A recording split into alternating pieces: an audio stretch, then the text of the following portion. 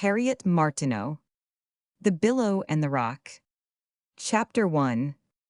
Lord and Lady Carse.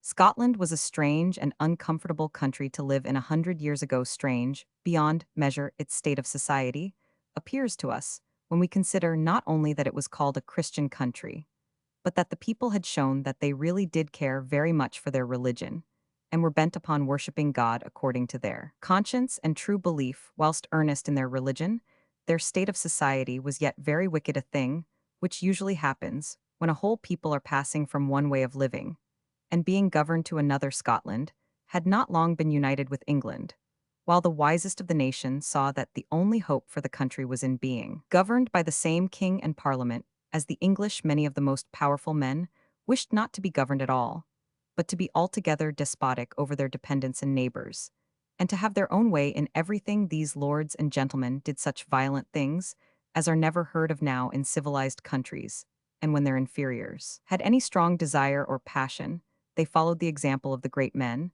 so that traveling was dangerous. Citizens did not feel themselves safe in their own houses. If they had reason to believe they had enemies, few had any trust in the protection of the law, and stories of fighting and murder were familiar to children living in the heart of cities. Children, however, had less liberty then than in our time. The more self-will there was in grown people, the more strictly were the children kept in order, not only because the uppermost idea of everyone in authority was that he would be obeyed, but because it would not do to let little people see the mischief that was going on abroad. So, while boys had their hair powdered and wore long coats and waistcoats, and little knee breeches, and girls were laced tight in stays all stiff with whalebone, they were trained to manners more formal than are ever seen now. One autumn afternoon, a party was expected at the house of Lord Carse in Edinburgh, a handsome house, in a very odd situation, according to our modern notions. It was at the bottom of a narrow lane of house, that sort of lane, called a wynd in Scotch cities. It had a courtyard in front. It was necessary to have a courtyard to a good house in a street too narrow for carriages. Visitors must come in sedan chairs, and there must be some place aside from the street where the chairs and chairmen could wait for the guests. This old-fashioned house had sitting-rooms on the ground floor, and on the sills of the windows were flower pots, in which on this occasion some asters and other autumn flowers were growing. Within the largest sitting-room was collected a formal group, awaiting the arrival of visitors. Lord Carse's sister, Lady Rachel Billow, was there, surrounded by her nephews and nieces, as they came in one after another dressed for company, and made their bow or curtsy at the door. Their aunt gave them permission to sit down till the arrival of the first guest, after which time it would be a matter of course that they should stand. Miss Janet and her brothers sat down on their low stools at some distance from each other. But little Miss Flora had no notion of submitting to their restraints at her early age, and she scrambled up the windows at to look abroad as far as she could, which was through the high iron gates to the tall houses on the other side the wind. Lady Rachel saw the boys and Janet looking at each other with smiles, and this turned her attention to the child in the window, who was nodding her little curly head very energetically to somebody outside. "Come down, Flora," said her aunt. But Flora was too busy nodding to hear that she was spoken to. "Flora, come down, why are you nodding in that way?" "Lady Nod," said Flora. Lady Rachel rose deliberately from her seat and approached the window, turning pale as she went. After a single glance in the courtyard, she sank on a chair and desired her nephew Orm to ring the bell twice. Orm, who saw that something was the matter, rang so vigorously as to bring the butler in immediately. "John, you see," said the pale lips of Lady Rachel, while she pointed with a trembling finger to the courtyard. "Yes, my lady, the doors are fastened." "And Lord Carse not home yet?" "No, my lady, I think perhaps he is somewhere near and cannot get home."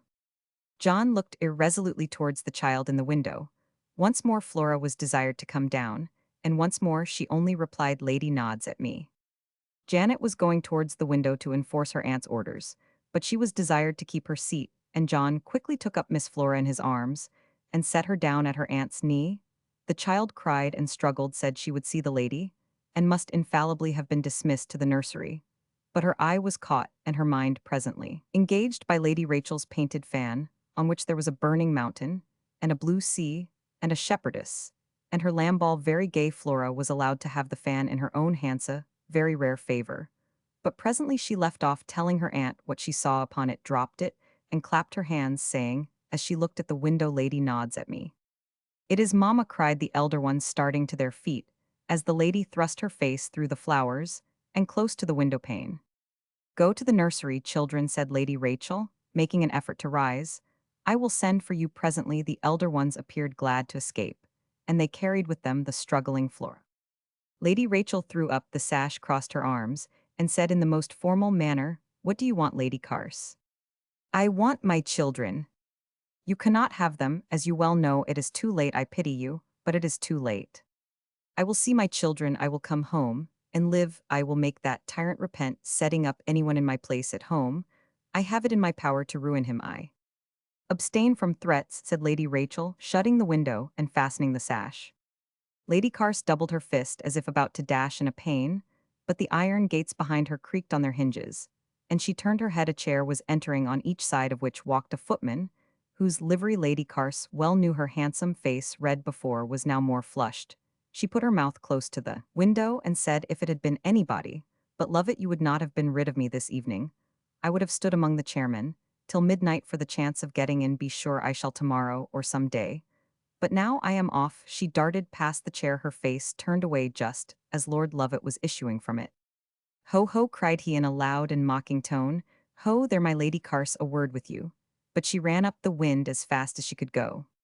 "You should not look so white upon it," Lord Lovett observed to Lady Rachel, as soon as the door was shut. "Why do you let her see her power over you?" "God knows," replied Lady Rachel, "but it is not her threats alone that make us nervous, it is the being incessantly subject." She cleared her throat, but she could not go on. Lord Lovett swore that he would not submit to be tormented by a virago in this way, if Lady Carse were his wife. "Well, what would you do?" asked Lady Rachel. "I would get rid of her. I tell your brother so. I would get rid of her in one way. If she threatened to get rid of me in another, she may have learned from her father how to put her enemies out of the way." Lady Rachel grew paler than ever. Lord Lovett went on. "Her father carried pistols in the streets of Edinburgh, and so may she. Her father was hanged for it, and it is my belief that she would have no objection to that end, if she could have her revenge first. You wonder why I say such things to you, frightened as you are already. I do it, that you may not infuse any weakness into your brother's purposes, if he should think fit to rid the town of her one of these days. Come, come, I did not say rid the world of her. Merciful heaven, no. There are places, you know, where troublesome people have no means of doing mischief. I could point out such a place presently if I were asked at a place, where she might be as safe as under lock and key, without the trouble and risk of confining her, and having to consider the law." "You do not mean a prison, then?" "No, she has not yet done anything to make it easy to put her in prison for life, and anything short of that would be more risk than comfort. If Carse gives me authority, I will dispose of her, where she can be free to rove like the wild goats. If she should take a fancy to jump down a precipice, or drown herself, that is her own affair, you know." The door opened for the entrance of company. Lord Lovett whispered once more, "Only this, if Carse thinks of giving the case into my hands, don't you oppose it. I will not touch her life, I swear to you." Lady Rachel knew, like the rest of the world, that Lord Lovett's swearing went for no more than any of his other engagements, though she would have given all she had in the world to be freed from the terror of Lady Carse, and to hope that the children might forget their unhappy mother. She shrank from the idea of putting any person into the hands of the hard and mocking, and plotting Lord Lovett as for the legality of doing anything at all to Lady Carse, while she did not herself break the law. That was a consideration which no more occurred to Lady Rachel than to the violent Lord Lovett himself. Lady Rachel was exerting herself to entertain her guests, and had sent for the children, when to her inexplicable relief, the butler brought her the news that Lord Carse and his son Willie were home, and would appear with all speed. They had been detained 2 hours in a tavern, John said. "In a tavern?" "Yes, my lady could not get out, did not wish to collect more people to cause a mob. It is all right now, my lady." When Lord Carse entered, he made formal apologies to his guests first, and his sister afterwards, for his late appearance. He had been delayed by an affair of importance on his way home. His rigid countenance was somewhat paler than usual, and his manner more dictatorial. His hard and unwavering voice was heard all the evening, prosing and explaining. The only tokens of feeling were when he spoke to his eldest son Willie, who was spiritless, and, as the close observer saw, tearful, and when he took little Flora in his arms, and stroked her shining hair, and asked her if she had been walking with the nurse. Flora did not answer. She was anxiously watching Lady Rachel's countenance. Her papa bade her look at him and answer his question. She did so after glancing at her aunt and saying eagerly in a loud whisper, "I am not going to say anything about the lady that came to the window and nodded at me." It did not mend the matter that her sister and brothers all said at once in a loud whisper, "Hush, Flora." Her father sat her down hastily. Lord Carse's domestic troubles were pretty well known throughout Edinburgh, and the company settled it in their own minds that there had been a scene this afternoon. When they were gone, Lord Carse gave his sister his advice not to instruct any very young child in any part to be acted. He assured her that very young children have not the discretion of grown people, and gave it as his opinion that, when the simplicity which is extremely agreeable by the domestic fireside becomes troublesome or dangerous in society, the child is better disposed of in the nursery. Lady Rachel meekly submitted, only observing what a singular and painful case was that of these children, who had to be so early trained to avoid the very mention of their mother. She believed her brother to be the most religious man she had ever known, yet she now heard him mutter oaths so terrible that they made her blood run cold. "Brother, my dear brother," she expostulated. "I'll tell you what she has done," he said from behind his set teeth. "She has taken a lodging in this very wind, directly opposite my gates. Not a child, not a servant, not a dog or cat can leave my house without coming under her eye. She will be speaking to the children out of her window. She will be nodding at Flora from the courtyard as often as you are out," cried Lady Rachel. "And if she should shoot you from her window, brother, she hints that she will, and there are many things more unlikely, considering, as she herself says, whose daughter she is. But no," he continued, seeing the dreadful alarm into which his sister was thrown, "this will not be her method of revenge. There is another that pleases her better, because she suspects that I dread it more. You know what I mean." Political secrets. Lady Rachel whispered, not in Flora's kind of whisper, but quite into her brother's ear. He nodded assent, and then he gravely informed her that his acquaintance Duncan Forbes had sent a particular request to see him in the morning. He should go, he said. It would not do to refuse waiting on the president of the Court of Session, as he was known to be in Edinburgh. But he wished he was 100 miles off if he was to hear a Hanoverian lecture from a man so good-natured and so dignified by his office that he must always have his own way. Lady Rachel went to bed very miserable this night. She wished that Lady Carse and King George and all the House of Brunswick had never existed, or that Prince Charlie, or some of the exiled royal family, would come over at once and take possession of the kingdom, that her brother and his friends might no longer be compelled to live in a state of suspicion and dread every day, planning to bring in a new king, and every day obliged to appear satisfied with the one they had, their secret, or some part of it, being all the while at the mercy of a violent woman who hated them all. Chapter 2. The Turbulent. When Lord Carse issued from his own house the next morning to visit the president, he had his daughter Janet by his side, and John behind him. He took Janet in the hope that her presence, while it would be no impediment to any properly legal business, would secure him from any political conversation being introduced, and there was no need of any apology for her visit, as the president usually asked why he had not the pleasure of seeing her, if her father went alone. Duncan Forbes' good nature to all young people was known to everybody, but he declared himself an admirer of Janet above all others, and Janet never felt herself of so much consequence as in the president's house. John went as an escort to his young lady on her return. Janet felt her father's arm twitch as they issued from their gates, and looking up to see why, she saw that his face was twitching too. She did not know how near her mother was, nor that her father and John had their ears on the stretch for a hail from the voice they dreaded above all others in the world, but nothing was seen or heard of Lady Carse. And when they turned out of the wind, Lord Carse resumed his usual air and step of formal importance, and Janet held up her head and tried to take steps as long as his. All was right about her going to the president's. He kissed her forehead and praised her father for bringing her, and picked out for her the prettiest flowers from a bouquet before he sat down to business. And then he rose again and provided her with a portfolio of prints to amuse herself with, and even then he did not forget her, but glanced aside several times to explain the subject of some print, or to draw her attention to some beauty in the one she was looking at. "My dear lord," said he, "I have taken a liberty with your time, but I want your opinion on a scheme I have drawn out at length for government, for preventing and punishing the use of tea among the common people." Very good," observed Lord Carse, greatly relieved about the reasons for his being sent for. "It is high time if our agriculture is to be preserved, that the use of malt should be promoted to the utmost by those in power.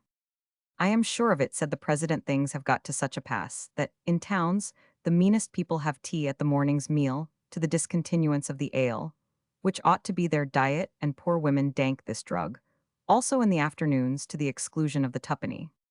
It is very bad, very unpatriotic, very immoral, declared Lord Carse.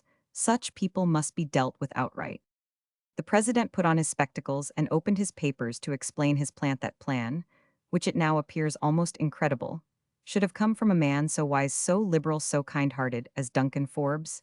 He showed how he would draw the line between those who ought and those who ought not to be permitted to drink tea, how each was to be described, and how when anyone was suspected of taking tea when he ought to be drinking beer, he was to tell on oath what his income was, that it might be judged whether he could pay the extremely high duty on tea, which the plan would impose. Houses might be visited, and cupboards and cellars searched at all hours in cases of suspicion. These provisions are pretty severe, the president himself observed, but not more than is necessary, declared Lord Carse. I should say they are 2 Roman 1449, if our agriculture is not supported, if the malt tax falls off, what is to become of us? And he sighed deeply. If we find this scheme work well as far as it goes, observed the president cheerfully, we can easily render it as much more stringent as occasion may require. And now, what can Miss Janet tell us on this subject? Can she give information of any tea being drunk in the nursery at home? Oh, to be sure, said Janet. Nurse often lets me have some with her, and Katie fills Flora's doll's teapot out of her own almost every afternoon. Bless my soul, cried Lord Carse, starting from his seat in consternation. My servants drink tea in my house. Off they shall go, every one of them who does it. Oh, papa, no, pray, papa, implored Janet. They will say, I sent them away. Oh, I wish nobody had asked me anything about it. It was my doing, said the president. My dear lord, I make it my request that your servants may be forgiven. Lord Carse bowed his acquiescence, but he shook his head and looked very gloomy about such a thing happening in his house. The president agreed with him that it must not happen again on pain of instant dismissal. The president next invited Janet to the drawing-room to see a gray parrot brought hither since her last visita, very entertaining companion in the evenings. The president declared, he told Lord Carse, he would be back in 3 minutes, and so he was with a lady on his arm, and that lady was Lady Carse. She was not flushed now, nor angry, nor forward. She was quiet and ladylike, while in the house of one of the most gentlemanly men of his time, if her husband had looked at her, he would have seen her so much like the woman he wooed, and once dearly loved, that he might have somewhat changed his feelings towards her. But he went abruptly to the window when he discovered who she was, and nothing could make him turn his head. Perhaps he was aware how pale he was, and desired that she should not see it.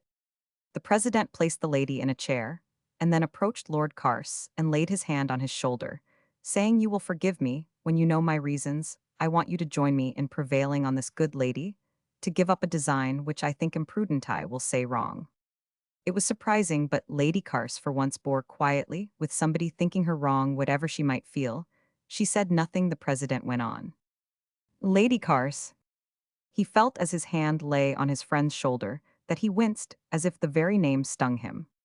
Lady Carse, continued the president, cannot be deterred by any account that can be given her of the perils and hardships of a journey to London. She declares her intention of going. I am no baby, I am no coward, declared the lady. The coach would not have been set up, and it would not continue to go once a fortnight, if the journey were not practicable, and where others go I can go. Of the dangers of the road, I tell this good lady, resumed the president, she can judge as well as you or I, my lord. But of the perils of the rest of her errand, she must, I think, admit that we may be better judges. How can you let your Hanoverian prejudices seduce you into countenancing such a devil as that woman, and believing a word that she says, muttered Lord Carse in a hoarse voice. Why, my good friend, replied the president, it does so vex my very heart every day to see how the ladies whom I would fain honor for their discretion, as much as I admire them, for their other virtues, are wild on behalf of the pretender, or eager for a desperate and treasonable war, that you must not wonder if I take pleasure in meeting with one who is loyal to her rightful sovereign, loyal, I must suppose, at home, and in a quiet way, for she knows that I do not approve of her journey to London to see the minister. The minister, faltered out Lord Carse. He heard, or fancied, he heard his wife laughing behind him. "Come now, my friends," said the president with a good-humored seriousness. "Let me tell you that the position of either of you is no joke, it is too serious for any lightness. And for any passion, I do not want to hear a word about your grievances. I see quite enough. I see a lady driven from home, deprived of her children, and tormenting herself with thoughts of revenge because she has no other object. I see a gentleman who has been cruelly put to shame in his own house, and in the public street, worn with anxiety about his innocent daughters, and with natural fierce inevitable fears of the mischief that may be done to his character and fortunes by an ill use of the confidence he once gave to the wife of his bosom." There was a suppressed groan from Lord Carse, and something like a titter from the lady. The president went on even more gravely.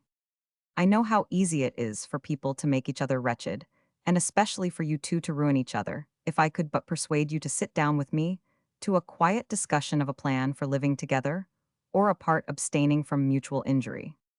Lord Carse dissented audibly from their living together, and the lady from living apart. "Why," remonstrated the president, "things cannot be worse than they are now. You make life a hell."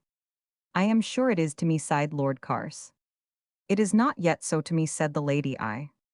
"It is not," thundered her husband, turning suddenly round upon her. "Then I will take care it shall be." "For God's sake, hush," exclaimed the president, shocked to the soul. "Do your worst," said the lady, rising. "We will try which has the most power. You know what ruin is." "Stop a moment," said the president. "I don't exactly like to have this quiet house of mine made a hell of. I cannot have you part on these terms." But the lady had curtsied and was gone for a minute or two. Nothing was said then. A sort of scream was heard from upstairs. "My Janet!" cried Lord Carse. "I will go and see," said the president. "Janet is my especial pet, you know." He immediately returned smiling, and said, "There is nothing amiss with Janet, come and see." Janet was on her mother's lap, her arms thrown round her neck, while the mother's tears streamed over them. "Both, can you resist this?" the president asked of Lord Carse. "Can you keep them apart after this?" "I can," he replied. "I will not permit her the devilish pleasure she wants of making my own children my enemies." He was going to take Janet by force, but the president interfered, and said authoritatively to Lady Carse that she had better go, her time was not yet come, she must wait, and his advice was to wait patiently and harmlessly. It could not have been believed how instantaneously a woman in such emotion could recover herself. She put Janet off her knee in an instant. There were no more traces of tears, and her face was composed and her manner hard. "Goodbye, my dear," she said to the weeping Janet. "Don't cry so, my dear. Keep your tears, for you will have something more to cry for soon. I am going home to pack my trunk for London. Have my friends any commands for London?" And she looked round steadily upon the three faces. The president was extremely grave when their eyes met, but even his eyes sank under hers. He offered his arm to conduct her downstairs, and took leave of her at the gate with a silent bow. He met Lord Carse and Janet coming downstairs, and begged them to stay a while, dreading perhaps a street encounter. But Lord Carse was bent on being gone immediately and had not another moment to spare. Chapter 3. The Wrong Journey. Lady Carse and her maid Bessie, an elderly woman, who had served her from her youth up, bearing with her temper for the sake of that family attachment which exists so strongly in Scotland, were busy packing trunks this afternoon, when they were told that a gentleman must speak with Lady Carse below stairs. "There will be no peace till we are off," observed the lady to her maid in answer, to which Bessie only sighed deeply. "I want you to attend me downstairs," observed the lady. "But this provoking nonsense of yours, this crying about going a journey, has made you not fit to be seen. If any friend of my lord's saw your red eyes, he would go and say that my own maid was on my lord's side. I must go down alone. Pray, madam, let me attend you. The gentleman will not think of looking at me, and I will stand with my back to the light, and the room is dark. No, your very voice is full of tears. Stay where you are." Lady Carse sailed into the room, very grandly, not knowing whom she was to see, nor was she any wiser when she did see him. He was muffled up and wore a shawl tied over his mouth, and kept his hat on so that little space was left between hat, periwig, and comforter. He apologized for wearing his hat, and for keeping the lady standing. His business was shortened the first place to show her Lord Carse's ring, which she would immediately recognize. She glanced at the ring and knew it at once. "On the warrant of this ring," continued the gentleman, "I come from your husband to require from you what you cannot refuse either as a wife or consistent with your safety, You hold a documenta letter from your husband written to you in conjugal confidence, 5 years ago from Londona letter. You need not describe it further, said the lady. It is my chief treasure, and not likely to escape my recollection. It is a letter from Lord Carse containing treasonable expressions relating to the royal family. About the treason we might differ, madam, but my business is not to argue that, but to require of you to deliver up that paper to me on this warrant again, producing the ring. The lady laughed and asked whether the gentleman was a fool, or took her to be one, that he asked her to give up what she had just told him was the greatest treasure she had in the world, her sure means of revenge upon her enemies. You will not ask the gentleman. I will not. Then hear what you have to expect, madam, hear it, and then take time to consider once more. I have no time to spare, she replied. I start for London early in the morning, and my preparations are not complete. You must hear me, however, said the gentleman. If you do not yield, your husband will immediately and irrevocably put you to open shame. He cannot, she replied. I have no shame, I have the advantage of him there. You have, however, personal liberty at present. You have that to losing life. Madam, you have that to lose. Lady Carse caught at the table and leaned on it to support herself. It was not from fear about her liberty or life, but because there was a cruel tone in the utterance of the last words, which told her that it was Lord Lovett who was threatening her, and she was afraid of him. I have shaken you now, said he. Come, give me the letter. It is not fear that shakes me, she replied. It is disgust, the disgust that some feel at reptiles. I feel at you, my Lord Lovett. She quickly turned and left the room. When he followed, she had her foot on the stairs. He said aloud, You will repent, madam, you will repent. That is my own affair. True, madam, most true. I charge you to remember that you have yourself said that it is your own affair if you find you have cause to repent. Lady Carr stood on the stairs till her visitor had closed the house door behind him, struggled up to her chamber, and fainted on the threshold.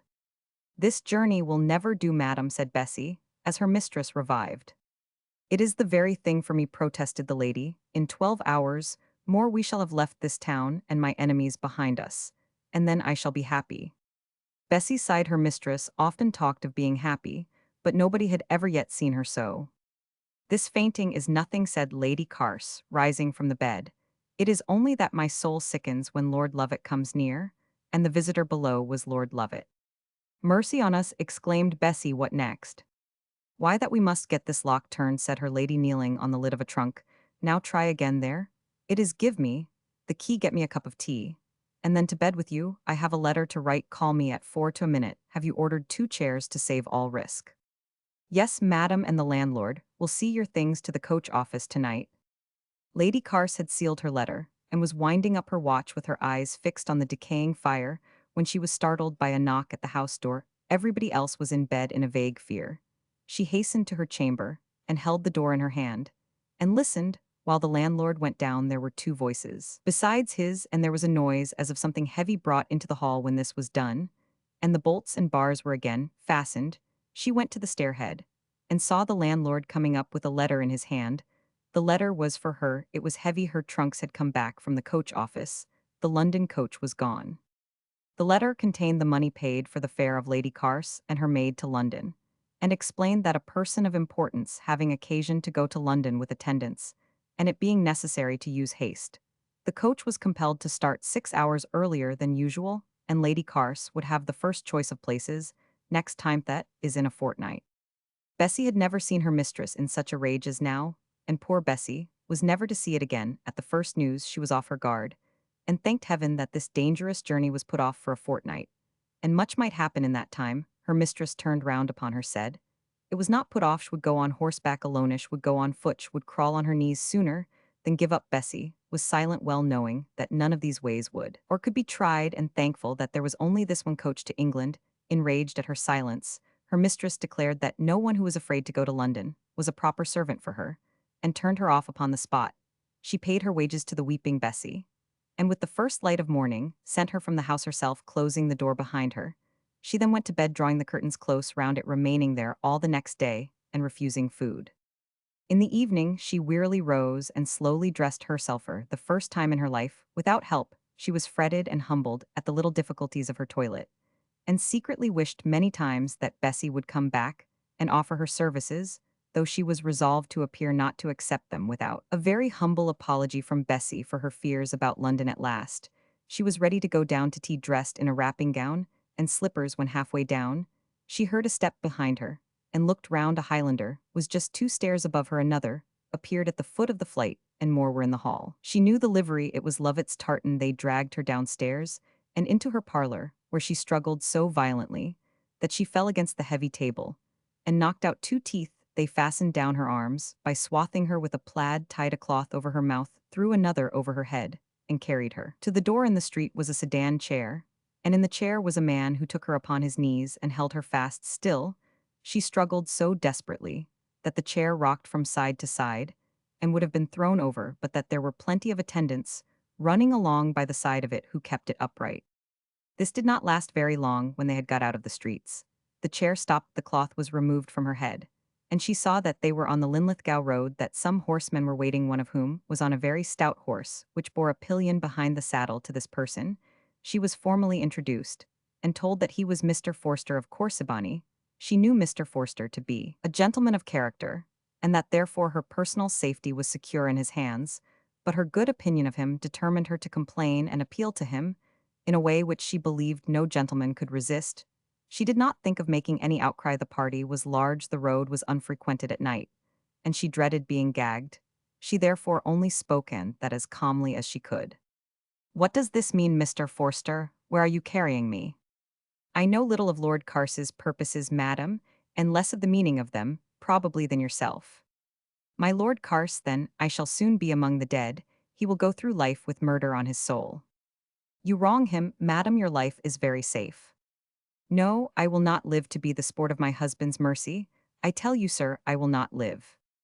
"Let me advise you to be silent, madam. Whatever we have to say will be better said at the end of our stage, where I hope you will enjoy good rest under my word that you shall not be molested."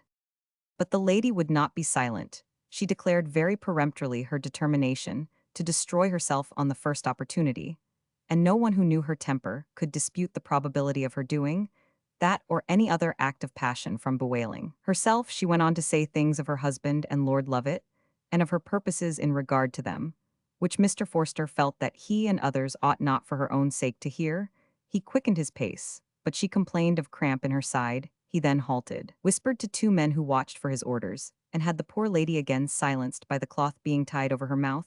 She tried to drop off, but that only caused the strap which bound her to the rider to be buckled tighter.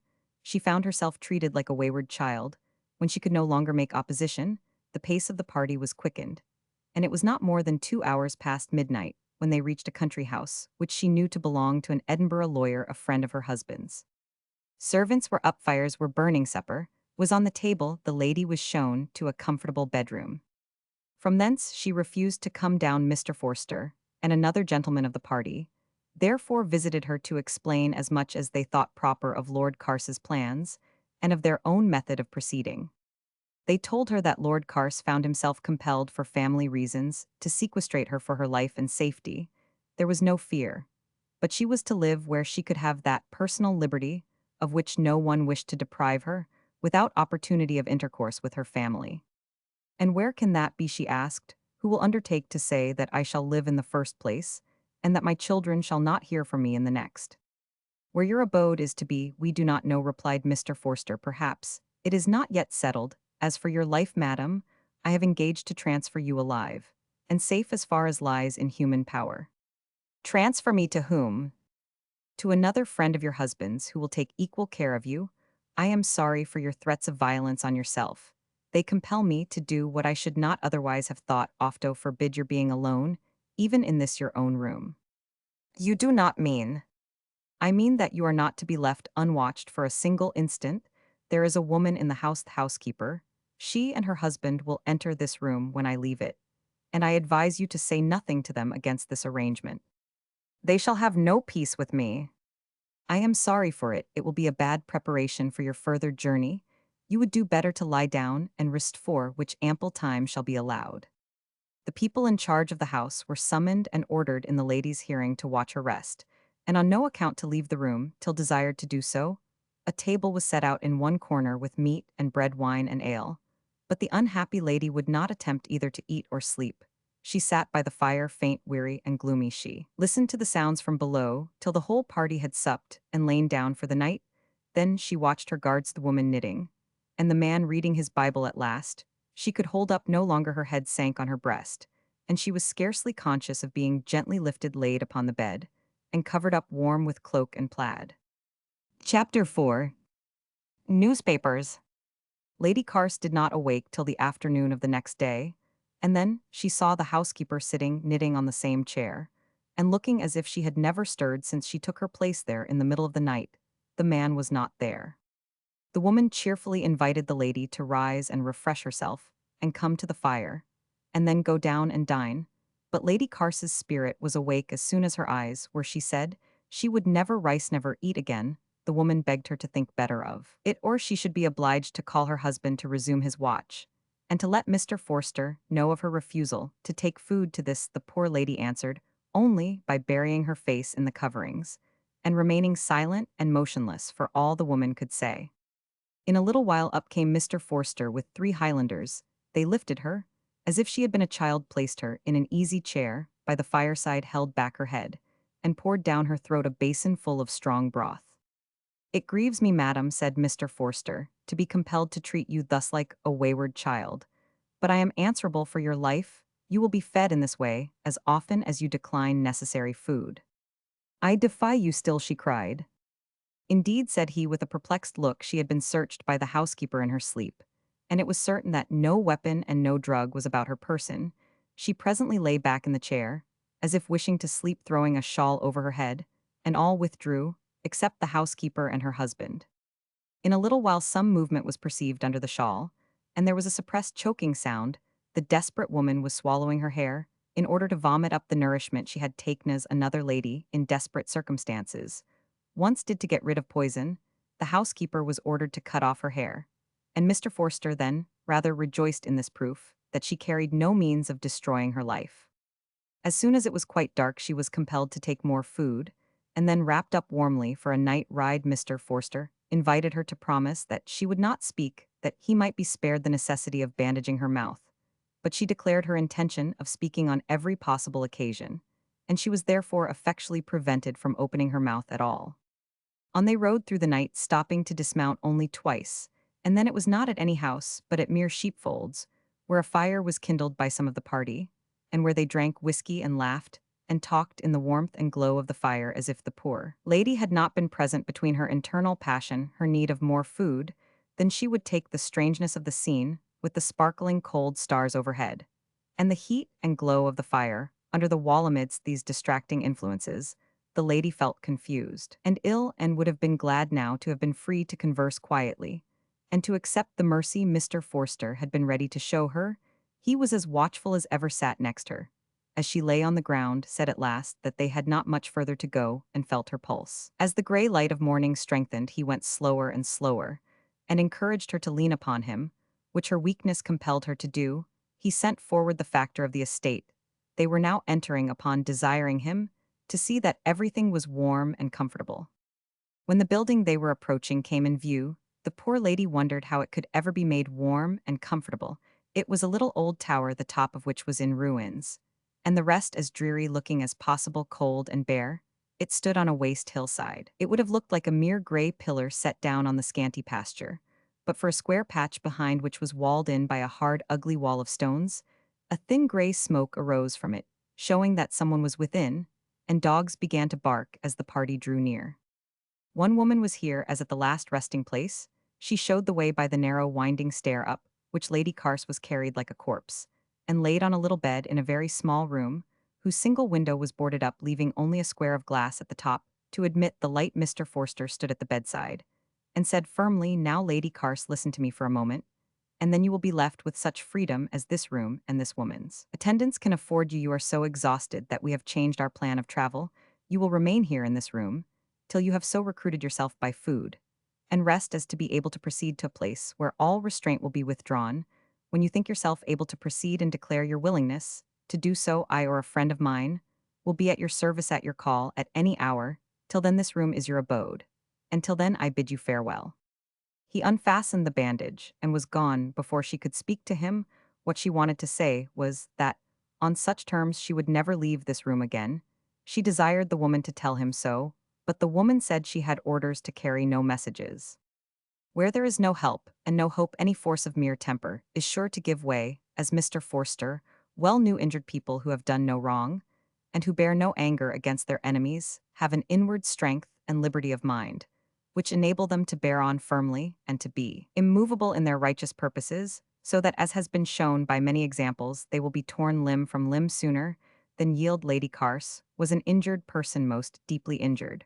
But she was not innocent. She had a purpose, but it was a vindictive one, and her soul was all tossed with passion instead of being settled in patience. So her intentions of starving herself off, making Mr. Forster miserable by killing herself through want of sleep and food, gave way, and then she was in a rage with herself for having given way when all was still in the tower, and the silent woman, who attended her, knitted on for hours together, as if she was a machine, and there was nothing to be seen from the boarded window, and the smoldering peats in the fireplace looked as if they were asleep. Lady Carse could not always keep awake, and once asleep she did not wake for many hours.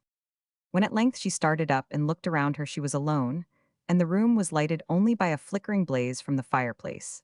This dancing light fell on a little low round table, on which was a plate with some slices of mutton, some oatcake, 3 or 4 eggs, and a pitcher. She was ravenously hungry, and she was alone. She thought she would take something so little as to save her pride, and not to show that she had yielded. But once yielding, this was impossible. She ate and ate till all was gone, even the eggs, and it would have been the same if they had been raw. The pitcher contained ale, and she emptied it. When she had done, she could have died with shame. She was just thinking of setting her dress on fire when she heard the woman's step on the stair. She threw herself on the bed and pretended to be asleep. Presently, she was so, and she had another long nap. When she woke, the table had nothing on it but the woman's knitting. The woman was putting peats on the fire, and she made no remark then or afterwards on the disappearance of the food. From that day forward, food was laid out while the lady slept, and when she awoke, she found herself alone to eat it. It was served without knife or fork, with only bone spoons. It would have been intolerable shame to her if she had known that she was watched through a little hole in the door, as a precaution against any attempt on her life. But her intentions of this kind, too, gave way. She was well aware that, though not free to go where she liked, she could any day find herself in the open air, with liberty to converse, except on certain subjects, and that she might presently be in some abode. She did not know what, where she could have full personal liberty, and her present confinement, being her own choice, made it much less dignified, and this caused her to waver about throwing off life and captivity together. The moment never came when she was disposed to try. At the end of a week, she felt great curiosity to know whether Mr. Forster was at the tower, all this time waiting her pleasure. She would not inquire lest she should be suspected of the truth that she was beginning to wish to see him. She tried 1 or 2 distant questions on her attendant, but the woman knew nothing. There seemed to be no sort of question that she could answer. In a few days more, the desire for some conversation with somebody became very pressing, and Lady Carse was not in the habit of denying herself anything she wished for. Still, her pride pulled the other way. The plan she thought of was to sit apparently musing or asleep by the fire while her attendant swept the floor of her room, and suddenly to run downstairs while the door was open. This she one day, when she was pretty sure she had heard an unusual sound of horses' feet below. If Mr. Forster should be going without her seeing him, it would be dreadful if he should have arrived after an absence. This would afford a pretext for renewing intercourse with him. So she watched her moment, sprang to the door, and was down the stair before her attendant could utter a cry of warning to those below. Lady Carr stood on the last stair, gazing into the little kitchen, which occupied the ground floor of the tower. 2 or 3 people turned and gazed at her, as startled perhaps as herself, and she was startled, for one of them was Lord Lovett. Mr. Forster recovered himself, bowed, and said that perhaps she found herself able to travel, in which case he was at her service. Oh dear no, she said, she had no intention whatever of traveling further. She had heard an arrival of horsemen, and had merely come down to know if there was any news from Edinburgh.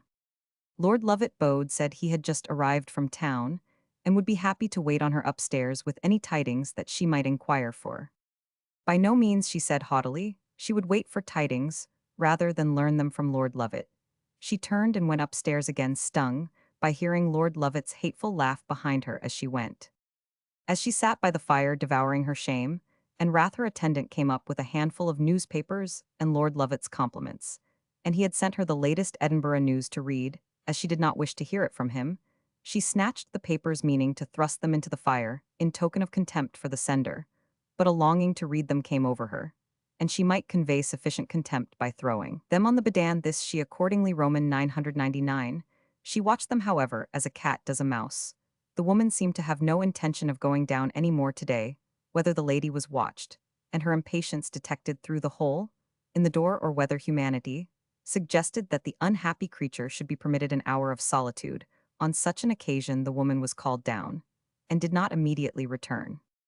How impatiently then were the papers seized, how unsettled was the eye which ran over the columns, while the mind was too feverish to comprehend what it read in a little while.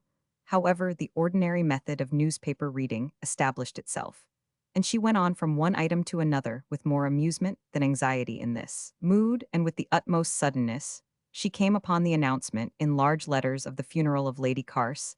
It was even so in one paper, was a paragraph, intimating the threatening illness of Lady Carse; in the next the announcement of her death; in the third, a full account of her funeral, as taking place from her husband's house. Her fate was now clear, she was lost to the world, for ever. In the midst of the agony of this doom, she could yet be stung by the thought that this was the cause of Lord Lovat's complaisance in sending her the newspapers, that here was the reason of the only indulgence which had been permitted her. As for the rest, her mind made short work of it. Her object must now be to confound her Fausto, prove to the world that she was not dead and buried from this place. She could not do this here; there was no scope and no hope in traveling. And in her future residence, there might be 1,000 opportunities; she could not stay here another hour. And so she sent word to Mr. Forster. His reply was that he should be happy to escort her that night from the stairhead. She told him that she could not wait till night. He declared it impossible to make provision for her comfort along the road. Without a few hours' notice, by a horseman sent forward, the messenger was already saddling his horse, and by 9 in the evening the rest of the party would follow. At 9 the lady was on her pillion, but now comfortably clad in a country dress, shomely, but warm. It was dark, but she was informed that the party thoroughly knew their road, and that in 4 or 5 days they should have the benefit of the young moon. So after 4 or 5 days they were to be still traveling. Where could they be carrying her? Chapter 5. Crossroads and Short Seas. Where they were carrying her was more than Lady Carse herself could discover to the day of her death. She never knew what country she had traversed during the dreary and fatiguing week which ensued. She saw Stirling Castle, standing up on its mighty rock against the dim sky, and she knew that before dawn they had entered the Highlands. But beyond this she was wholly ignorant. In those days there were no milestones on the road she traveled. The party went near no town, stopped at no inn, and never permitted her an opportunity of speaking to anyone out of their own number. They always halted before daylight at some solitary house left open for them, but uninhabited, door at some cowshed, where they shook down straw for her bed, made a fire, and cooked their food, and at night they always remounted and rode for many hours through a wild country where the most hopeful of captives could not dream of rescue. Sometimes they carried torches while ascending a narrow ravine, where a winter torrent dashed down the steep rocks and whirled away below, and where the lady unawares showed her desire to live by clinging faster to the horseman behind whom she rode. Sometimes she saw the whole starry hemisphere resting like a dome on a vast moorland, the stars rising from the horizon here and sinking there as at sea. The party rarely passed any farmsteads or other dwellings, and when they did, silence was commanded, and the riders turned their horses on the grass or soft earth in order to appear as little as possible like a cavalcade to any wakeful ears. Once on such an occasion Lady Carse screamed aloud, but this only caused her to be carried at a gallop, which instantly silenced her, and then to be gagged for the rest of the night. She would have promised to make no such attempt again. Such a horror had she now of the muffle which bandaged her mouth. But nobody asked her to promise. On the contrary, she heard one man say to another that the lady might scream all night long now, if she liked nobody, but the eagles would answer her now. She was among the Frasers. Among the Frasers, then she was on Lord Lovat's estates here. There was no hope for her, and all her anxiety was to get on, though every step removed her further from her friends, and from the protection of law. But this was exactly the place where she was to stop for a considerable time. Having arrived at a solitary house among moorland hills, Mr. Forster told her that she would live here till the days should be longer, and the weather warm enough for a more comfortable prosecution of her further journey. He would advise her to take exercise in the garden small as it was, and to be cheerful and preserve her health in expectation of the summer, when she would reach a place where all restrictions on her personal liberty would cease. He would now bid her farewell. "You are going back to Edinburgh," said she, rising from her seat by the fire. "You will see Lord Carse. Tell him that though he has buried his wife, he has not got rid of her. She will haunt him, she will shame him, she will ruin him yet." "I see now," observed a voice behind her. She turned and perceived Lord Lovett, who addressed himself to Mr. Forster, saying, "I see now that it is best to let such people live. If she were dead we cannot say, but that she might haunt him, though I myself have no great belief of it, as it is, she is safe out of his way at any rate, till she dies first. I see now that his method is the right one." "Why, I don't know, my lord," replied Lady Carse. "You should consider how little trouble it would have cost to put me out of the way in my grave, and how much trouble I am costing you now. It is some comfort to me to think of the annoyance and risk and fatigue and expense I am causing you all." "You mistake the thing, madam. We rejoice in these things, as incurred for the sake of some people over the water. It gratifies our loyalty. Or loyalty, madam, is a sentiment which exalts and endears the meanest services, even that of sequestrating a spy and informer." "Come, come, Lovett, it is time we were off," said Mr. Forster, who was at once ashamed of his companion's brutality, and alarmed at its effect upon the lady. She looked as if she would die on the spot. She had not been aware, till now, how her pride had been gratified by the sense of her own importance, caused by so many gentlemen of consequence entering into her husband's plot against her liberty. She was now rudely told that it was all for their own sakes. She was controlled not as a dignified and powerful person, but as a mischievous informer. She rallied quickly, not only through pride, but from the thought that power is power whencesoever derived, and that she might yet make Lord Lovett feel this. She curtsied to the gentlemen, saying, "It is your turn now to jeer, gentlemen, and to board up windows, and the like. The day may come when I shall sit at a window to see your heads fall." "Time will show," said Lord Lovett with a smile and an elegant bow, and they left her alone. They no longer feared to leave her alone. Her temper was well known to them, and her purposes of ultimate revenge, once clearly announced, were a guarantee that she would if possible live to execute them. She would make no attempts upon her life henceforward. Weeks and months passed on. The snow came and lay long, and melted away beyond the garden wall. She saw sprinklings of young grass among the dark heather, and now the bleat of a lamb, and now the scudding brood of the moorfowl told her that spring was come. Long lines of wild geese in the upper air, winging steadily northwards, indicated the advancing season. The winds within view burst into blossom, and the morning breeze which dried the dews wafted their fragrance. Then the brooding mists drew off under the increasing warmth of the sun, and the lady discovered that there was a lake within view, a wide expanse, winding away among mountains till it was lost behind their promontories. She strained her eyes to see vessels on this lake, and now and then she did perceive a little sail hoisted or a black speck, which must be a rowboat traversing the waters when they were sheeny in the declining sun. These things, and the lengthening and warmth of the days, quickened her impatience to be removed. She often asked the people of the house whether no news and no messengers had come, but they did not improve in their knowledge of the English tongue any more than she did in that of the Gaelic, and she could obtain no satisfaction in the sunny mornings.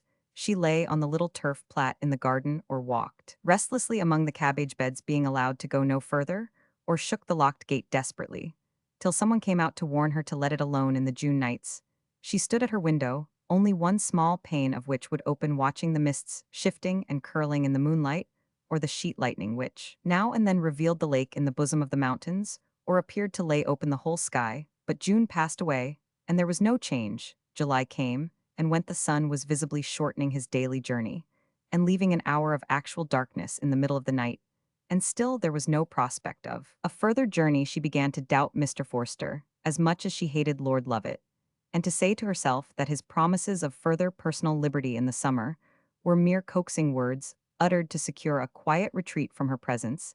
If she could see him for only 5 minutes, how she would tell him her mind. She never again saw Mr. Forster, but one night in August, while she was at the window, and just growing sleepy, she was summoned by the woman of the house to dress herself for a night ride.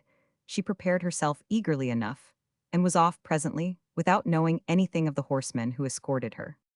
It was with a gleam of pleasure that she saw that they were approaching the lake she had so often gazed at from afar, and her heart grew lighter still. When she found that she was to traverse it, she began to talk in her new exhilaration, and she did not leave off though nobody replied, but her exclamations about the sunrise, the clearness of the water, and the leaping of the fish died away, when she looked from face to face of those about her and found them all strange and very stern. At last the dip of the oars was the only sound, but it was a pleasant and soothing one. All went well this day. After landing, the party proceeded westwardses. They did nightly for nearly a week. It mattered little that they did not enter a house in all that time. The weather was so fine that a sheepfold or a grassy nook of the moorland served all needful purposes of a resting place by day. On the sixth night, a surprise, and a terrible surprise, awaited the poor lady. Her heart misgave her, when the night wind brought the sound of the sea to her ears, the surging sea, which tosses and roars in the rocky inlets of the western coast of Scotland. But her dismay was dreadful when she discovered that there was a vessel below on board which she was to be carried without delay. On the instant, dreadful visions arose before her imagination of her being carried to a foreign shore, to be delivered into the hands of the Stuarts, to be punished as a traitor and spy, and of those far-off plantations and dismal colonies, where people troublesome to their families were said to be sent to be chained to servile labor. With criminals and slaves she wept bitterly. She clasped her hands, threw herself at the feet of the conductor of the partish, appealed to them, all telling them to do what they would with her, if only they would not carry her to sea. Most of them looked at one another and made no reply, not understanding her language. The conductor told her to fear nothing, as she was in the hands of the Macdonalds, who had orders from Sir Alexander Macdonald of Skye to provide for her safety.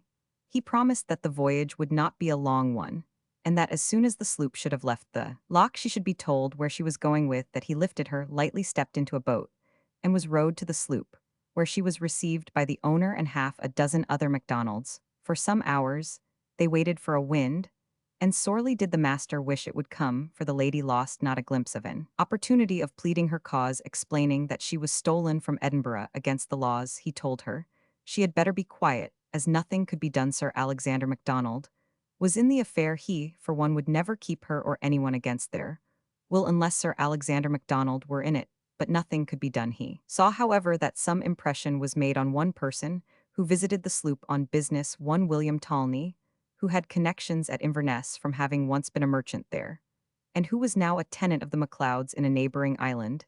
This man was evidently touched, and the Macdonalds held a consultation in consequence, the result of which was that William Talney was induced to be silent on what he had seen and heard. But for many a weary year after did Lady Carse turn with hope to the image of the stranger, who had listened to her on board the sloop, taken the address of her lawyer, and said that in his opinion something must be done. In the evening, the wind rose and the sloop moved down the loch. With a heavy heart, the lady next morning watched the vanishing of the last of Glengarry's seats on a green platform between the grey and bald mountains, then the last fishing hamlet on the shores, and, finally, a flock of herons come abroad to the remotest point of the shore, from their roosting places, in the tall trees that sheltered Glengarry's abode. After that all was wretchedness for many days. She was on the tossing seethe sloop, now scudding before the wind, now heaving on the troubled waters, now creeping along between desolate-looking islands, now apparently lost amidst the boundless ocean. At length, soon after sunrise one bright morning, the sail was taken in, and the vessel lay before the entrance of an harbor which looked like the mouth of a small river. At noon, the sun beat hot on the deck of the sloop. In the afternoon, the lady impatiently asked what they were waiting for, if this really was, as she was told, their place of destination. The wind was not contrary. What were they waiting for? No, madam, the wind is fair, but it is a curious circumstance about this harbor that it can be entered safely only at night. It is one of the most dangerous harbors in all the isles. And you dare to enter it at night? What do you mean? I will show you, madam, when night comes. Lady Carse suspected that the delay was on her account, that she was not to land by daylight, lest too much sympathy should be excited by her among the inhabitants. Her indignation at this stimulated her to observe all she could of the appearance of the island, in case of opportunity occurring to turn to the account of an escape. Any knowledge she might obtain on the rocky ledges which stretched out into the sea lay basking several seals, and all about them, and on every higher ledge were myriads of puffins. Hundreds of puffins and fulmars were in the air, and skimming the waters, the fulmars poised themselves on their long wings. The fat little puffins puffled about in the water, and made a great commotion where everything else was quiet. From these lower ridges of rock vast masses arose, black and solemn, some perpendicular, some with a slope too steep and smooth to permit a moment's dream of climbing them, even on this warm day of August. The clouds had not risen above the highest peaks, and they threw a gloom over the interior of the small island while the skirting rocks and sea were glittering in the sunshine. Even the scanty herbage of the slopes at the top of the rocks looked almost a bright green where the sun fell upon it, and especially where it descended so far as to come into contrast with the blackness of the yawning caverns with which the rocky wall was here and there perforated. The lady perceived no dwellings, but MacDonald, who observed her searching gaze, pointed his glass and invited her to look through it. At first she saw nothing but a dim confusion of gray rocks and dull grass. But at length she made out a gray cottage with a roof of turf and a peat stack beside it. "I see one dwelling," said the lady. "You see it," observed MacDonald, satisfied, and resuming his glass. Then observing the lady was not satisfied, he added, "There are more dwellings, but they are behind yonder ridge out of sight. That is where my place is." Lady Carse did not at present discern where the dangerous sympathy with her case was to come from, but there was no saying how many dwellings there might be behind that ridge. She once more insisted on landing by daylight, and was once more told that it was out of the question. She resolved to keep as wide awake as her suspicions in order to see what was to be done with her. She was anxiously on the watch in the darkness an hour before midnight, when MacDonald said to her, "Now for it, madam. I will presently show you something curious." The sloop began to move under the soft, breathing night wind, and in a few minutes MacDonald asked her if she saw anything before her a little to the right. At first, she did not, but was presently told that a tiny spark too minute to be noticed by any but those who were looking for it was a guiding light. "Where is it?" asked the lady. "Why have not you a more effectual light? We are thankful enough to have any, and it serves our turn." "Oh, I suppose it is a smuggler's signal, and it would not do to make it more conspicuous." "No, madam, it is far from being a smuggler's signal. There is a woman, Annie Fleming, living in the gray house. I showed you an honest and pious soul who keeps up that light for all that want it." "Why, who employs her?" "She does it of her own liking. Some have heard tell, but I don't know it for true, that, when she and her husband were young, she saw him drown from his boat, having run foul in the harbor that she overlooks, and that from that day to this, she has had a light up there every night. I can say that I never miss it when I come home, and I always enter by night, trusting to it as the best landmark in this difficult harbor." "And do the other inhabitants trust to it, and come in by night?" MacDonald answered that his was the only boat on the island, but he believed that all who had business on the sea between this and sky knew that light, and made use of it on occasion in dangerous weather. And now he must not talk but see to his vessel. "This is the only boat on the island," he must mean the only sloop. "There must be fishing boats. There must, and should be." The lady resolved, for she would get back to the mainland. She would not spend her days here, beyond the westerly sky, where she had just learned that this island lay. The anxious business of entering the harbor was accomplished by slow degrees under the guidance of the spark on the hillside. At dawn the little vessel was moored to a natural pier of rock, and the lady was asked whether she would proceed to MacDonald's house immediately or take some hours' rest first. Here ended her fears of being secluded from popular sympathy.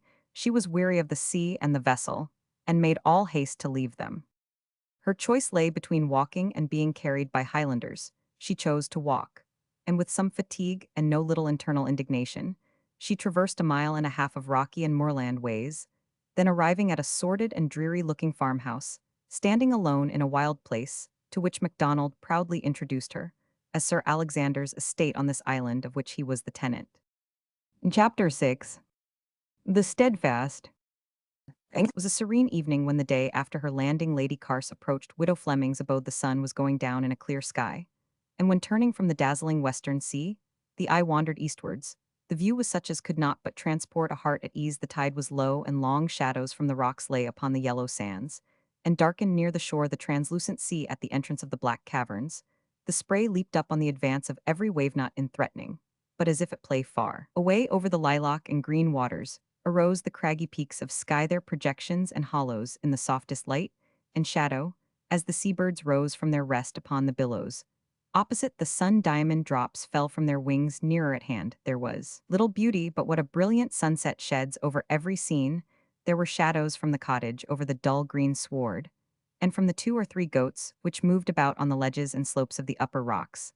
The cottage itself was more lowly and much more odd than the lady had conceived from anything she had yet seen or heard of. Its walls were 6 feet thick and roofed from the inside, leaving a sort of platform all round, which was overgrown with coarse herbage. The outer and inner surfaces of the wall were of stones, and the middle part was filled in with earth, so that grass might well grow on the top. The roof was of thatch-part straw, part sods, tied down to cross poles by ropes of twisted heather.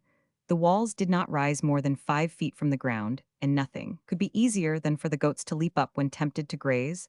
There, a kid was now amusing itself on one corner. As Lady Carse walked round, she was startled at seeing a woman sitting on the opposite corner. Her back was to the sun, her gaze fixed on the sea, and her fingers were busy knitting. The lady had some doubts at first about its being the widow, as this woman wore a bright cotton handkerchief tied over her head, but a glance at the face when it was turned towards her assured her that it was Annie Fleming herself. "No, do not come down," said the lady. "Let me come up beside you, I see the way." And she stepped up by means of the projecting stones of the wall, and threw herself down beside the quiet knitter. "What are you making, Mittens, and what sort of wool is this?" "It is goat's hair." "Tiresome work," the lady observed. "Wool is bad enough, but these short lengths of hair, I should never have patience." The widow replied that she had time in these summer evenings, and she was glad to take the chance of selling a few pairs when MacDonald went to the Main once or twice a year. "How do they sell? What do you get for them?" "I get oil to last me for some time." "And what else?" "Now and then I may want something else, but I get chiefly oil is what I want most." The widow saw that Lady Carse was not attending to what she said, and was merely making an opening for what she herself wanted to utter, so Annie said no more of her work and its payment, but waited. "This is a dreadful place," the lady burst out. "Nobody can live here." "I have heard there are kindlier places to live in," the widow replied. "This island must appear rather bare to people who come from the Souths. I partly remember myself." "Where did you come from? Do you know where I come from? Do you know who I am?" cried the lady. "I came from Dumfries. I have not heard where you lived, my lady. I was told by MacDonald that you came by Sir Alexander MacDonald's orders to live here henceforward." "I will not live here henceforward. I would sooner die." The widow looked surprised. In answer to that look, Lady Carse said, "Ah, you do not know who I am nor what brought me here? Or you would see that I cannot live here. And why I would rather die. Why do not you speak? Why do you not ask me what I have suffered?" "I should not think of it, my lady. Those who have suffered are slow to speak of their heart pain, and would be ashamed before God to say how much oftener they would rather have died. I must speak, however, and I will declare, Lady Carse, you know I must, and you are the only person in the island that I can speak to. I want to live with you. I know you are a good woman. I know you are kind, if you are kind to mere strangers that come in boats, and keep a light to save them from shipwreck. You will not be cruel to meth most ill-used creatureth, most wretched the most." She hid her face on her knees and wept bitterly. "Take courage, my lady," said Annie, "if you have not strength enough for your troubles today. It only shows that there is more to come." "I do not want strength," said the lady. "You do not know me. I am not wanting in strength. What I want, what I must have, is justice." "Well, that is what we are all most sure of, when God's day comes," said Annie. "That we are quite sure of, and we may surely hope for patience. Till then, if we really wish it so, I trust you will be comforted, my lady. I cannot stay here, however. There are no people here. There is nobody that I can endure at MacDonald's, and there are none others but laborers, and they speak only Gaelic. And it is a wretched place. They have not even bred Mrs. Fleming. I must come and live with you." "I have no bread, my lady. I have nothing so good as they have at MacDonald's." "You have a kind heart. Never mind the bread now. We will see about that. I don't care how I live, but I want to stay with you. I want never to go back to MacDonald's." The widow stepped down to the ground and beckoned to the lady to follow her into the house. It was a poor place, as could be seen on room with a glazed window, looking towards the harbor, a fireplace, and a bed. Opposite the window a rickety old bedstead, with an exhausted flock bed and a rug upon it. And from one end of the apartment, a small dim space partitioned off, in which was a still less comfortable bed, laid on trestles made of driftwood. "Who sleeps here?" "My son, when he is at home. He is absent now, my lady. And see, this is the only Placino place for you, my lady." Lady Carse shrank back impatiently. She then turned and said, "I might have this larger room, and you the other. I shall find means of paying you." "Impossible, madam," the widow replied. "I am obliged to occupy this room. For tonight at least you will let me have it. I cannot go back to MacDonald's. Tonight I will not go back at all. And you cannot turn me out tonight. I have other reasons besides those I mentioned. I must be in sight of the harbor. It is my only hope. You can stay here if you will, madam, and you can have that bed. But I can never leave this room between dark and light. I have yonder lamp to attend to. Oh, I will attend to the lamp. The widow smiled, and observed that she hoped the lady would have better sleep than she could enjoy if she had the lamp to watch. And that was a business which she could not commit to another hand. In the course of the argument, the lady discovered that it would be a serious matter to let out both the fire and lamp, as there was no tinderbox on the island, and no wood except in the season of storms when some was drifted up wet. I should like to live with you, and help you to keep up your lamp, said the lady.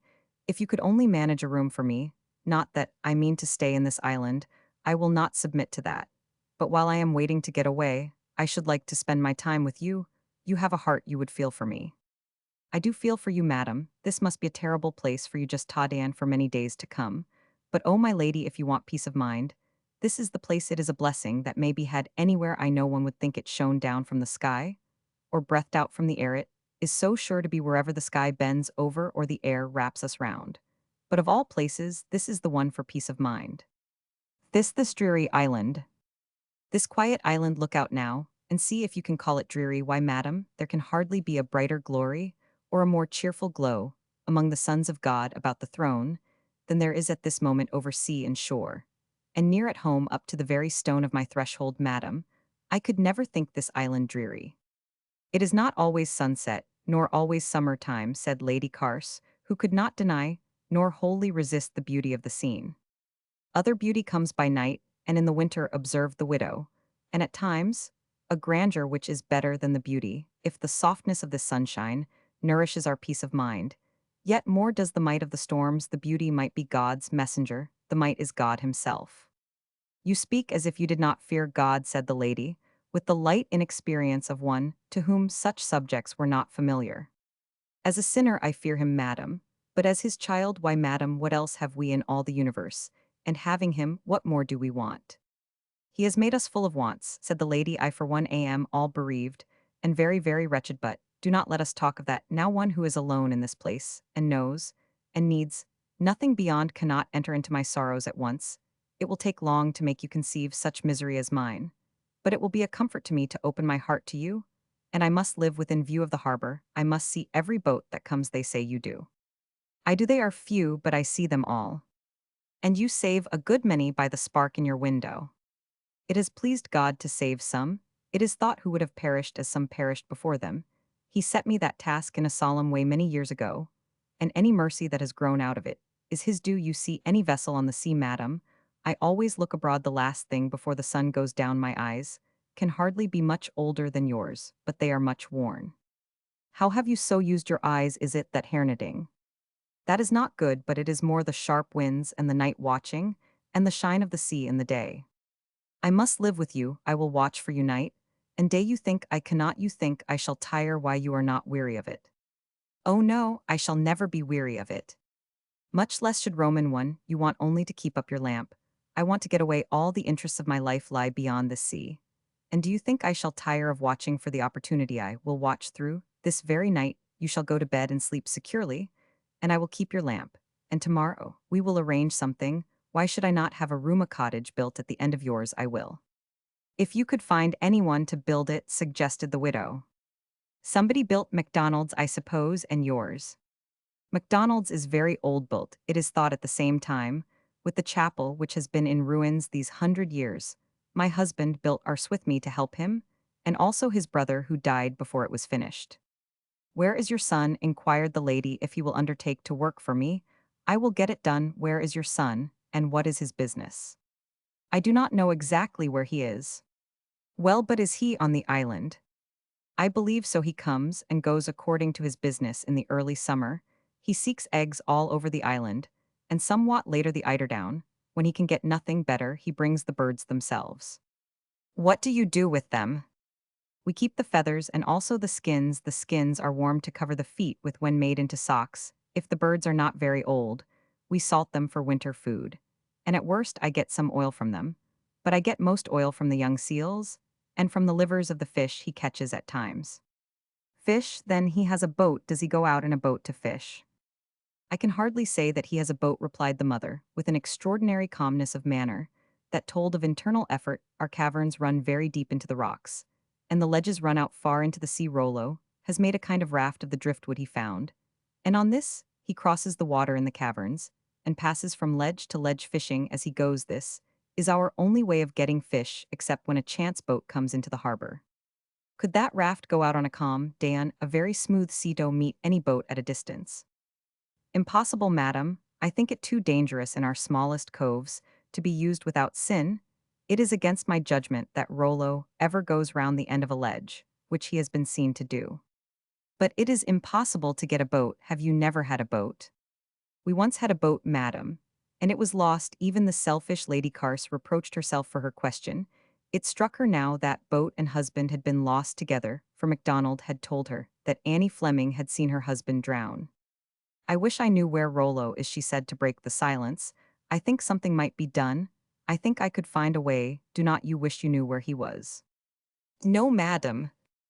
"Well, perhaps you might be uneasy about him, if you Roman 999, but which way did he go?" The widow pointed northwards, where huge masses of rock appeared tumbled one upon another, and into the sea at the base of a precipice 200 feet high. She further told in reply to a question that Rollo went forth yesterday, without saying where he was going, and there were caves among the rocks she had pointed out where Rollo might possibly be fishing. Lady Carse found it vexatious that darkness was coming on.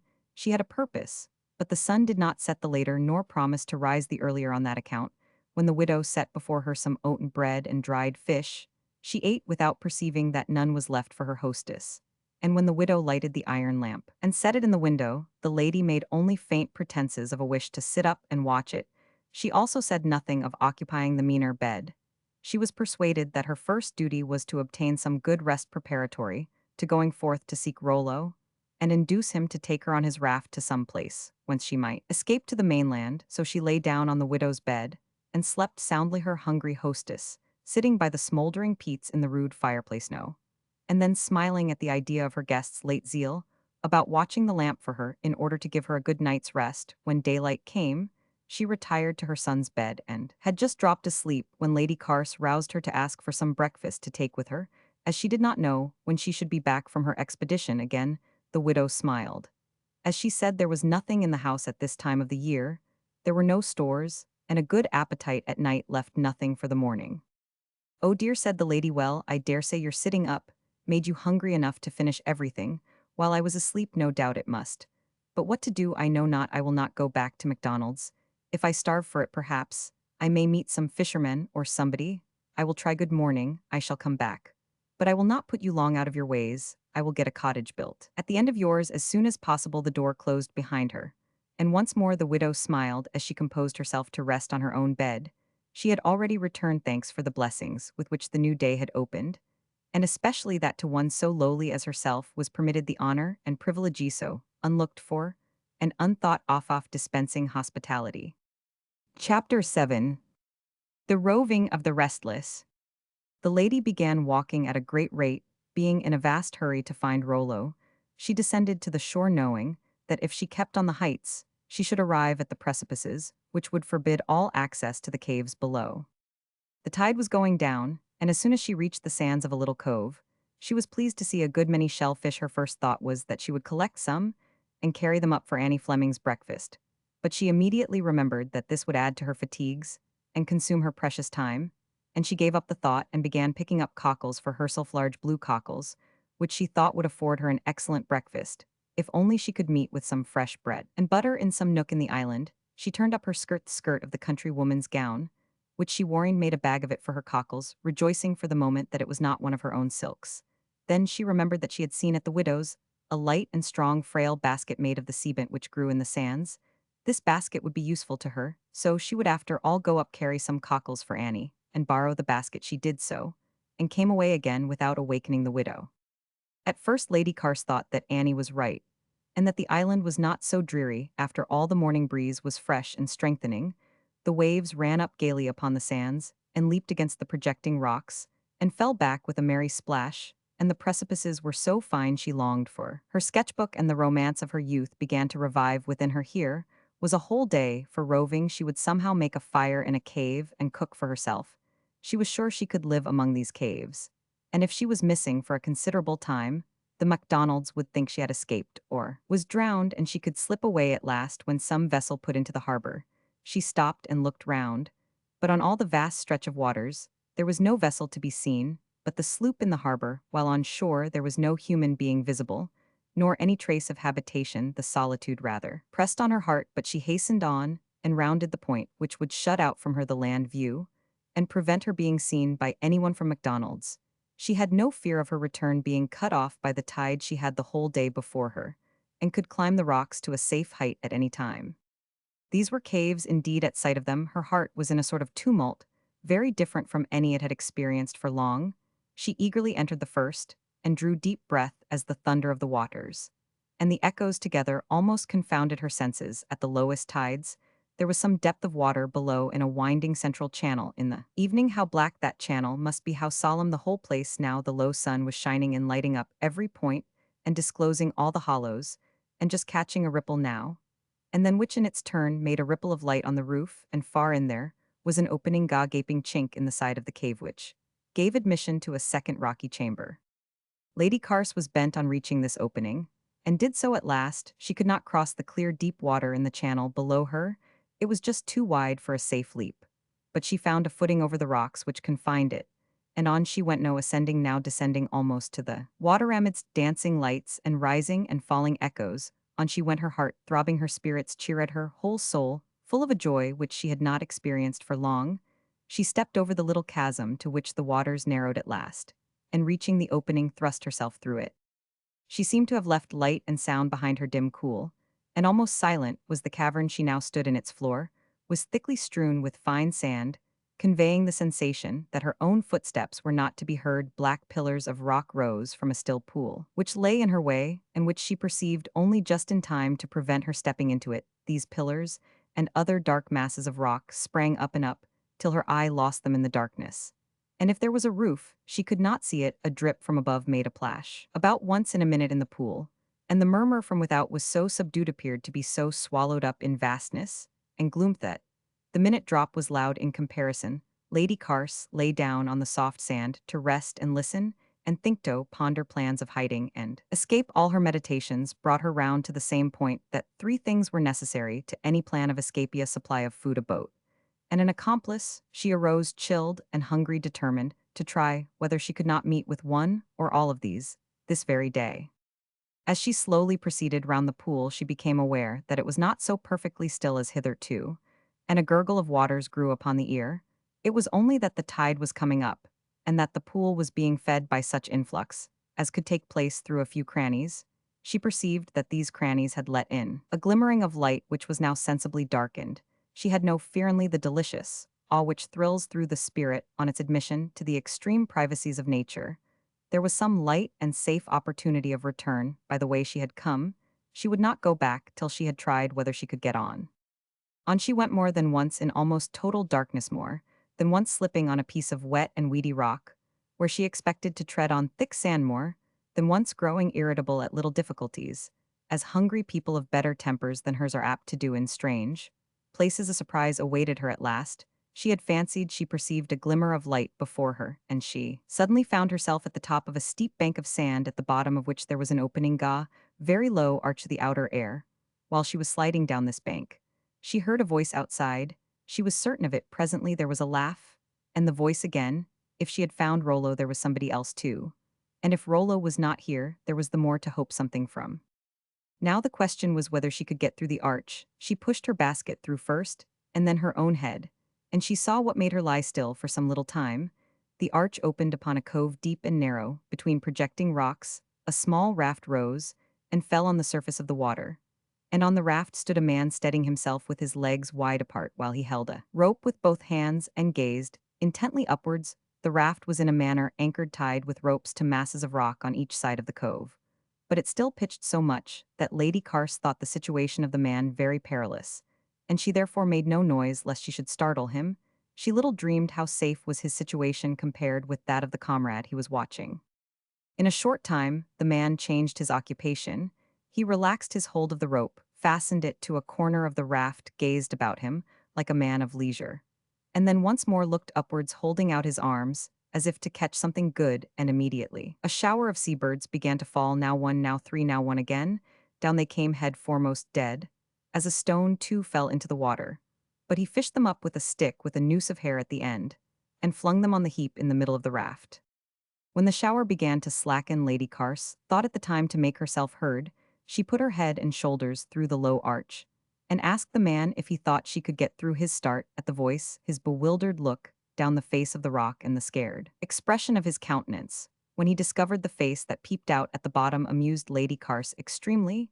She did not remember how unlike her fair complexion and her hair were to those of the women of these islands, nor that a stranger was in this place more rare than a ghost. And as for the man, what could he suppose but that the handsome face that he saw peeping out laughing from the base of the precipice was that of some rock spirit, sent perhaps for mischief? However, in course of time, the parties came to an explanation, that is, of all that the lady said. The man caught one word, MacDonald, and he saw that she had a basket of cockles, and knew the basket to be of island manufacture. Moreover, he found, when he ventured to help her out, that her hand was of flesh and blood, though he had never before seen one so slender and white.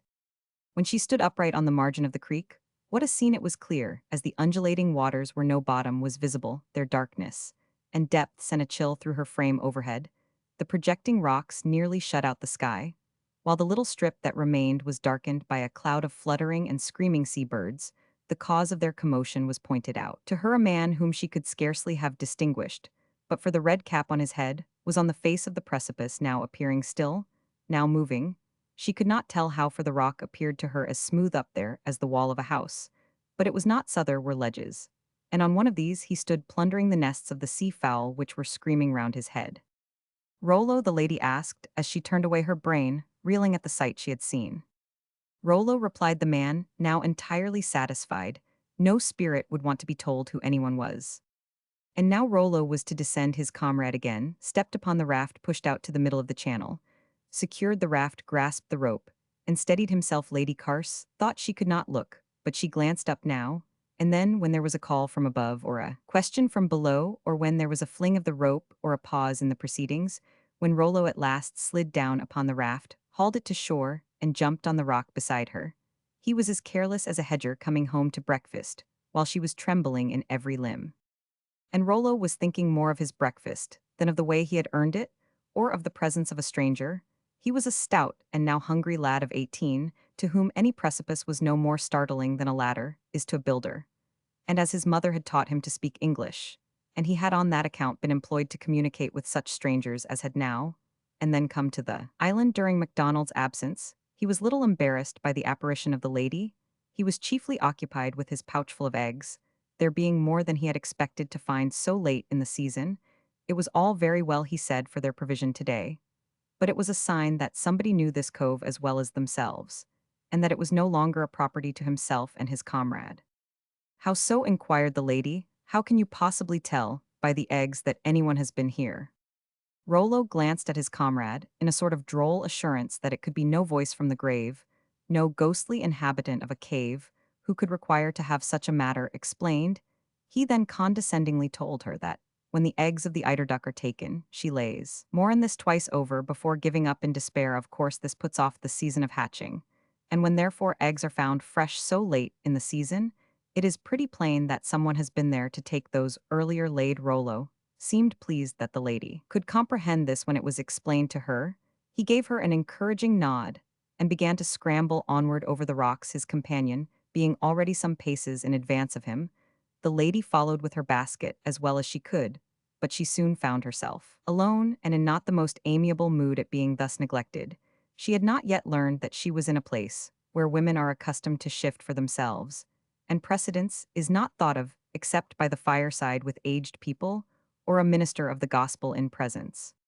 She smoothed her brow, however, when she regained sight of the young men. They were on their knees in the entrance of a cavern, carefully managing a smoldering peat, so as to obtain a fire. It was ticklish work, for the peat had been left to itself rather too long, and chips and shavings were things never seen in these parts. A wisp of dry grass or a few fibers of heather were made to serve instead, and it was not easy to create with these heat enough to kindle fresh peats. At last, however, it was done, and eggs were poked in here, and there to roast the cockles must be roasted. Two or three little mouse-colored birds, the young of the eiderduck, were broiled as soon as plucked, so much for the eating as, for the drinking there was nothing but pure whiskey, unless the lady could drink seawater thirsty, as she thought of the drip in the cave, but, besides that it was far to go and scanty when obtained, she remembered all the slime she had seen, and she did not know whence that drip came, so she gulped down 2 or 3 mouthfuls of whiskey, and was surprised to find how little she disliked it,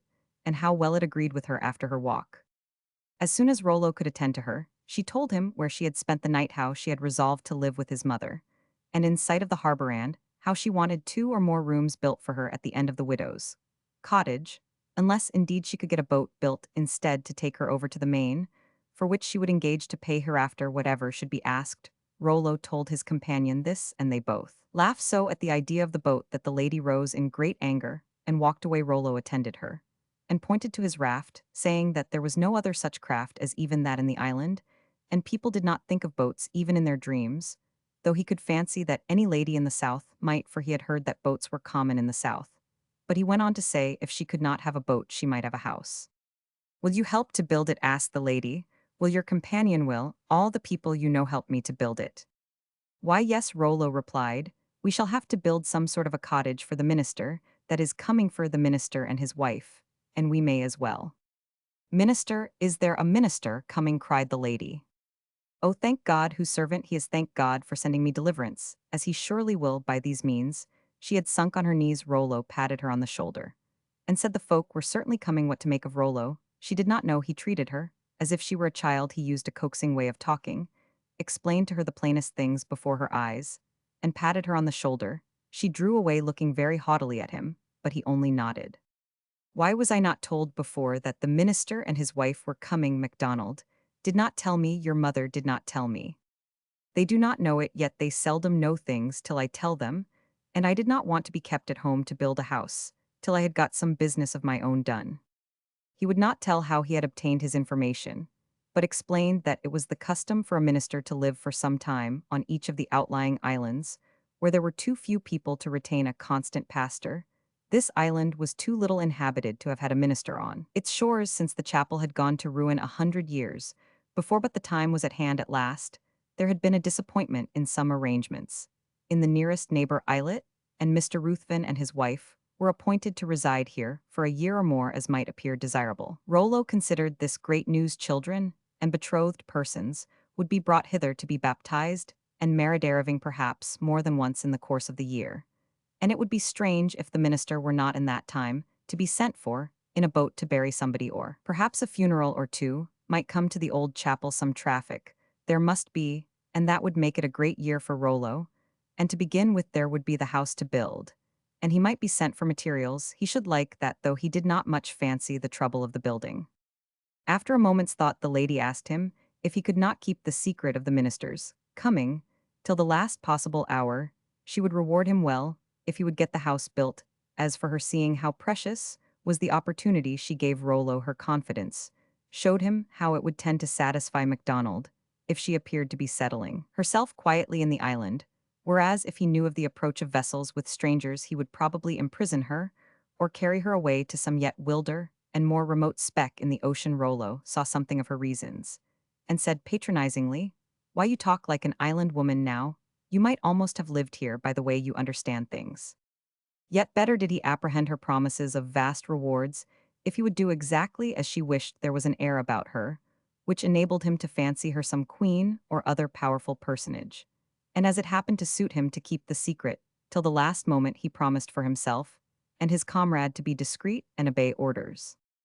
This settled, the lady turned homewards with a basket full of eggs and fish and young birds, and news for the widow that her son was safe and not far off, and about to come home to try his hand at building a house. Chapter 8. The Waiting of the Wise. The house proceeded well. MacDonald had no express orders about it, but he had express orders to keep Lady Carse on the island, and if possible in a quiet and orderly state of manners. When he saw how completely engrossed she was in the building of this dwelling, And what a close friendship she appeared to have formed with Annie Fleming. He believed that she was a woman of a giddy mind and strong self-will, who might be managed by humoring, if he could assist her in providing herself with a succession of new objects. He hoped that she might be kept from mischief and misery as a child, is by a change of toys he would try this method and trust to his chiefs, repaying him any expenses incurred for the strange lady's sake, so he granted the use of his ponies, and his peeplino, a man or two-end, now their wives to bring stones and earth and turf. And to twist heather bands once or twice, he came himself, and lent a strong hand to raise a cornerstone, and helped to lay the hearthstone. The house consisted of 2 rooms divided by a passage. If Lady Carse had chosen to admit the idea of remaining, after the arrival of the Ruthvens, she would have added a 3rd room, but she had resolved that she would leave the island in the vessel which brought them, or in the next that their arrival would bring, and she would not dwell for an instant on any doubt of accomplishing her purpose. So the thick walls rose and the low roof was on, and the thatch well bound down and secured moreover with heavy stones, before the autumn storms arrived. And before the hard rains came down, all MacDonald's ponies were one evening seen, approaching in a string laden with pita present to the lady. In the course of the day, there was stacked at the end of her cottage enough to last for some months when the widow came out to see it, and wish her joy, for a good stack of well-dried peat was the richest of all possessions in that region. Lady smiled as cheerfully as Annie, not at the peat, however, but at the thought that she should see little or none of it burn. She intended to dispose of her winter evenings far otherwise. As for the widow, she was thankful now that she had never thought her situation dreary if, in her former solitude, when her boy was absent, she had murmured at that solitude, her present feelings would have been a rebuke to her. She was not happy now, so far from it that her former life appeared in comparison with it as happy as she could desire. Perhaps it had been too peaceful, she thought, and she might need some exercise of patience. It was a great advantage, certainly, for both herself and Rollo, to hear the thing the lady could tell of ways of living in other places, and to learn such a variety of knowledge from a person so much better informed than themselves. But then this knowledge appeared to be all so unsanctified. It did not make the poor lady herself strong in heart and peaceful in spirit. It was wonderful and very stirring to the mind to learn how wise people were who lived in cities, and what great ability was required to conduct the affairs of life, where men were gathered together in numbers. But then these wonders did not seem to impress those who lived in the midst of them. There was no sign that they were watching and praising God's hand, working among the faculties of men, as more retired people do in much meaner things, in the warmth which the eiderduck gives to her eggs, by wrapping them in down from her own breast, and the punctuality with which the herring shoals pass by in May and October, making the sea glitter with life and light as they go. She feared that, when people lived out of sight of green pastures and still water sand, she looked at the moment upon the down on which the goats were browsing, and the fresh water pool, where the dragonfly hovered for a few hot days in summer. When men lived out of sight of green pastures and still waters, she feared that they became perplexed in a sort of Babel, where the call of the shepherd was too gentle to be heard. At least it appeared thus from the effect upon Rollo of the lady's conversation. She had always feared for him the effect of seeing the world, as she remembered the world of his seeing it before. He had better learned to see God everywhere, and to be humble accordingly, and the conversation he now heard was to him much like being on the mainland. And even in a town, it had not made him more humble, or more kind, or more helpful, except indeed to the lady there was nothing he would not do to help her. And here Annie sighed and smiled at once as the thought struck her that while she was mourning over other people's corruption, she was herself not untouched. She detected herself admitting some dislike to the lady, because she so occupied Rollo that he had left off supplying his mother with fish's livers and seal fat for oil. The best season had passage had spoken to him several times not to lose the 6 weeks-old seals, but he had not attended to it. And now her stock of oil was very low, and the long winter nights were before her. She must speak to MacDonald to procure her some oil, but very strictly must she speak to herself about this new trouble of discontent. Did she not know that he who appointed her dwelling place on that height, and who marked her for her life's task by that touch on her heartstrings, the night she saw her husband drown, would supply the means, if her light was to be set on the hill, for men to see from the tossing billows, and be saved? It would be taken care of that as of old the widow's cruse of oil did not fail. What she had to look to was that the lamp of her soul did not grow dim and go out. How lately was she thanking God for the new opportunities afforded her by the arrival of this stranger, and now she was shrinking from these very opportunities, and finding fault with everybody before herself. There was some little truth in this, and it was very natural, for this kind of trial was new to Annie, but she never yielded to it agonot, even when the trial was such as few would have been able to bear.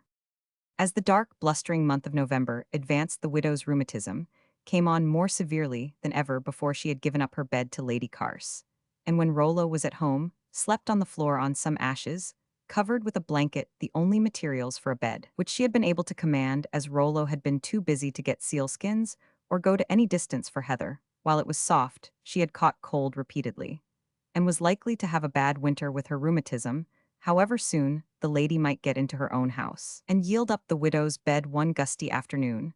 When the wet fogs were driving past, Annie waited long for the lady and Rollo to come in to the evening meal. She could not think what detained them next door in such weather, for it was no weather for working. Besides that, it was getting dark, she could not with her stiff and painful limbs go out of doors, and when she perceived that her smallest lamp was gone, she satisfied herself that they had some particular work to finish for which they needed light, and would come in when it was done.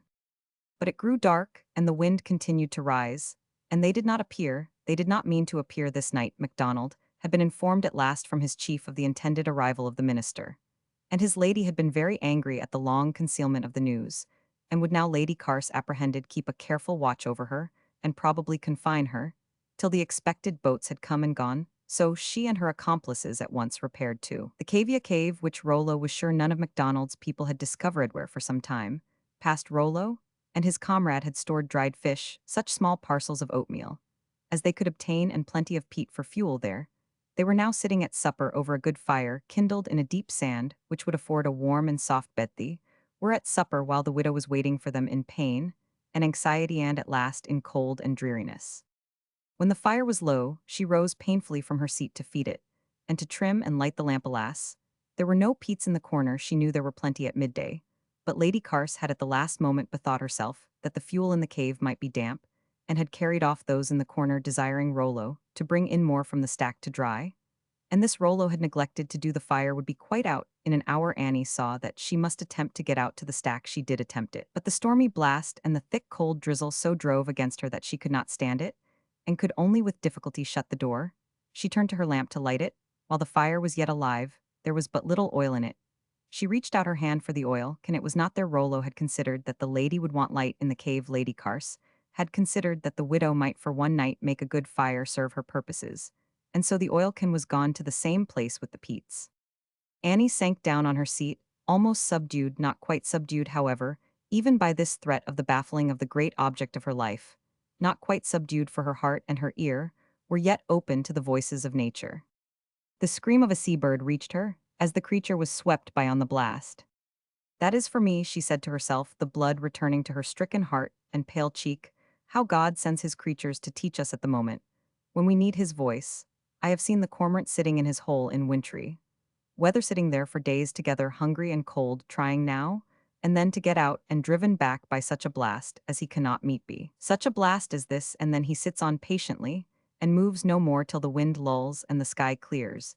And if his wing is weak at first, it soon strengthens. The blast drives me back tonight, but I who have thoughts to rest upon may well bear. What a winged creature can that screamer was sent to me?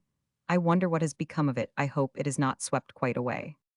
But it would not do to sit thinking, while the fire was just out, and the lamp likely to burn only an hour. She lighted the lamp with difficulty, with a beating heart and trembling hands, lest the last available spark should go out first. But the wick caught, and the lamp was placed in the window, sending, as it seemed to Annie, a gleam through the night of her own mind, as well as through that of the stormy air. It quickened her invention and her hopes. There is an hour yet, thought she. I am sure it will burn an hour, and something may be sent by that time. She took off her cotton handkerchief, tore off the hem, and raveled out the cotton as quickly as she could, and twisted it into a wick which she thought she could fix by a skewer across a tin cup from which Rollo drank his whiskey. When at home, she brought down from the chimney, and looked over rapidly all the oily parts of the fish, and every fatty portion of the dried meat hung up in the smoke for winter use.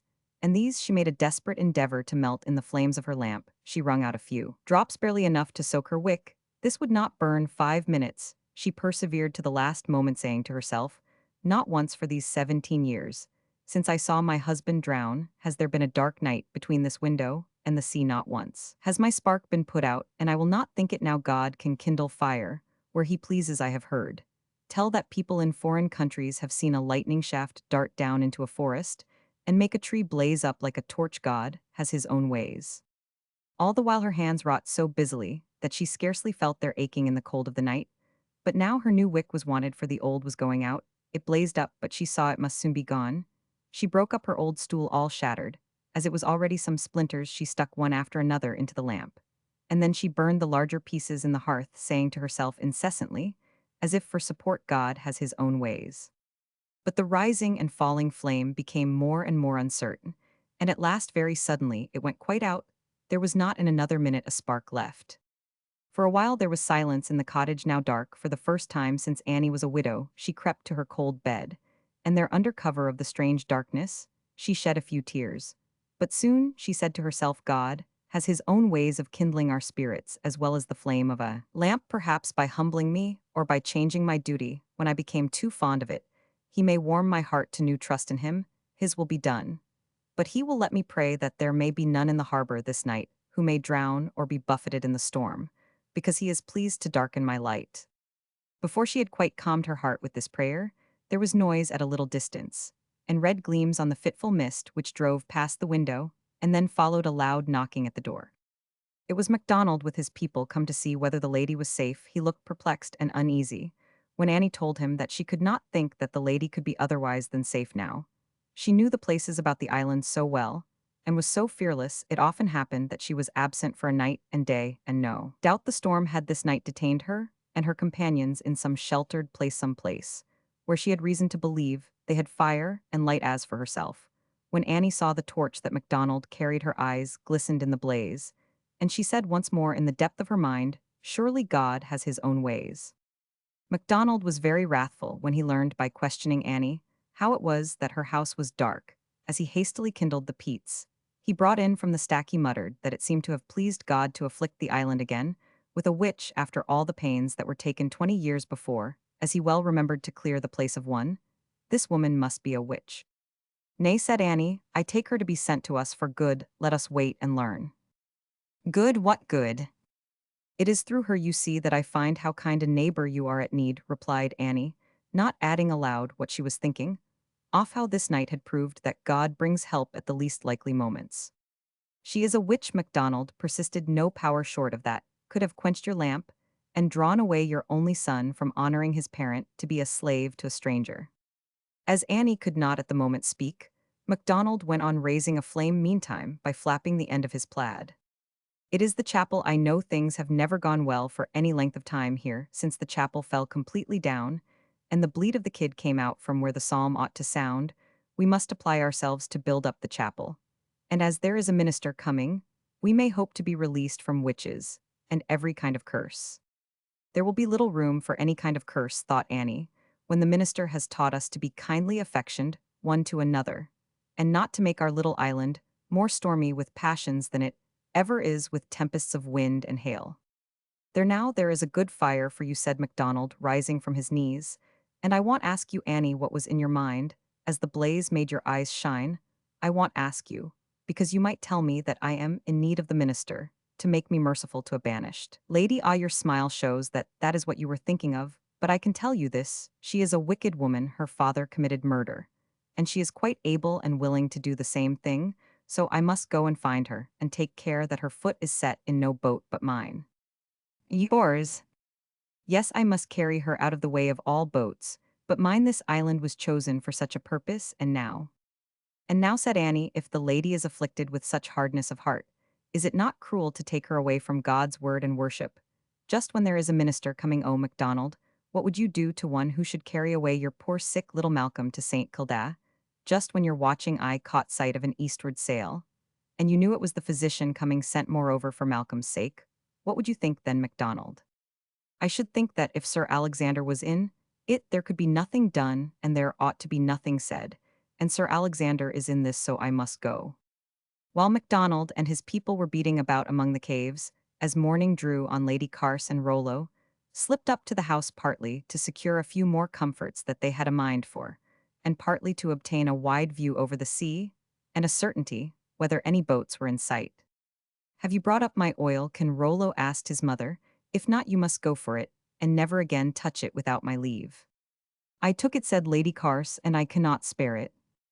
It cannot be spared from this room, my lady, it never left this room before, but by my order, and it never must again.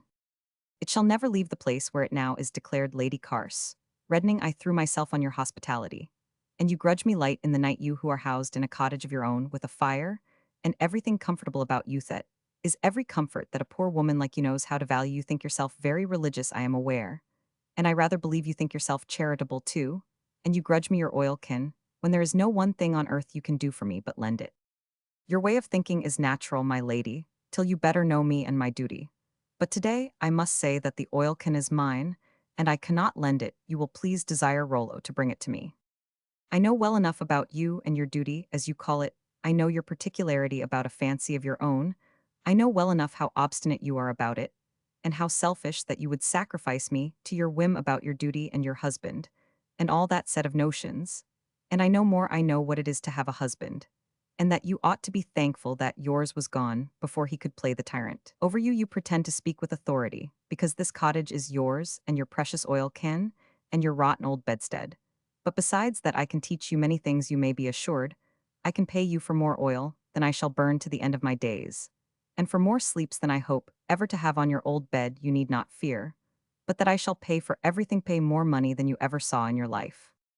Money will not do, madam. I must have my oil can. Rollo will fetch it, and you will lie down, my ladily down, and rest on my old bed without thinking of money or of anything, but ease to your head, and your weary heart. Lie down in safety here, madam, for your head and your heart are aching sadly. What do you know about my head and heart aching? By more signs than one, when anyone is hunted like the deer upon the hills. Lady Carse groaned. That is only for a while, however, said Annie tenderly. When there is peace of mind, there is no one to hunt us, no one to hurt us. We abide here, or anywhere, for the shadow of the Almighty is everywhere. No one can hunt us from it, nor hurt us within it. And I assure you, my lady, this is the place of all places for peace of mind. I hurt you just now, however, said the lady, and I left you little peace of mind last night. If so, it must be my own fault, said Annie cheerfully, but never mind that. I never have any troubles now, hardly, and you, madam, have so many and such sad ones. That is true, said Lady Carse, as burning tears forced their way. You never knew, you cannot conceive a such misery as mine. Annie kissed the hand which was wet with those scalding tears, and laid her own hand on the head, which was shaken on the pillow with sobs. After a time, the lady murmured out, This seems very childish, but it is so long since any once I met with any tenderness, any affection from anyone. Is that it, said the widow cheerfully. Wealthies is a poor place enough, and we are no companions for anybody beyond ourselves, but what you speak of is ours to give, that you may always depend on here. In spite of anything I may say, or do you see how hasty I am at times, will you love me and caress me through anything I may say or do? No doubt, replied Annie, smiling. It will be the happiest way if you constrain us to love and cherish you as your due. But if not, these are charities that God has put into every hand that is reached out to him, that the very humblest and poorest may have the best of alms to give. Alms, sighed the lady. She shook off the kind hand that was upon her aching brow, for the thought struck upon her heart that she was a destitute beggar for those smallest offices of kindness and courtesy, which she had not affections or temper to reciprocate or claim. Chapter 9. The Cove. Rollo brought word that MacDonald and his people had left the eastern caves, and were now exploring the large northern one called Asdrafil. It was time the lady was returning to her hiding place. Oh dear, exclaimed she, may I not rest under a roof for one night? Will MacDonald come here again so soon?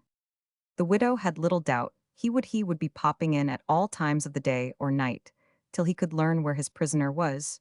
She could not advise the lady to stay here, if she wished to remain on the island till the minister came.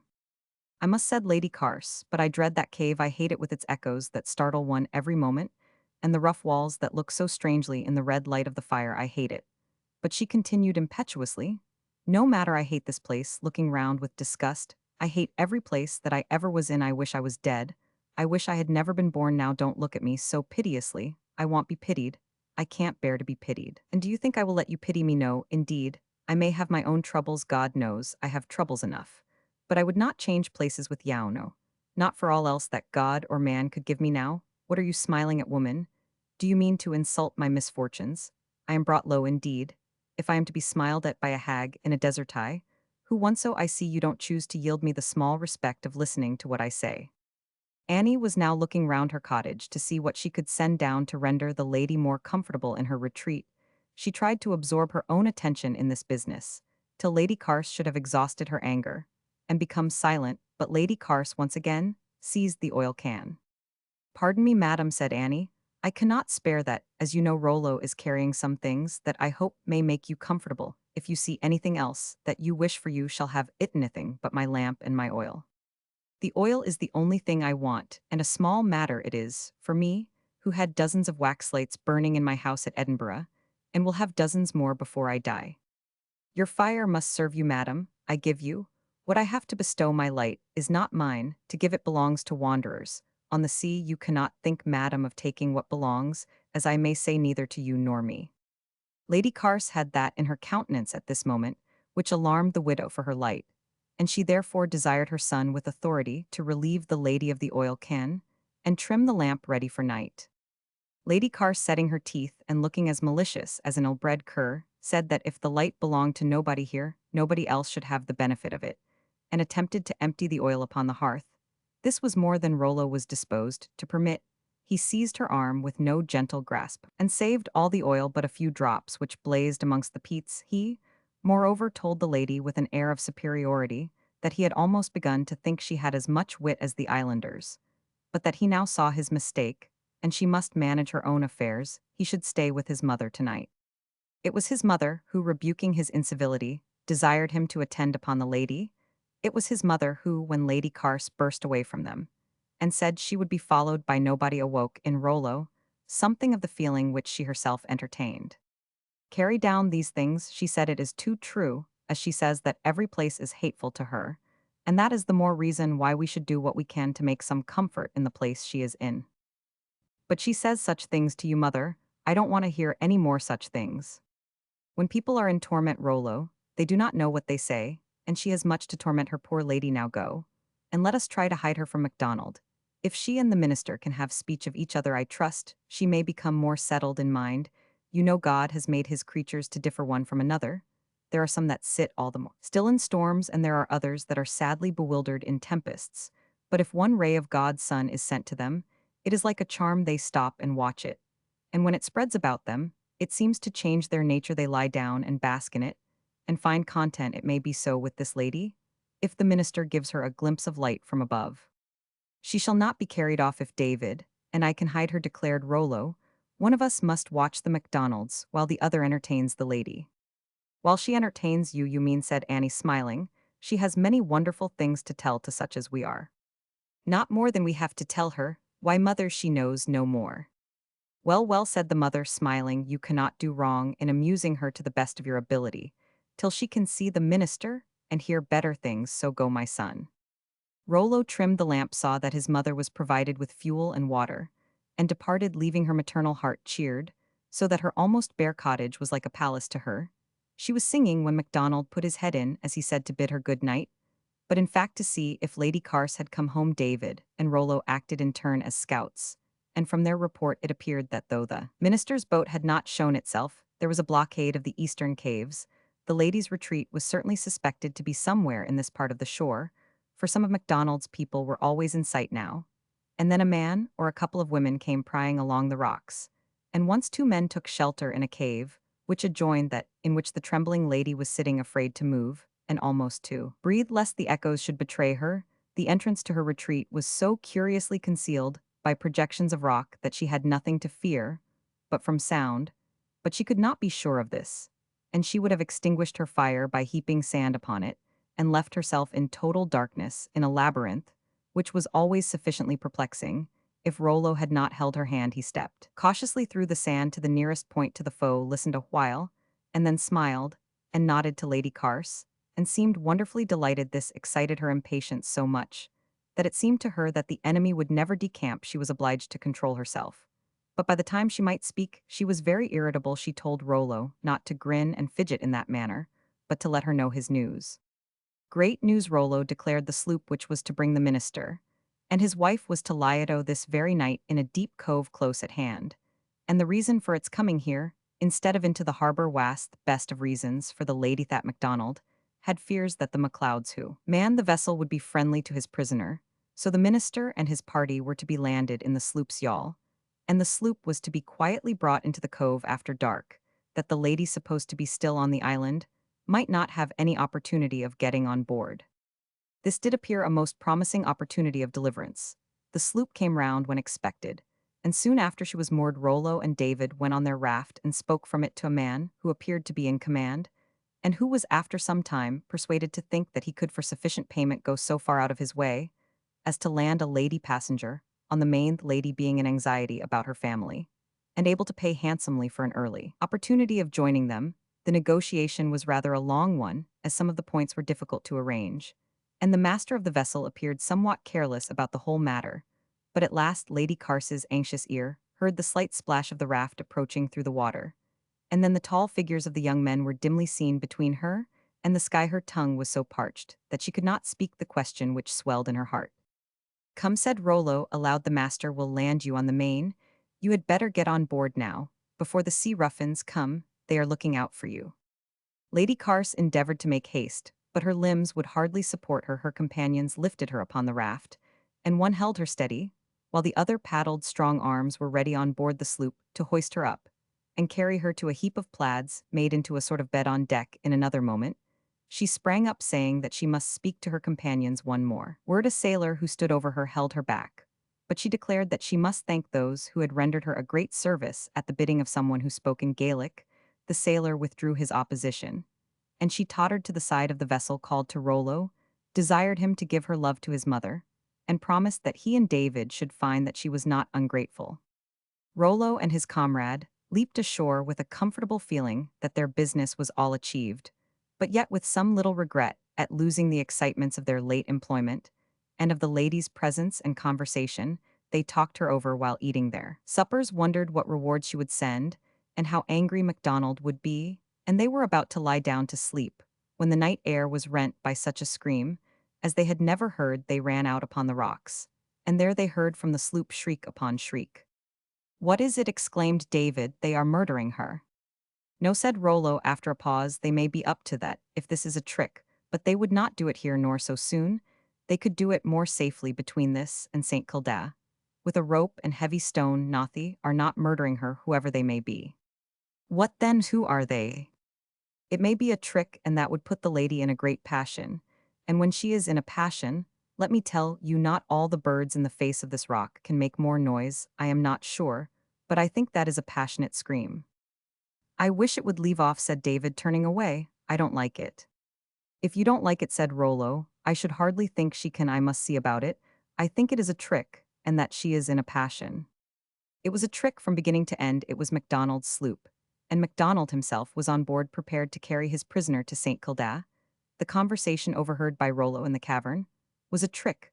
A similar conversation had been held that day in every cave known to MacDonald along that part of the shore, in hopes of some one version being overheard by the lady's accomplices.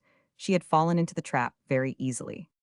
"And now," said MacDonald to a clansman, "I have nearly done with the business. We have only to land her in St. Kilda, and then it will be the MacLeod's affair.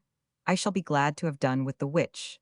I have no wish to carry people anywhere against their wishes, and I never would if Sir Alexander MacDonald were not in it, but I shall have done with the business presently." Chapter 10. Witch Refuge. MacDonald's self-congratulations were premature. He had more uneasiness to undergo about the lady than he had suffered yet, when her screams of rage had sunk into sobs and moans, and these again had been succeeded by silence. He had left her undisturbed to cry herself to sleep at daylight. He had gone to take a look, but she had, as he supposed, muffled herself up in the plaids provided for her, so as to cover her head, and thus conceal her face. But it soon after appeared that these plaids had nothing under them. Lady was not there. No one had seen her move, and it must have been done in the thickest darkness of the night. One man had heard a splash in the water, alongside a cotton handkerchief, which she had worn on her head, was found floating. It was to be feared that the lady had drowned herself after searching about in the neighborhood. All day MacDonald departed in his vessel, leaving a man to watch in case of the body being thrown up among the rocks. He had now no doubt of her death, and with a heavy heart he went to confide this event, unfortunate for him, whether so or not for anyone else, first to friends on the island, and next to his chief. He met the minister on his landing, and took the opportunity of whispering his news to some of those who came down to greet the pastor, to his own wife, and to Annie. Fleming desiring them not to inform the pastor without his permission that such a person as Lady Carse had been among them, then he set sail for Skye to tell Sir Alexander, with what face he might, that the poor lady would trouble them no more. It would have been a vast relief to him to have anticipated the way in which his chief would receive the news, how he would say that a great perplexity was thus solved, that no harm could ensue, as the lady was buried so long ago at Edinburgh, and that he had himself many times repented having gone into the affair, and that he never would but for political and party reasons, and that he was heartily glad now to be quit of it in any way, to say nothing of this being after all a happy event for the wretched lady herself, and all belonging to her. Meanwhile Lady Carse was not yet out of their way. She had still voice to utter political secrets, and temper, all eager to punish her foes. She had slipped away in the dark, thrown herself overboard, when she found Rollo below, got drenched with seawater, and bruised against the rocks, but was safe in hiding again. Rollo's trouble was that she laughed so heartily, and so incessantly for some time, that there was danger of her merriment betraying her. He told her at last that she must try if she would leave off laughing when left to herself. If she could not, she would then, at any rate, cause no one but herself to be taken. He should go by a way of his own to a point whence he could look out and see what was doing at sea and ashore. When he reappeared, it was with a face which would have stopped any laughter on the side of the lady, if the laughter had not stopped of itself long before. She must not hope to escape by the minister's boat. MacDonald had so managed his plot as to allure the lady into his boat, just when she should have been attempting to get on board the other. It was too late now. The lady would not be finally convinced of this, till by Rollo's assistance she had reached the spot whence she could observe the facts for herself. The knowledge that there was a watch set below, who would not fail to take her alive, though his affair was to pick up her dead body, kept her from yielding to audible grief. But never had she been more convulsed with passion. She pulled up the heather by handfuls, she dashed her head against the ground till Rollo restrained her. On the dun wintry sea, a vessel was sailing northwards. It had deposited the pastor and his lady, and had actually passed and repassed the very shore where she had been concealed. The long-looked-for vessel had come and gone. Another was sailing eastwards, in the direction she longed to go. This was MacDonald's, and seeing that it was going to Skye, or the Main, she now bitterly lamented having left it. She would not believe a word about the intention to carry her to St. Kilda. She would rather believe her own eyes, and passionately condemned herself for her haste in returning to this dreary island. Rollo next turned her attention to the little procession, which appeared upon the hills, bringing the pastor and his wife to their new abode. She looked that way. She saw the group ascending the hill, a sight so unusual in this place that Rollo was much excited about it, but her eyes kept filling with tears, and she was so heartsick that she could not bear any thoughts but of her own troubles. She desired Rollo to leave her.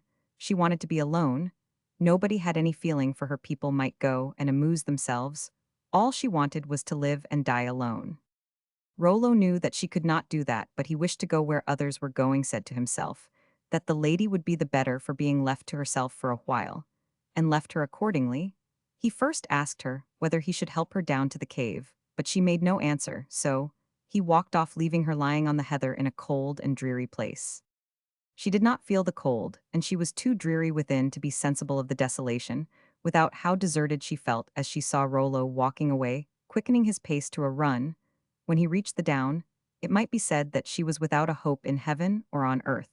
But that passion always hopes for its own gratificational ways, expects it in defiance of all probability and in opposition to all reason. This is one chief mode in which the indulgence of any kind of passion is corrupting.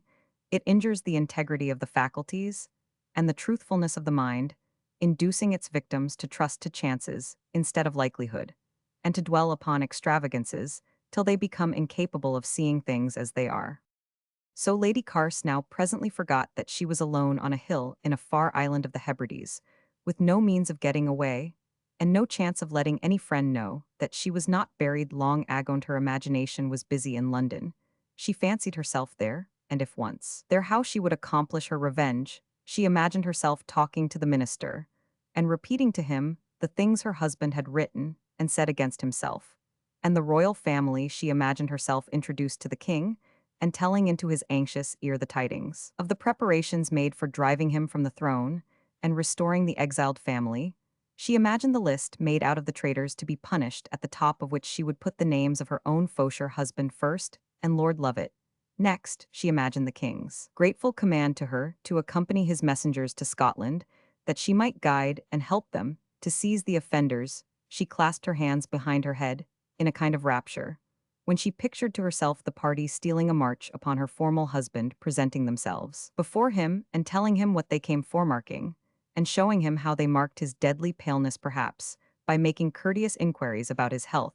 She feasted her fancy on scenes in the presence of her old acquaintance Duncan Forbes, when she would distress him by driving home her charges against the friends of his youth, and by appeals to his loyalty, which he could not resist. She pictured to herself the trials and the sentences, and then the executioner slow, driving through the streets in her coach, in her full triumph, people pointing her out, all the way as the lady who was pretended to be dead and buried, but who had come back in favor with the king to avenge him and herself at once on their common enemies.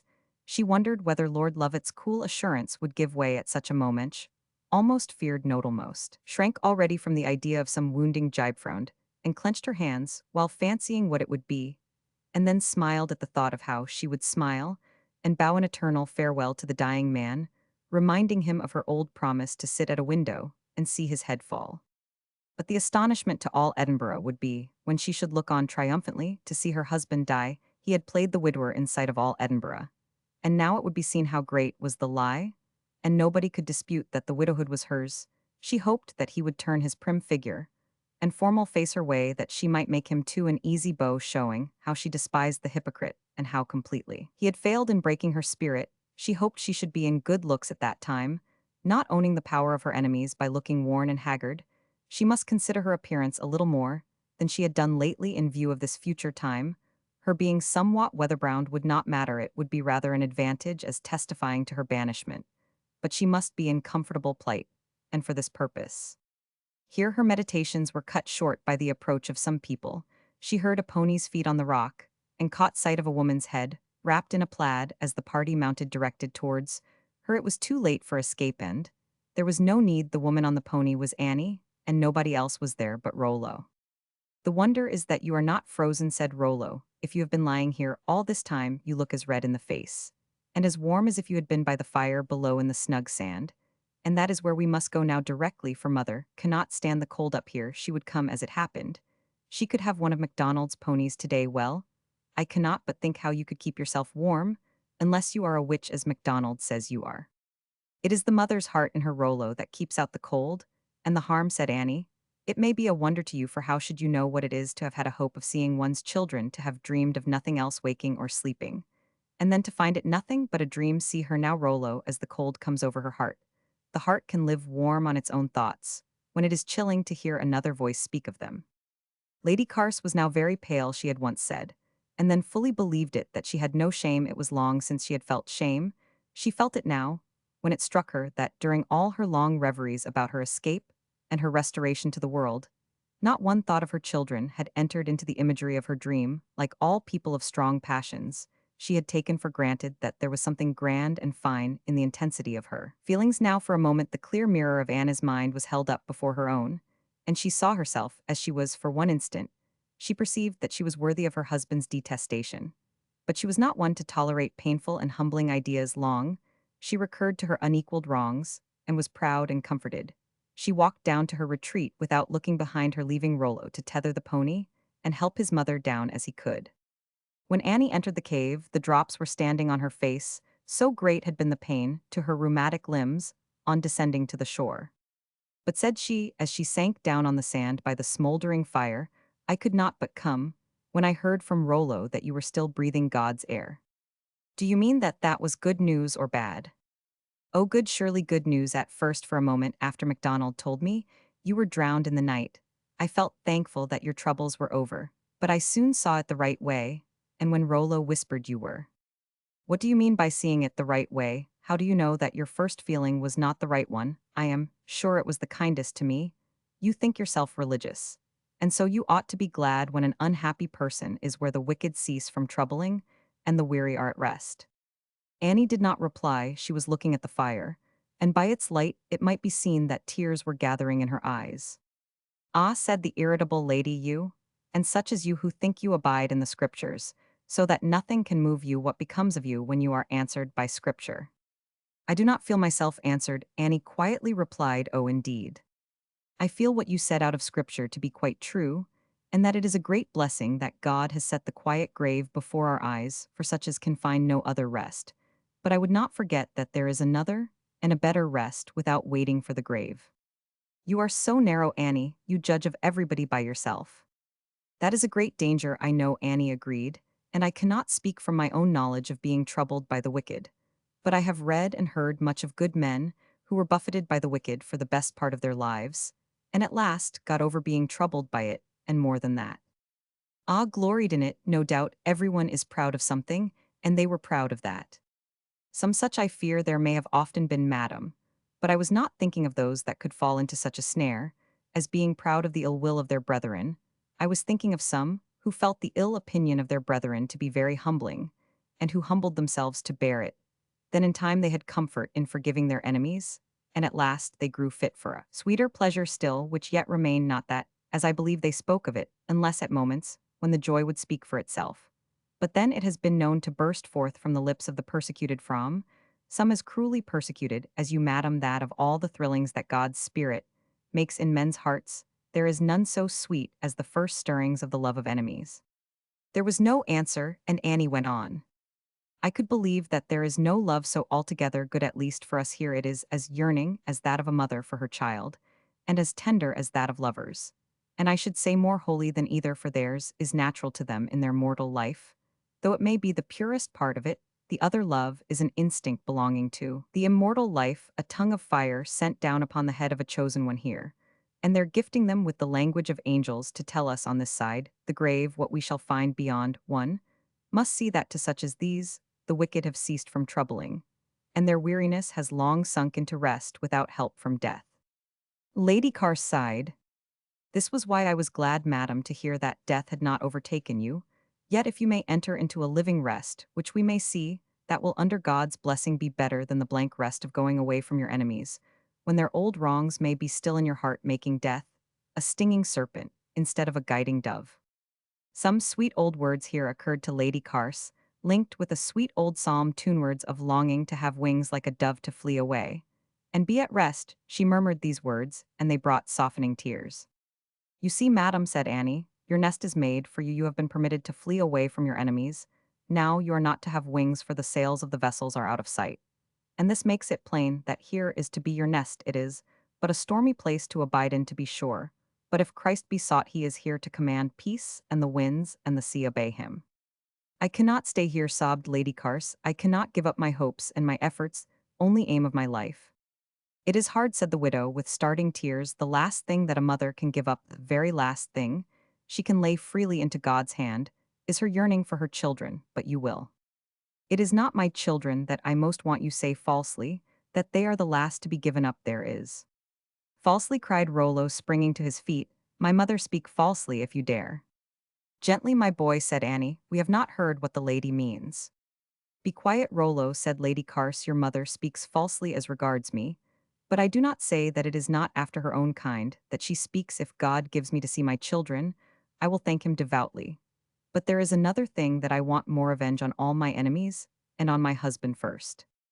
Rollo looked breathlessly at his mother. Her face was calm, but he could see in the dim red light its expression of infinite sorrow. She asked her son to help her to rise and go. I came, said she to Lady Carse, to entreat you to come among us, and rest in a spirit of surrender to God on his clear showing that he chooses this to be your abiding place.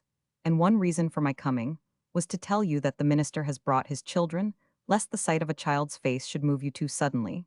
But I see that your thoughts are on other things, and that your spirit of surrender has yet to be prayed for. Next Sabbath we are to have worship once more, and where? In the old chapel, if it can be enclosed by that time. If not, we must wait another week. But I think it will be done. It needs but a word, madam, and the minister will ask all our prayers for one under affliction. By no means I forbid you to speak of me in one way or another to the minister, or his wife. I insist on my wishes being observed in this. Certainly, madam, it is not for us to interfere with your plans. Then go both of you, and do not come near me without my leave. I want to be alone, I want to be at rest, that is. I at rest, said Annie half aloud. She was thinking that there would be prayers from one heart, at least, in the chapel for peace to a troubled spirit. And she did not wait for the Sabbath to pray as assisted by her son. She painfully ascended to the heights. She saw the birds fly in and out, and hover round on the face of the precipice. As at a bidding, she did not hear, she could not but silently ask that God would send his dove to harbor in the hollow of this rock, with one who sorely needed a visitation of his peace. Chapter 11. Folding the flock.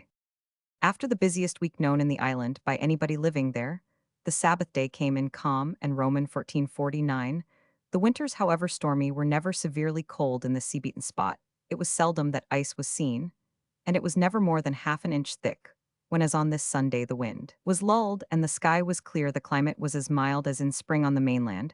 As soon as the aspect of the sunrise showed, the experience that the day would be fair, busy hands moved into the old roofless chapel, the pulpit, and benches which the pastor had brought with him, the pulpit being a mere desk of unpainted wood, and the benches of the roughest sort. For these, the interior space of the old building had been cleared during the week, the floor was trodden hard, and even the walls were so far repaired as to make a complete enclosure, and some rough stones were placed as steps, whereby to enter the burying ground. Some willing hands had done, more had cleared the burying ground of stones, so that the graves, though sunk and unmarked by any memorial, but a rough and broken headstone here, and there could be distinguished by an eye interested in searching out the dead of a century ago. Another week, if sufficiently fair, was to see the walls finished, and the roof on, and afterwards would be discharged the pious task of enclosing the burying ground and preparing room for those whom death would lay to rest in their own island. While the minister remained here, no more of the dead would be carried over the sea to some place where there was a pastor to commit them to. The grave room was to be secured for the graves of the 50 people who were now living on the island, and for their children after them, and to all the inhabitants the island appeared a better place when this arrangement was made. In the weak sunlight of that Sunday morning, appeared gay groups of people, all excited with the great thought that they were going to the kirk. They were wonderfully cell-clad. How such clothes could come out of such dwellings would have been a marvel to any stranger. Festival days were so rare that a holiday dress lasted for many years. The women's cloth coats fitted at any age, and the caps with gay ribbons and bright cotton handkerchiefs did not wear out on this remarkable day. All wore their best, and a pretty sight it was to see the whole 50 people drawing towards the chapel, as the pastor, his wife, and 2 children issued from their lowly abode to meet the flock for the first time. Presently the island might have appeared deserted far round, as the eye could reach. Not a human being was visible outside the chapel, but something was heard which told that the place was not only inhabited, but Christianized. The slow psalm rose into the still air. Everyone who could speak could sing a psalm. It was a practice lovingly kept up in every house. Some voices were tremulous, and a few failed, but this was from emotion. The strongest was Anna's, for hers was the most practiced. It was her wont to sing some of the many psalms she knew on summer days when she sat at work on the platform of her house, and on winter nights, when Rollo was away. Now that she was once more joining in social worship, her soul was joyful, and she sang strong and clear, perhaps the more so for the thought of the one absent person pining in the cavern on the shore, or looking from afar in desolation of heart at the little throng who came privileged to worship. Perhaps Anna's voice might unconsciously rise as if to reach the lonely one and invite her to come to the house of God and seek rest. However this might be, Anna's tones so animated some hearts and strengthened some voices as that the psalm might be, and was heard a long way off. It reached an unwilling ear and drew forward reluctant steps. The links of old association are, however, the strongest of chains, and no charm is so magical as that of religious emotion. Lady Carse was drawn nearer and nearer in hope of hearing on her psalm, till the solemn tones of prayer reached her. And presently she was crouching under the wall outside, weeping like a sinner who dares not knock at the gate of heaven. Before the service was quite finished, angry voices were heard from without, almost overpowering that of the pastor, as he gave the blessing. One of MacDonald's people, who had stepped out to collect the ponies, for some of the women and children had seen the lady, and after one start back as from the ghost of a drowned woman, had laid hold of her gown, and said she must stay where she could be spoken with by MacDonald on his return from Skye. She struggled to escape, and did break away, not down the hill, but into the chapel. The consternation was inexpressible. The people, supposing her drowned, took her for a ghost, though there was no ghostly calm about her, but her eyes were swollen, her hair disordered, her lips quivering with violent emotion. There was a solemnity about her too, for extreme anguish is always solemn in proportion. As it approaches to despair, she rushed to the front of the pulpit and held out her hands, exclaiming aloud to Mr. Ruthven that she was the most persecuted and tormented of human beings, that she appealed to him against her persecutors. And if he did not see her righted, she warned him that he would be damned deeper than hell. Mrs. Ruthven shuddered, and left her seat to place herself by her husband. And now she encountered the poor lady's gaze, and moreover had her own grasped as it had never been before. "Are these children yours?" she was asked. "Yes," faltered Mrs. Ruthven. "Then you must help me to recover mine. Had you ever, Anne here," she turned to the pastor, "had you ever an enemy?" Her voice turned hoarse as she uttered the word. "Noise, oh yes," said he, "I have had enemies as every man has." "Then as you wish them abased, and tormented you, must help me to abase, and torment mine, me husband, and Lord Lovett." "Lord Lovett," repeated many wondering voices. "And Sir Alexander MacDonald, and his tenant of this place, and—" As Mr. Ruthven looked round him perplexed and amazed, one of MacDonald's people went up to him and whispered into his ear that this lady had come from some place above or below, for she was drowned last week. Mr. Ruthven half smiled. "I will know," cried the lady, "what that fellow said. I will hear what my enemies tell you against me. My only hope is in you. I am stolen from Edinburgh. They pretended to bury me there." What she cried, as another man whispered something into the pastor's other ear. "Mad there? I heard it. I heard him say I was mad. Did he not tell you I was mad?" "He did, and one cannot really, I cannot." As he looked round again in his perplexity, the widow rose from her seat and said, "I know this lady, my son, and I know her better than anyone else in the island does, and we should say that she is not mad." "Not mad," Mr. Ruthven said, with a mingling of surprise in his tone, which did not escape the jealous ear of Lady Carse. "Not mad, sir, but grievously oppressed, if you could quietly hear the story, sir, at a fitting time." Aye, that will be best," declared Mr. Ruthven. "Let me go home with you," said Lady Carse. "I will go home with you," and Mrs. Ruthven exchanged a glance with her husband, and then said in an embarrassed way, while giving a hand to each of the two children who were clinging to her, that their house was very small, extremely small indeed, with too little room for the children, and none whatever left over. "It is my house," exclaimed Lady Carse impatiently. "It was built with a view to you, but it was done under my orders, and I have a claim upon it. And what ails the children?" she cried in a tone which made the younger cry aloud, "What are they afraid of?"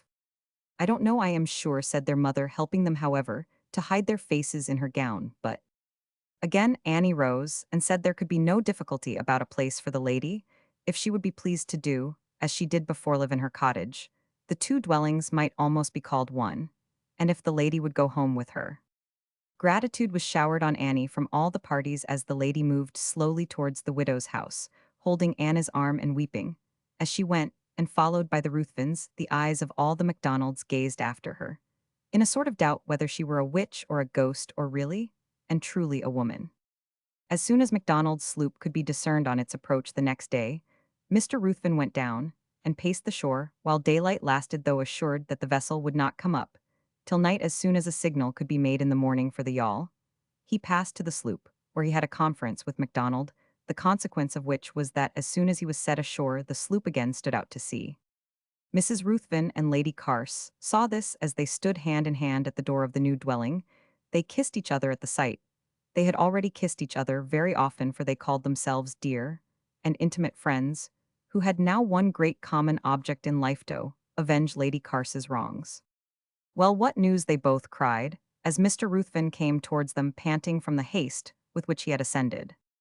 "The tenant is gone back," said he. "He has returned to Sir Alexander to contradict his last news of your being drowned. By the way, I promised to contradict it. Tudo, the man who is watching for the body every tide. Oh, he must have heard the facts from some of the people at the chapel.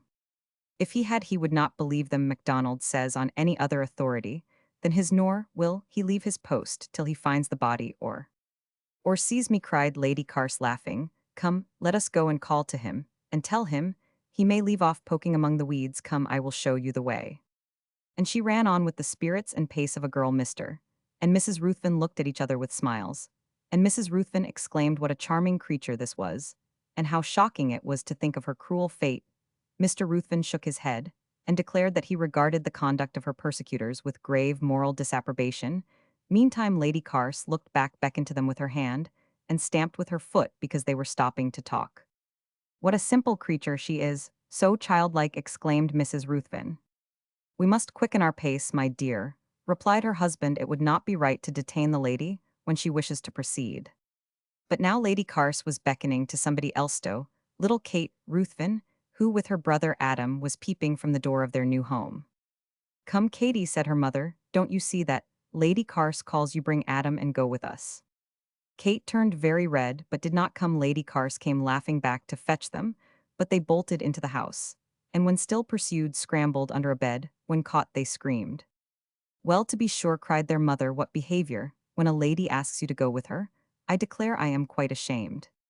Papa now came up and said, "My dears, I do not approve such behavior as this." Kate began to sob, and Adam followed her example.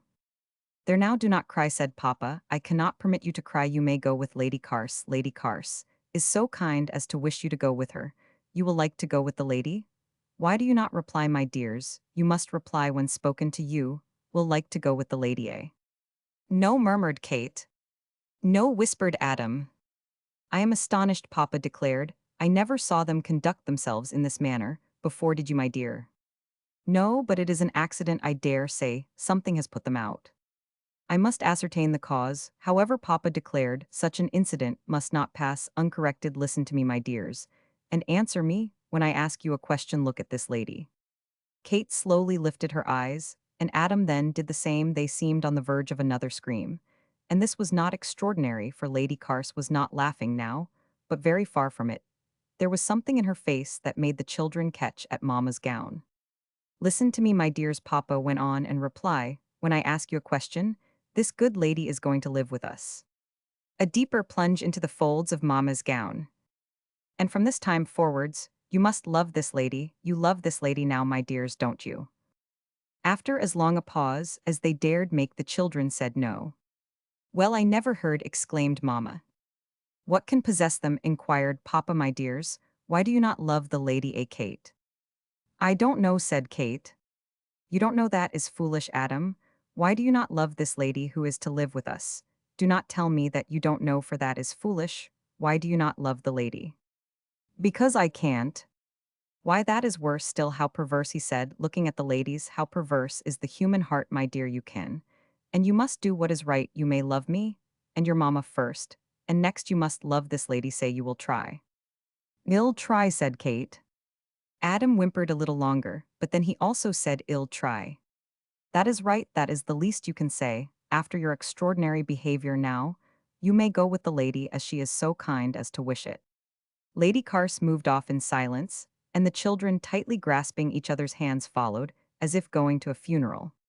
"Jump, my dears," said Papa, when they had reached the down. "Jump about. You may be merry now." Both looked as if they were immediately going to cry. "What now?" Adam, stooping down that the child might speak confidentially to him, but saying to Lady Carse as he did so, that it was necessary sometimes to condescend to the weakness of children. "Adam, tell me why you are not merry when I assure you you may." "I can't," whispered Adam. "You can't? What a sudden fit of humility this boy has got, that he can't do anything today, unless, however, it be true, well-grounded humility, I fear." Mamma now tried what she could do. She saw by Lady Carse's way of walking on by herself that she was displeased. And under the inspiration of this grief, Mrs. Ruthven so strove to make her children agreeable, by causing them to forget everything disagreeable, that they were soon like themselves again. Mamma permitted them to look for hens' eggs among the winds, because they had heard that when she was a little girl she used to look for them among bushes in a field. There was no occasion to tell them at such a critical moment for their spirits that it was midwinter, or that winds would be found rather prickly by poultry, or that there were no hens in the island. But Mrs. Macdonald's well-sheltered pets, they were told that the first egg they found was to be presented to Lady Carse, and they themselves might divide the next. Their mother's hope that if they did not find hens' eggs, they might light upon something else, was not disappointed perhaps. She took care that it should not. Adam found a barley cake on the sheltered side of a bush, and it was not long before Kate found one just as good. They were desired to do with these what they would have done with the eggs present one to Lady Carse, and divide the other. As they were very hungry, they hastened to fulfill the condition of beginning to eat again. Grasping one another's hands, they walked with desperate courage up to Lady Carse, and held out a cake, without yet daring, however, to look up. "Well, what is that?" she asked sharply. "A barley cake." "Who bade you bring it to me?" "Mamma." "You would not have brought it if Mamma had not bid you." "No." "Allow me to suggest," observed Papa, "that they would not have ventured it would be a liberty unbecoming their years, too." "Oh, nonsense," cried Lady Carse, "I hate these put-up manners. No, Miss Snow, young master, I will not take your cake. I take gifts only from those I love. And if you don't love me, I don't love you on, so there is a Roland for your Oliver." The children did not know anything about Rolands and Olivers, but they saw that the lady was very angry that they took to their heels, scampered away over the downs, and never stopped till they reached home and had hidden themselves under the bed. They were not followed. Punishment for their act of absconding was deferred till Lady Carse's errand should be finished. When once down among the rocks, Lady Carse was eager to show her dear friends all the secrets of her late hiding. As soon as MacDonald's watchman was convinced by the lady that she was not drowned, and by the minister that he might go home as soon as he was fairly out of sight, the wonders of the caves were revealed to the pastor and his wife. The party were so interested in the anecdotes belonging to Lady Carse's season of retreat that they did not observe, sheltered, as they were in eastern caves, that a storm was coming up from the westone of the tempests, which frequently rise from that quarter in the winter season and break over the western islands. The children were aware of it before their parents. When they found they were not followed, they soon grew tired of whispering under the bed and came cautiously forth. It was very dark, strangely dark, till a glare of lightning came, which was worse than the darkness. But the thunder was worse. It growled fearfully, so as to make them hold their breath. The next clap made them cry. After that cry came help. The widow heard the wail from next door, and called to the children from her door, and glad enough were they to take refuge with a grown-up person, who smiled and spoke cheerfully in spite of the thunder. "Are you not afraid of the thunder?" asked Kate, nestling so close to the widow that she was advised to take care, lest the sharp bone-knitting needles went into her eyes. "But are not you afraid of the thunder?" "Oh, no." "Why?" "Because I am not afraid of anything." "What, not of anything at all?" "Not of anything at all, and there are many things much more harmful than thunder." "What things?" "The wind is perhaps the most terrible of all." "How loud it is now," said Adam, shivering, as the rushing storm drowned his voice. When the gust had passed, the widow said it was not the wind that made all that noise, it was a dash of hail.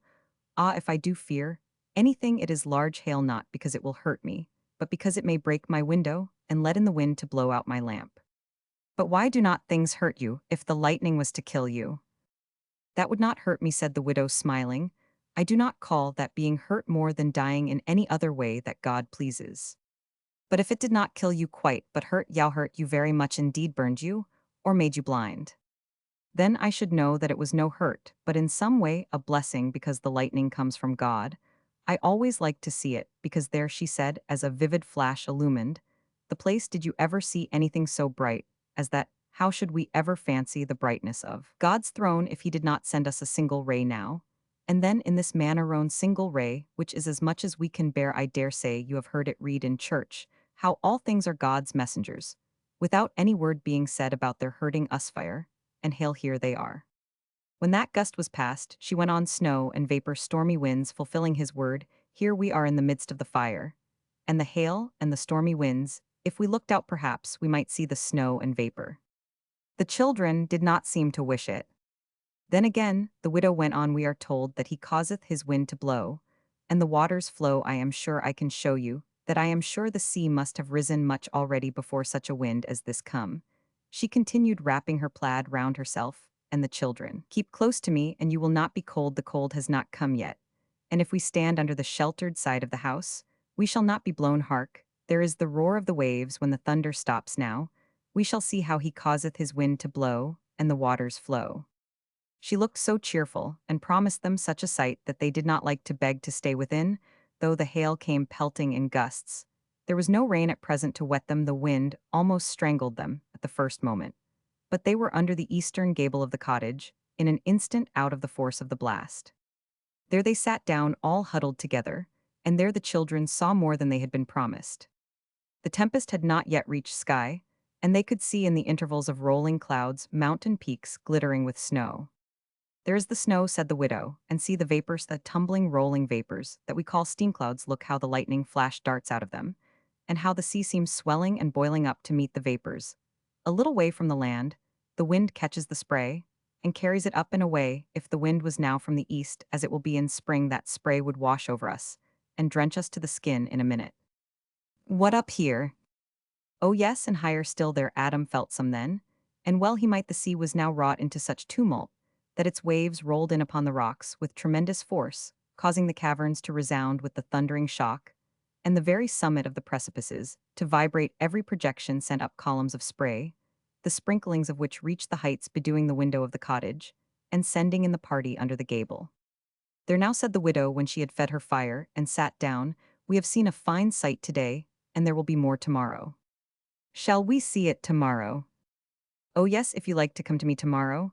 I think I can promise to show you the shore all black with weed, thrown up by the storm, and perhaps we may get some wood. These storms often cast up wood, sometimes even thick logs. We must not touch the logs, they belong to Sir Alexander MacDonald, but we may take the smaller pieces, those of us who can get down before other people have taken them away. If the minister is not aware of this, we must tell him, and the weeds will be good to manure his kilbed if he can find nothing better. Will you go tomorrow and pick up some wood? If I can get down alone, but I cannot climb up and down as I used to do, I will show you something prettier than wood or weed that I picked up after one of these storms when I was younger. And she took out of her chest 3 shells, one very large and handsome, which had been cast upon the western shore some years before. Adam thought this so beautiful that he begged to have it, but the widow could not give it away. She told him she must keep it for a particular reason, but he could see it whenever Li liked to come to her for the purpose. But Adam thought he might pick up such an one himself if he could go tomorrow to the western shore, and his friend could not say that this was impossible. Oh, then would she not go and show him the way? Would she not try? If he and Kate helped her with all their strength, they were very strong. If she would stand up, they would show her how strong they were. She stood up, and they tried to carry her. Their faces were exceedingly red, and they were very near lifting up their friend, and she was laughing and wondering whether they could carry her down the rocks in that way, when the door burst open and Lady Carse appeared. "The children must come home," said she to Annie. "They have no business here. I called them in, my lady, when the thunder frightened them. They should not have come. They should have told you that they were under their parents' displeasure."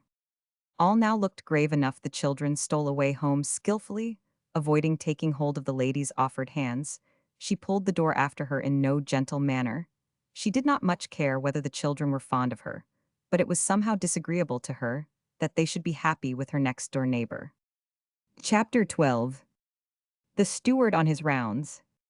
The return of MacDonald's boat was a great event, and especially to the inhabitants of the hillside cottages. MacDonald was accompanied by Sir Alexander's steward, who brought some furniture and finishings for the chapel and the minister's dwelling, and for the first time a parcel for Lady Carse.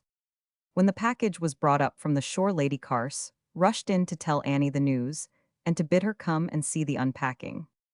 The poor lady was sure that by means of Mr. Johnny, or through some other channel, tidings of her existence and banishment had reached her friends at Edinburgh, and that this parcel contained some warrant of release. With raised color and sparkling eyes, she talked of her departure the next morning, of how it would be best to travel when she once set foot on the main, of how soon she could reach Edinburgh, and whether it would not be better to go first to London to lay her own case, and the treason of her enemies, before the Prime Minister. Mrs. Ruthven agreed to all she said. Mr. Ruthven walked to and fro before the door, stopping at every turn to offer his congratulations. Annie looked anxious and eager. When the package was deposited before the door, and the glee of the party was at the highest, the children capered and shouted. Annie quietly checked this, and kept them by her side, whereupon Lady Carse smiled at Mrs. Ruthven, and said she pitied people who were grave when good fortune befell their friends, and who could not bear even to let children sympathize in it. "You mistake me, madam," said Annie. "If this package was from Edinburgh, I should feel more like dancing myself than stopping the children's dancing. But I sadly fear this comes from no further off than Skye. I know the Skye packages." "Nonsense," cried Lady Carse. "I know nobody in Skye. I hate croakers, Some people take a pleasure in spoiling other people's pleasure. That is a temper that I do not approve of, observed Mr. Ruthven. This life is to some such a vale of tears, that I think it is ungrateful not to pluck the few flowers of innocent pleasure, which grow by the wayside. I should think that a Christian temper would be ready to assist the enjoyment here, my good men. What stupid fellows those men are, cried Lady Carse. They are actually going away, without helping us to uncord the package. She called after them, but in answer to her scolding, the men only stared, which made Lady Carse tell them they were idiots. A word or two from Annie in Gaelic brought them back directly, and obtained from them what aid was needed. Shall I inquire, madam, asked Annie, anything that you may wish to know? No, replied Lady Carse sharply. You speak Gaelic, I think, she said to Mr. Ruthven. Will you learn from the men all you can about this package, and tell me every word they say? Mr. Ruthven bowed, cleared his throat, and began to examine the men. Lady Carse, meantime, said to Mrs. Ruthven, in Anna's hearing, that she must wait and restrain her patience a little while. There was no saying what might be in the package, and they must be by themselves when they opened it. Mrs. Ruthven said she would send the children away, and Annie offered to take them home with her. The children, exclaimed Lady Carse, oh bless them, what harm can they do? Let them stay, by all means. I hope there will be nobody to spoil their pleasure. Annie curtsied and withdrew to her own house. As she shut the door and sank into a chair, she thought how bad her rheumatic pains were. Her heart was swelling a little too, but it soon subsided as she said to herself, a vale of tears indeed, is this life, or rather a waste and howling wilderness to that poor lady with her restless mind? God knows, I would not reckon hardly with her, or anyone so far from peace of mind, nor can I wonder when I pity her so much that others should also, and forget other things, when she is before their eyes. I did think when I heard the minister was coming, but I had no right to expect anything beyond the blessing of the Sabbath, and of burial, and the ordinances, and oh, there is the comfort of the Sabbath, the word is preached, and there is prayer and praise now on Sabbath days for a year to come, or perhaps as many years as I shall live. If this was a place for peace of mind, before what can trouble us, now, the closing psalm of last Sabbath had never been out of her ears and her heart, since she now began to sing it softly at first, but louder as her soul warmed to it. She was soon stopped by a louder sound, a shrill cry from the next house, and presently Mrs. Ruthven rushed in to know what she was to do. Lady Carse was hysterical. The package had contained no news from her friends, but had brought cruel disappointment. It contained some clothing, a stone of sugar, a pound of tea, 6 pecks of wheat, and an anchor of spirits. And there was a slip of paper to say that the same quantity of these stores would be brought yearly by the steward, when he came to collect the heather rent. At this sentence of an abode of years in this place, Lady Carse had given way to despair, had vowed she would choke the steward in his sacks of feathers, that she might be tried for murder on the main, and then she had attempted to scatter the wheat and to empty out the spirits, but that Mr. Ruthven had held her hand and told her that the anchor of spirits was in fact her purse, her means of purchasing from MacDonald and others her daily meat and such service as she needed. But now she was in hysterics, and they did not know what to do next. Would Mrs. Fleming come? Annie thought the lady would rather not see her. Told Mrs. Ruthven how to treat the patient, and begged that the children might be sent to her if they were in the way. The children were with Annie all the rest of the day, for their father and mother were exceedingly busy writing letters to go by the steward. In the evening the steward paid them a visit in his round back to the boat. He was very civil, brought with him a girl, the handiest and comeliest. He said that he could engage among MacDonald's people to wait upon Lady Carse, gave order for the immediate erection of a sort of outhouse for her stores, and desired her to say if there was anything else she was pressingly in want of. She would not say a word to him of one kind or another, but turned him over to the minister. But the minister could not carry his own points. He could not induce the steward to convey a single letter of the several written. That day the steward was sorry, had hoped. It was understood that no letter was to leave the island, no written paper of any kind. While Lady Carse resided there, he would not take these to Sir Alexander. He would not ask him to yield this point even to the minister. Sir Alexander's orders were positive, and it was clear that in these parts that settled the question. While the argument was going on, Lady Carse rose from her seat and passed behind the steward to leave the room. She caught up the letters unperceived, and unperceived, slipped them into the steward's pocket, so that while he bowed himself out declining to touch the letters, he was actually carrying them with him. Helsa, Lady Carse's new maid, witnessed this prank, and not daring to laugh at the moment, made up for this by telling the story to her acquaintance, the widow, when sent for the children at night. That will never do, Annie declared. Harm may come of it, but no good. And this set her thinking. The consequence of her meditation was that she roused the family from their beds when even Lady Carse had been an hour asleep. When Mr. Ruthven found that there was neither fire nor illness in the case, he declared to Annie his disapprobation of untimely hours, and said that if those who had a lamp to keep burning became in time forgetful of the difference between night and day, they should remember that it was not so with others, and that the afflicted especially who had griefs and agitations during the day should be permitted to enjoy undisturbed such rest as might be mercifully sent them. Annie listened respectfully to all this, and acknowledged the truth of it. It was, however, a hope that Lady Carse might possibly sleep hereafter under the same roof with her children, if this night were not lost, which made her take the liberty of rousing the minister at such an hour. She was confident that the steward would either bring back the letters as soon as he put his hand upon them, or destroy them, for such a thing was never heard of, as an order of Sir Alexander's being disobeyed. She had thought of a way of sending a note if the minister could write on a small piece of paper what would alarm the lady's friends she had now, and then at long intervals a supply from a relation from Dumfries of a particular kind of thread which she used to knit into little socks and mittens. For sale. This knitting was now too fine for her eyes, but the steward did not know this, and he would no doubt take her order as he had done before. She believed he would come up to return the letters quite early in the morning. If she had a ball of thread ready, he would take it as a pattern, and this ball might contain a little notia, very small one indeed, if the minister would write it. How would the receiver know there was a note? Asked Mr. Ruthven. It might be years before the ball was used up, Mrs. Ruthven observed, or it might come back as it went. I thought, said Annie, that I would give the order in this way. I would say that I want 4 pieces of the thread, all exactly the same length, as the one that goes. The steward will set that down in his book, and he always does what we ask him very carefully. Then my relation will unwind the ball to see what the length is, and come upon the note, and then I see it all, declared Mr. Ruthven. Do not you, my dear? Oh yes, I see. It will be delightful, will it not, Lady Carse?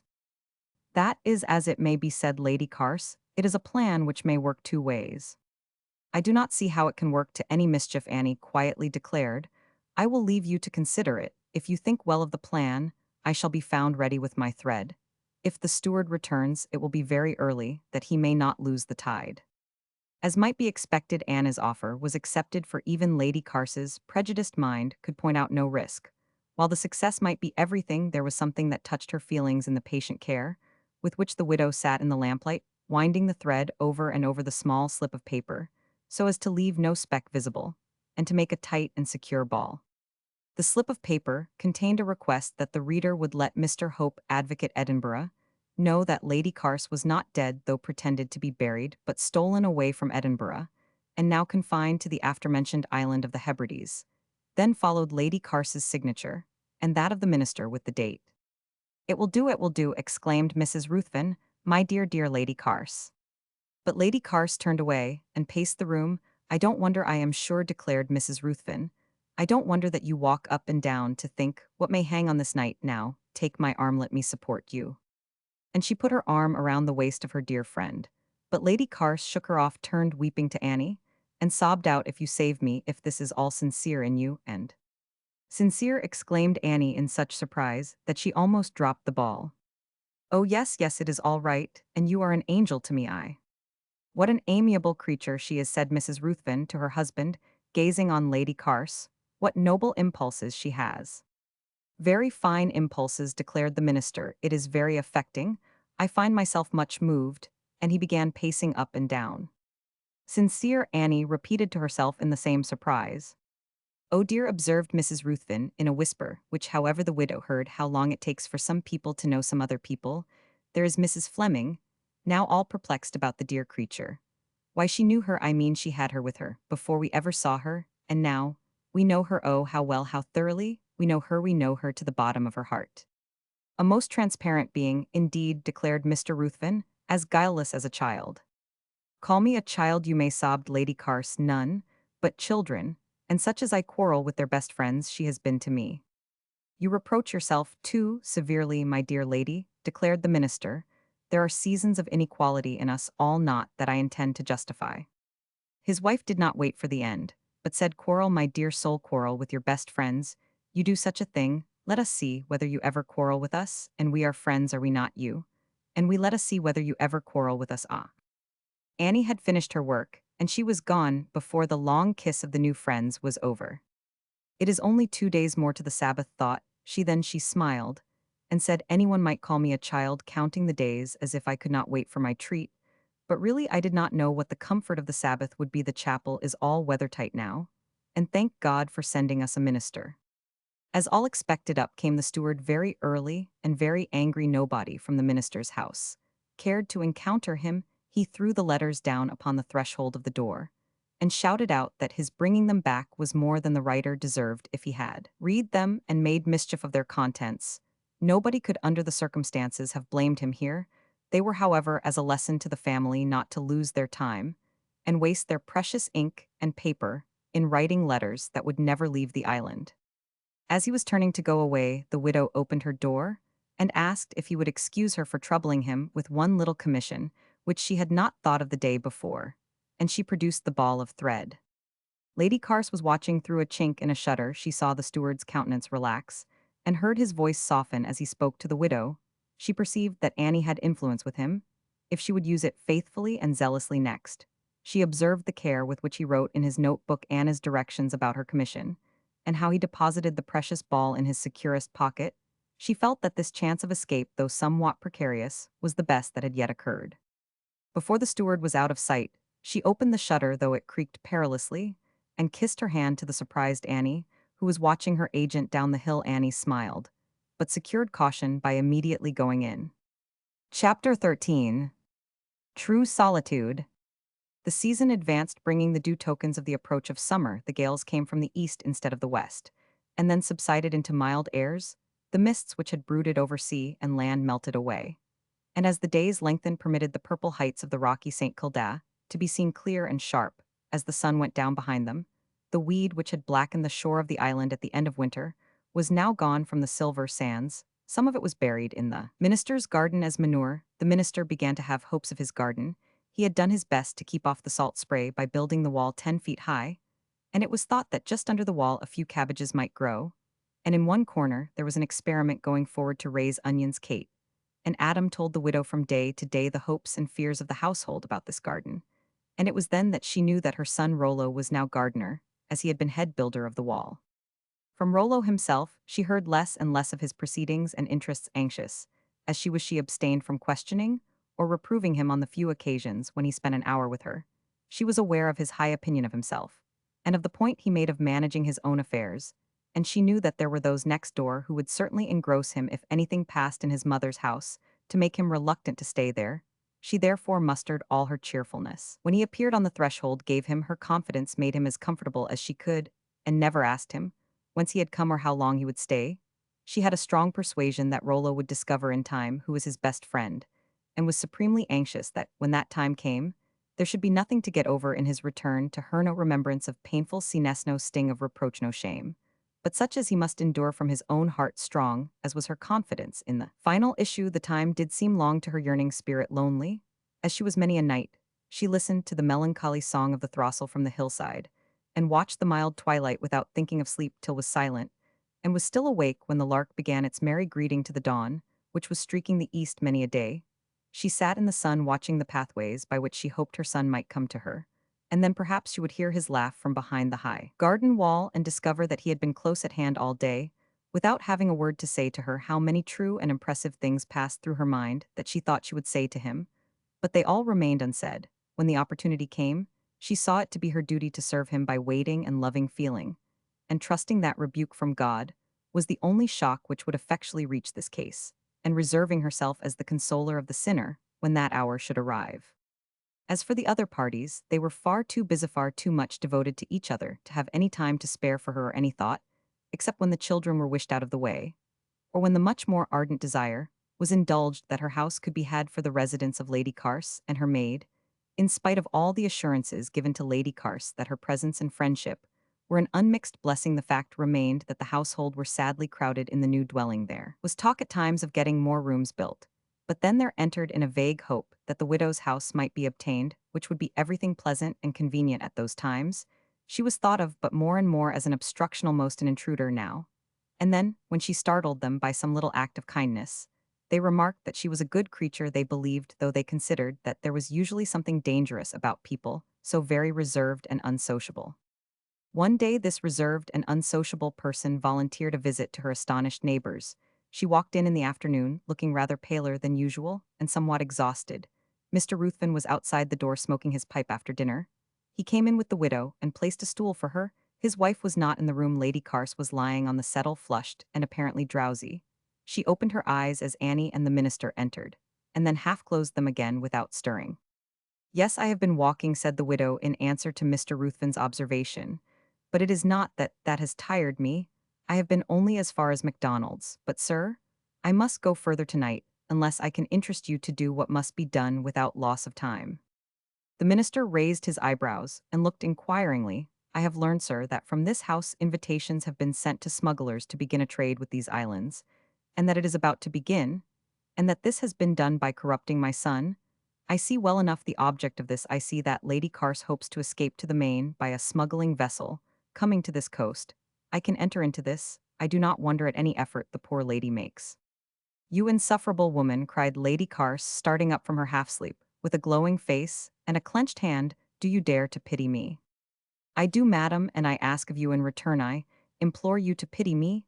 This is the bitterest day to me since that which made my boy fatherless. I have this day discovered that my fatherless boy has been corrupted by those who—" "I do not approve of innuendo," declared Mr. Ruthven. "I recommend you to name names." "Certainly, sir, my son has been made a smuggler by the persuasion and management of Lady Carse, and as I have reason to believe, sir, with your knowledge—" "Here is treachery," cried Lady Carse. "We must make our part good. I know how." She was hastening out when the minister stopped her at the door. She made some resistance, and Annie heard her say something about a pistol on the top of the bed, and the wonder if her father's daughter did not know how to use it. Even in the midst of her own grief, Annie could not but remark to herself how the lady's passions seemed to grow more violent instead of calming down. "You had better go, Mrs. Fleming," said Mr. Ruthven. "Make no disturbance here, but go and I will come in and speak to you." "How soon?" Annie anxiously inquired. "As soon as possible. Immediately. Go now, for Lady Carse is very angry." "I will, sir, but I owe it to you to tell you that the adventure is put an end to. I have been to MacDonald's, and told him, speaking as Rollo's mother, of the danger my son was in, and MacDonald will take care that no smuggling vessel reaches this coast tonight or in future." "Go instantly," exclaimed Mr. Ruthven, and seeing Lady Carse's countenance, Annie was glad to hasten out of her reach. The widow sat down on the threshold of her cottage, awaiting the minister. Her heart throbbed. A blessing might be in store at the end of this weary day. Good might come out of evil. She might now have an opportunity of appealing to her minister Roth, opening her heart to him about the cares which she needed to share with him, and which should have been his cares as pastor. She trusted she should be enabled to speak freely and calmly. She prayed that she might, but her body was exhausted, so that she could not overcome to her satisfaction the agitation of her mind. It did not mend the matter that she was kept waiting very long, and when Mr. Ruthven came out at his own door, it was with some difficulty that Annie rose to make respectful way for him. "Be seated," said Mr. Ruthven, in a tone of severity. "I have much to say to you." Both seated themselves. Mr. Ruthven cleared his throat and said, "It is the most painful part of a pastor's duty to administer reproof, and more especially to members of his flock, whose years should have brought them wisdom and self-control."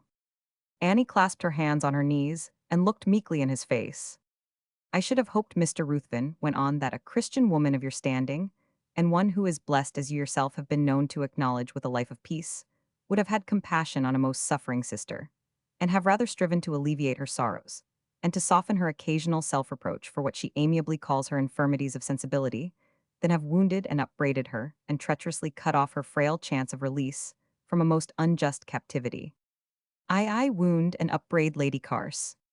Now do not compel me to remind you of what you ought to know full well, the deceitfulness of the human heart.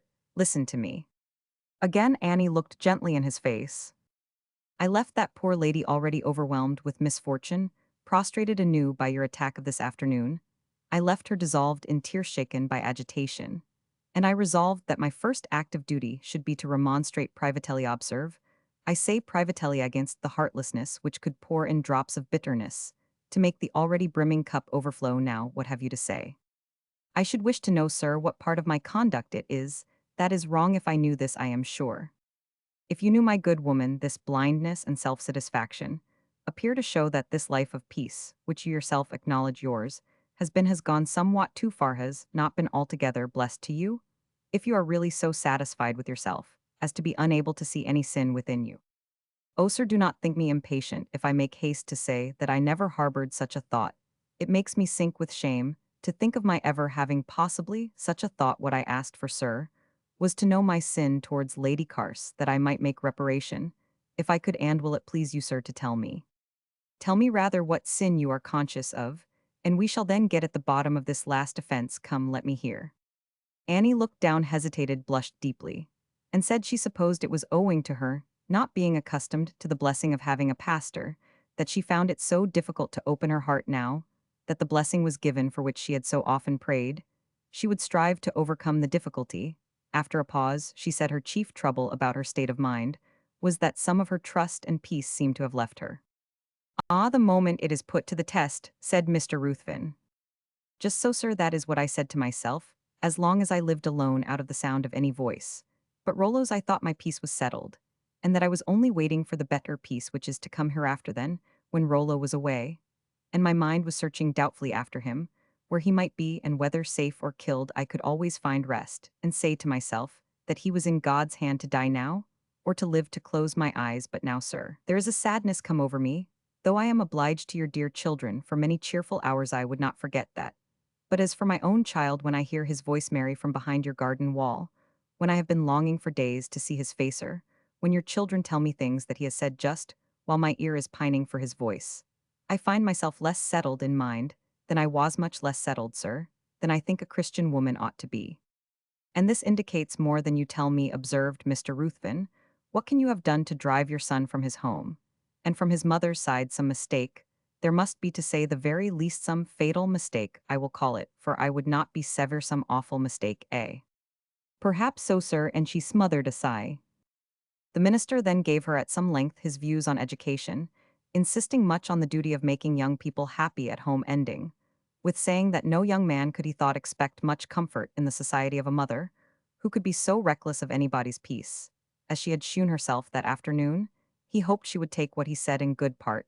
It was not pleasant to him to deal rebuke, but he must not shrink from it, and he rose to go. Certainly, sir, said Annie, rising too, and holding by the bed to steady herself. But, sir, if you would please to tell me particularly what you think I have done so wrong today, sir, you would not have me let my son be made a smuggler. You should. Nothing can be clearer than that. You should. I wonder you need to be told that you should have spoken to me, instead of which you went quietly and told MacDonald. I am sure, sir, I thought you knew all about it. What of that? I am here at hand to be your adviser, not to be treated with disrespect. I leave you now to think over what I have said. I trust the result will be that you will make what reparation you can to Lady Carse, though it is foolish to talk of reparation for the mischief done, is, I fear, irreparable. I leave you to think of this. Good evening.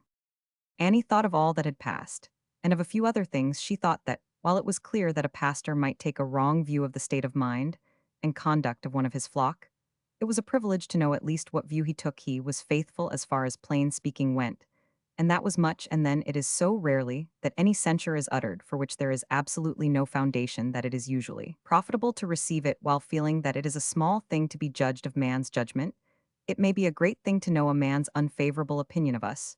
She would soon recover from this conversation, and then, if she had obtained any wisdom from it, it would be, after all, the marking blessing of this day.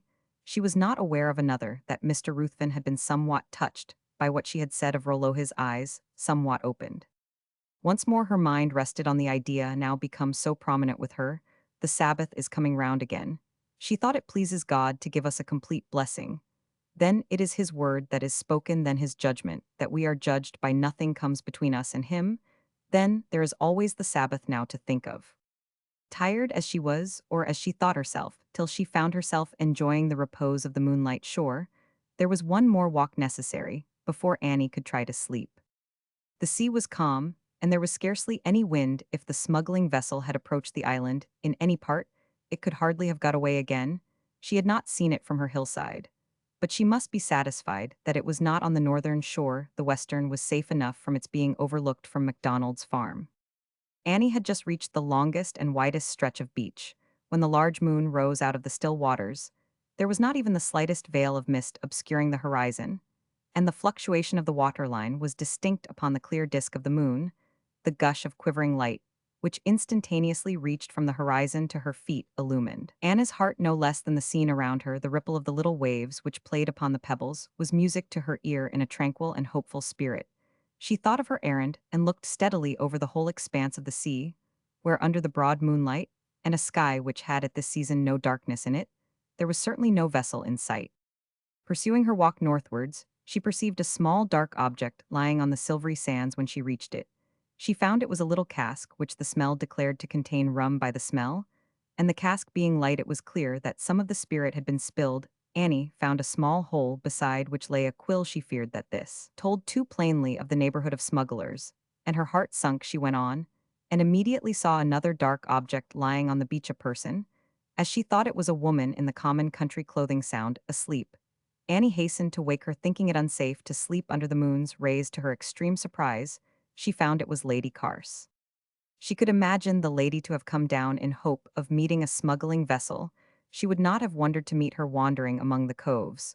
But that, on such an errand at such a time, she should be asleep was surprising.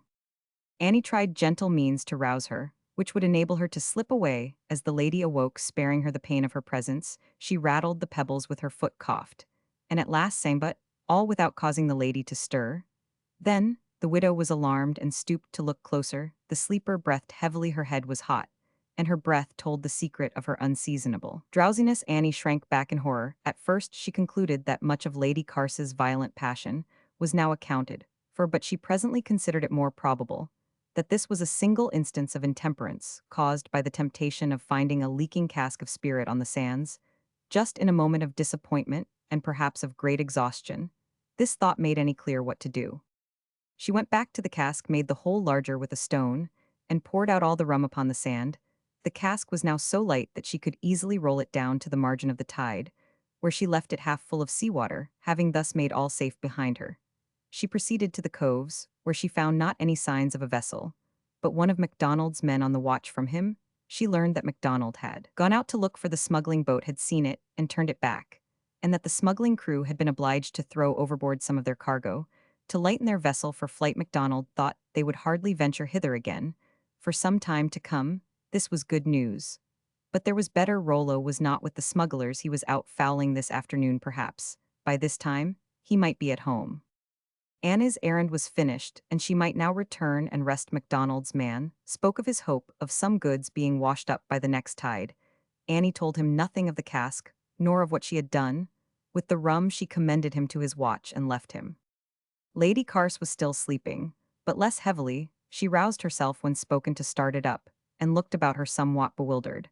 "I took the liberty, madam, of speaking to you, to waken you," said Annie, "because the moon is up, and was shining on your head, which is considered bad for the health."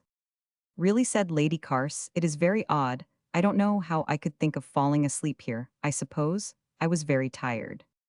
"You look so now, madam. Better finish your sleep at home, and first, if I may advise, you will throw some salt water on your head, and drink some fresh at the spring when we come to it.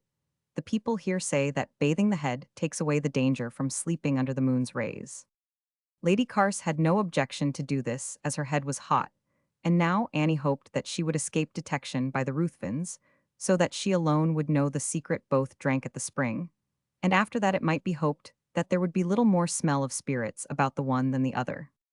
When they passed the cask, now beginning to float in the rising tide, Lady Carse started. It was clear that she now remembered what had made her sleep. "There is a cask," said she in her hurry. "Yes, a cask of seawater," Annie quietly observed. "I emptied out the bad stuff that was in it, and—" "You did what right had you?"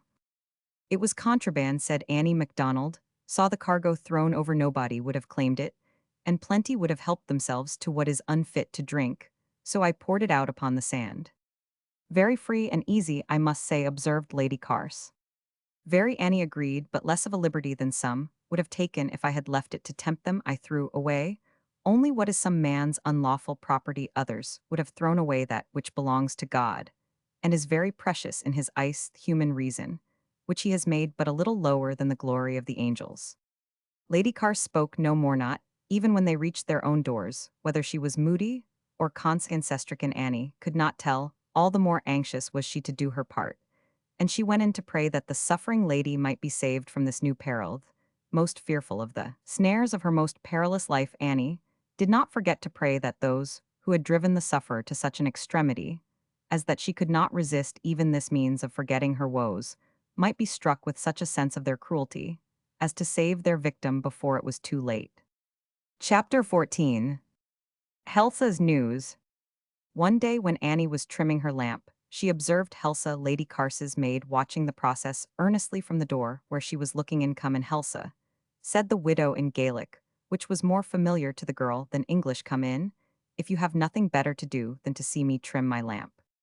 "I am afraid about that lamp, and that is the truth," replied Helsa. "I had charge of a lamp at McDonald's once when my mother went to the Main for a week. But then if it went out, nobody was much the worse. If this one goes out, and anybody drowns in the harbor, and the blame is mine, what shall I do?" "The blame yours," said the widow, looking at her. "Yes, when you live at McDonald's, and I have to keep the lamp, I am not sure that I can keep awake all the night when winter comes, but they say I must." Helsa was surprised to find that the widow knew nothing of the plan that Lady Carse now talked of more than anything else, that Annie was to go and live at McDonald's, that Lady Carse and her maid might have the widow's house where Helsa was to do all the work in the day, and to keep the lamp at night. The girl declared that the family never sat at meals without talking of the approaching time when they could all have more room and do whatever they pleased. Adam had cried yesterday about the widow going away, but he had been forbidden to cry about what would make Lady Carse so much happier. And when Kate had whispered to him that Lady Carse would no longer live in their house, Adam had presently dried his tears and began to plan how he would meet the widow sometimes on the western sands to pick up the fine shells she had told him of. Helsa went on to say that she could have cried longer than the boy, for she was afraid to think of being alone with Lady Carse at times when Annie interrupted her by saying with a smile, "You need not have any dread of living in this house, Helsa. I have no thought of leaving it. There is some mistake." Helsa was delighted with this assurance, but she proved her point that the mistake was not hers, that such a plan was daily, almost hourly, spoken of next door. As settled, she was going on to tell how her mistress frightened her by her ways, her being sleepy in the afternoons, unless she was very merry or dreadfully passionate, and so low in the mornings that she often did little but cry. But the widow checked this while at Mrs. Ruthven's house Helsa should make no complaints to anybody else, or if she had serious complaints to make, it should be to MacDonald. Helsa pleaded that MacDonald would then perhaps take away the anchor of spirits, as being at the bottom of the mischief. And then Lady Carse would kill her. She had once shown her a pistol, but nobody could find that pistol now. Helsa laughed, and looked as if she could have told where it was in a moment. However, she was grave enough, hearing herself called by her mistress. "I shall say I came to learn about the lamp," said she, "and that is true, you know." "Why do not you speak English, both of you?" demanded Lady Carse. "From the door you both speak English. I will have no mysteries. I will know what you were saying." Helsa faltered out that she came to see how Widow Fleming managed her lamp. "Was it about the lamp that you were talking? I will know." "If we had any objection, madam, to your knowing what we were saying," interposed Annie, "we are by no means bound to tell, but you are quite welcome to it. I have been assuring Helsa that there is some mistake about my leaving this house. Here have I lived, and here I hope to die." "We must talk that matter over," declared Lady Carse. "We are so crowded next door that we can bear it no longer, and I must live in sight of the harbor, you know." And she went over all the old arguments while she sent Helsa to bring in Mr. Ruthven, that he might add his pastoral authority to her claims. After having once declared herself immovable, Annie bore all in silence the pleas that her lamp was so seldom wanted that it would be well tended for her while she could sleep all night, and every night that it had become a passion with Lady Carse to obtain this house, and that anyone was an enemy who denied her. The only thing she could enjoy these pleas Annie listened to in silence, and then to reproaches on her selfishness, her obstinacy, her malice and cruelty. When both her visitors had exhausted their arguments, she turned to Lady Carse, and intimated that now they had all spoken their minds on the subject, she wished to be alone in her own house. Then she turned to Mr. Ruthven, and told him that whatever he had to say as her pastor she would gladly listen to. In some other place than this, he declared with severity, "I have tried rebuke and remonstrance here beside your own hearth, with a perseverance which I fear has lowered the dignity of my office. I have done. I enter this house, no more as your pastor." Annie bowed her head and remained standing. Till they were gone then, she sank down melting into tears. This then, and her heart swelled at the thought, this then, is the end of my hopeth brightest hope I ever had since my great earthly hope was extinguished. I thought I could bear anything if there was only a pastor at hand. And know but there is my duty still nothing can take that away, and I am forgetting that, at this very moment, when I have so little else left crying in this way, when I want better eyes than mine, are now for watching the sea I have shed too many tears in my day more than a trusting Christian woman should, and now, I must keep my eyes dry and my heart firm for my duty. And I cannot see that I have done any wrong in staying by the duty that God gave me, and the house that I must do it in with this house and God's house. And her thoughts recurred as usual to the blessing of the Sabbath. She should still have a pastor in God's house, if not in her own. And thus she cheered her heart, while she bathed her eyes that they might serve for her evening gaze over the sea. She was destined, however, to be overtaken by dismay on the Sabbath. And in that holy house, where she had supposed her peace could never be disturbed, the pastor read and preached from the passage in the 18th chapter of Matthew, which enjoins remonstrance with sinners first in private, then in the presence of one or two witnesses. And at last before the church the passage was read so emphatically that Annie's heart beat thick and fast. But this did not prepare her for what followed in his sermon. The pastor explained that though the scriptural expression was, "If thy brother trespass," the exhortation was equally applicable to any Christian sister who should offend. He declared that if any Christian sister was present who was conscious of having trespassed on the comfort and natural feelings of an afflicted and persecuted personage, whom they had the honor to entertain among them, he besought the offending sister to inquire of herself whether she had not been rebuked first alone, then in the presence of a witness solas in vain, and whether therefore the time had not come for a rebuke before the church. He would however name no one, but leave yet some place for repentance, and so forth. Anna's natural dismay, terrible as it was, soon yielded before the appeal to her conscience, which the pastor supposed would appall her. She knew that she was right, and in this knowledge she raised her bowed head, and listened more calmly than many others. If there had been any doubt among the small congregation as to who was meant, Lady Carse would have dispersed it. She sat in the front row with the minister's family, unable to restrain her vindictive satisfaction. She started up and pointed with her finger, and nodded at Annie. The pitying calm gaze with which Annie returned the insult went to many hearts, and even to Mrs. Ruthven's, so far so that she pulled the lady by the skirt and implored her to sit down. There are many precious things which remain always secrets to those who do not deserve to know them. For instance, tyrants know nothing of the animating and delicious reaction which they cause in the souls of their victims.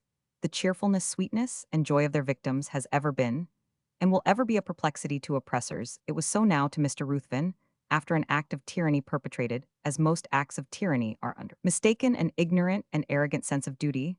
Not only did the widow stand up with others for the closing psalm, her voice was the firmest, sweetest, clearest in the assembly, so sweet and clear that it came back even upon her own ear with a sort of surprise. As for others, all were more or less moved, but their emotion had the common effect of making them draw back from the object of it.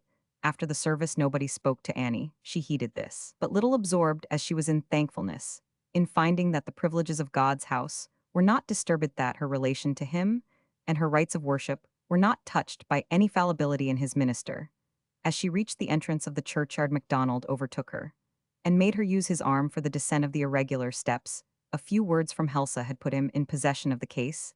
He desired the widow not to think for a moment of leaving her house. Everybody wished to do what could be done to reconcile the stranger lady to her abode in the island, but there was a point beyond which he was sure Sir Alexander would not permit encroachment. His advice was to serve and please her in small affairs, and leave it to Sir Alexander to deal with her in such an important one as her having a house to herself. Annie smiled, and said this was exactly her plan. That evening was to the inhabitants of the island the most memorable one of the year, off the generation, off the century. This was not fully known at the time. The most memorable days often appear just like other days till they are past, and though there was some excitement and bustle this evening, no one on the island saw the full meaning of what was before his eyes. A little before sunset the widow plainly saw a larger vessel than often visited those seas approaching from the southwest. It was larger than MacDonald's sloop. She was straining her eyes to see whether it had two masts or three, when she heard the children's voices below. She called them up to her platform for the help of their young eyes. But when they came, they could spare little attention for the distant vessel, so full were they of the news that their mother had run down to the harbor. to try to speak to some sailors who had landed from a boat which had come up the harbor, while everybody was at church. It was such a pity that their father was gone just at this time, to visit a sick person at MacDonald's farm. But their mother went directly as fast as she could run, and Lady Carse and Helsa were to follow her as soon as Helsa had put up a bundle. To recall Mr. Ruthven was the first thing Annie thought if she did not venture to send the children over for him, lest their hurry and excitement, or any air of mystery, should give the alarm to MacDonald. She set out alone, doubtful as she was how, and how soon she could accomplish the walk, and bitterly lamenting that her son was not within call. With her best exertions her progress was so slow that she met the pastor a quarter of a mile from MacDonald's house. Breathless as she was, Mr. Ruthven would have from her a full, true, and particular account of all she knew, and many declarations that she did not know as much again. Before he would walk on at last, however, he did set forth quickly on the shortest path to the harbor, while Annie turned slowly homewards over the ridge. She was on the hillside not far from home when she saw the well-known group of neighbors, the pastor's family, coming homeward slowly, and with many delays she heard loud angry voices, and when she approached she saw tokens of distress in them. All Mr. Ruthven was very pale, and Helsa, very red. Mrs. Ruthven was in tears, and Lady Carse's clothes and hair were dripping, wet. It was clear that she had been in the water. "Alas, you have missed the boat," exclaimed Annie. Lady Carse had just lost the chance of escape, as all believed, and all were now quarreling as to whose fault it was. Mrs. Ruthven was turning back from the shore breathless from haste and vexation, as Lady Carse and Helsa came down the boat with several armed men, and it had pushed off when Mrs. Ruthven appeared. They made no reply to her signs, but lay on their oars at a little distance from the beach, till Lady Carse and her maid came down after some delay, and many signals of entreaty from the ladies. The boat again approached, and the man in command of it was told that a lady of quality wrongfully imprisoned in this island desired to be carried to the Main, and that once among her friends in Edinburgh, she could give rewards for her escape to any amount.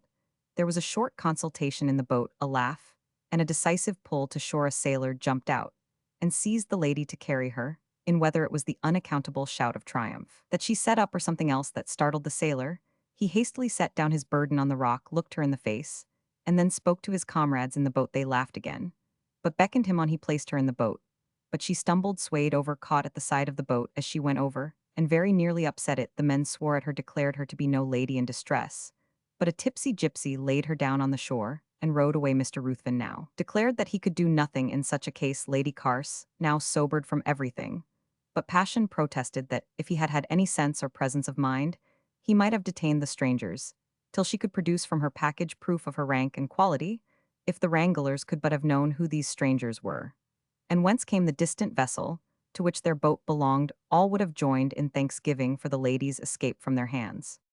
Annie had no more suspicion of the truth than they. She could only attempt to calm them, and make the best of matters, by showing that possibly all might not be over. Yet it was now nearly dark. If she could light 2 lamps for this once, it might bring back the boat. If the people on board were familiar with her light, and its purpose, the singular circumstance of its being double might attract their curiosity. If strangers, they might attend to the signal from prudence. Mr. Ruthven, being extremely cross, could see nothing but nonsense in this plan. Lady Carse, being offended with her friends, thought it the wisest and most promising scheme conceivable. Mr. Ruthven would not hear of spending a night down in the harbor watching for a boat, which would never come to ask such a thing of him after his Sabbath day's services, and all for a woman's freak, was such a thing as he would not describe. He could not think of doing such a thing. Lady Carse said he was no friend of hers if he did not, while Mrs. Ruthven trembled and wept. Annie said that if she could only learn where Rollo was, all would be easy. Rollo would watch in the harbor, she was sure.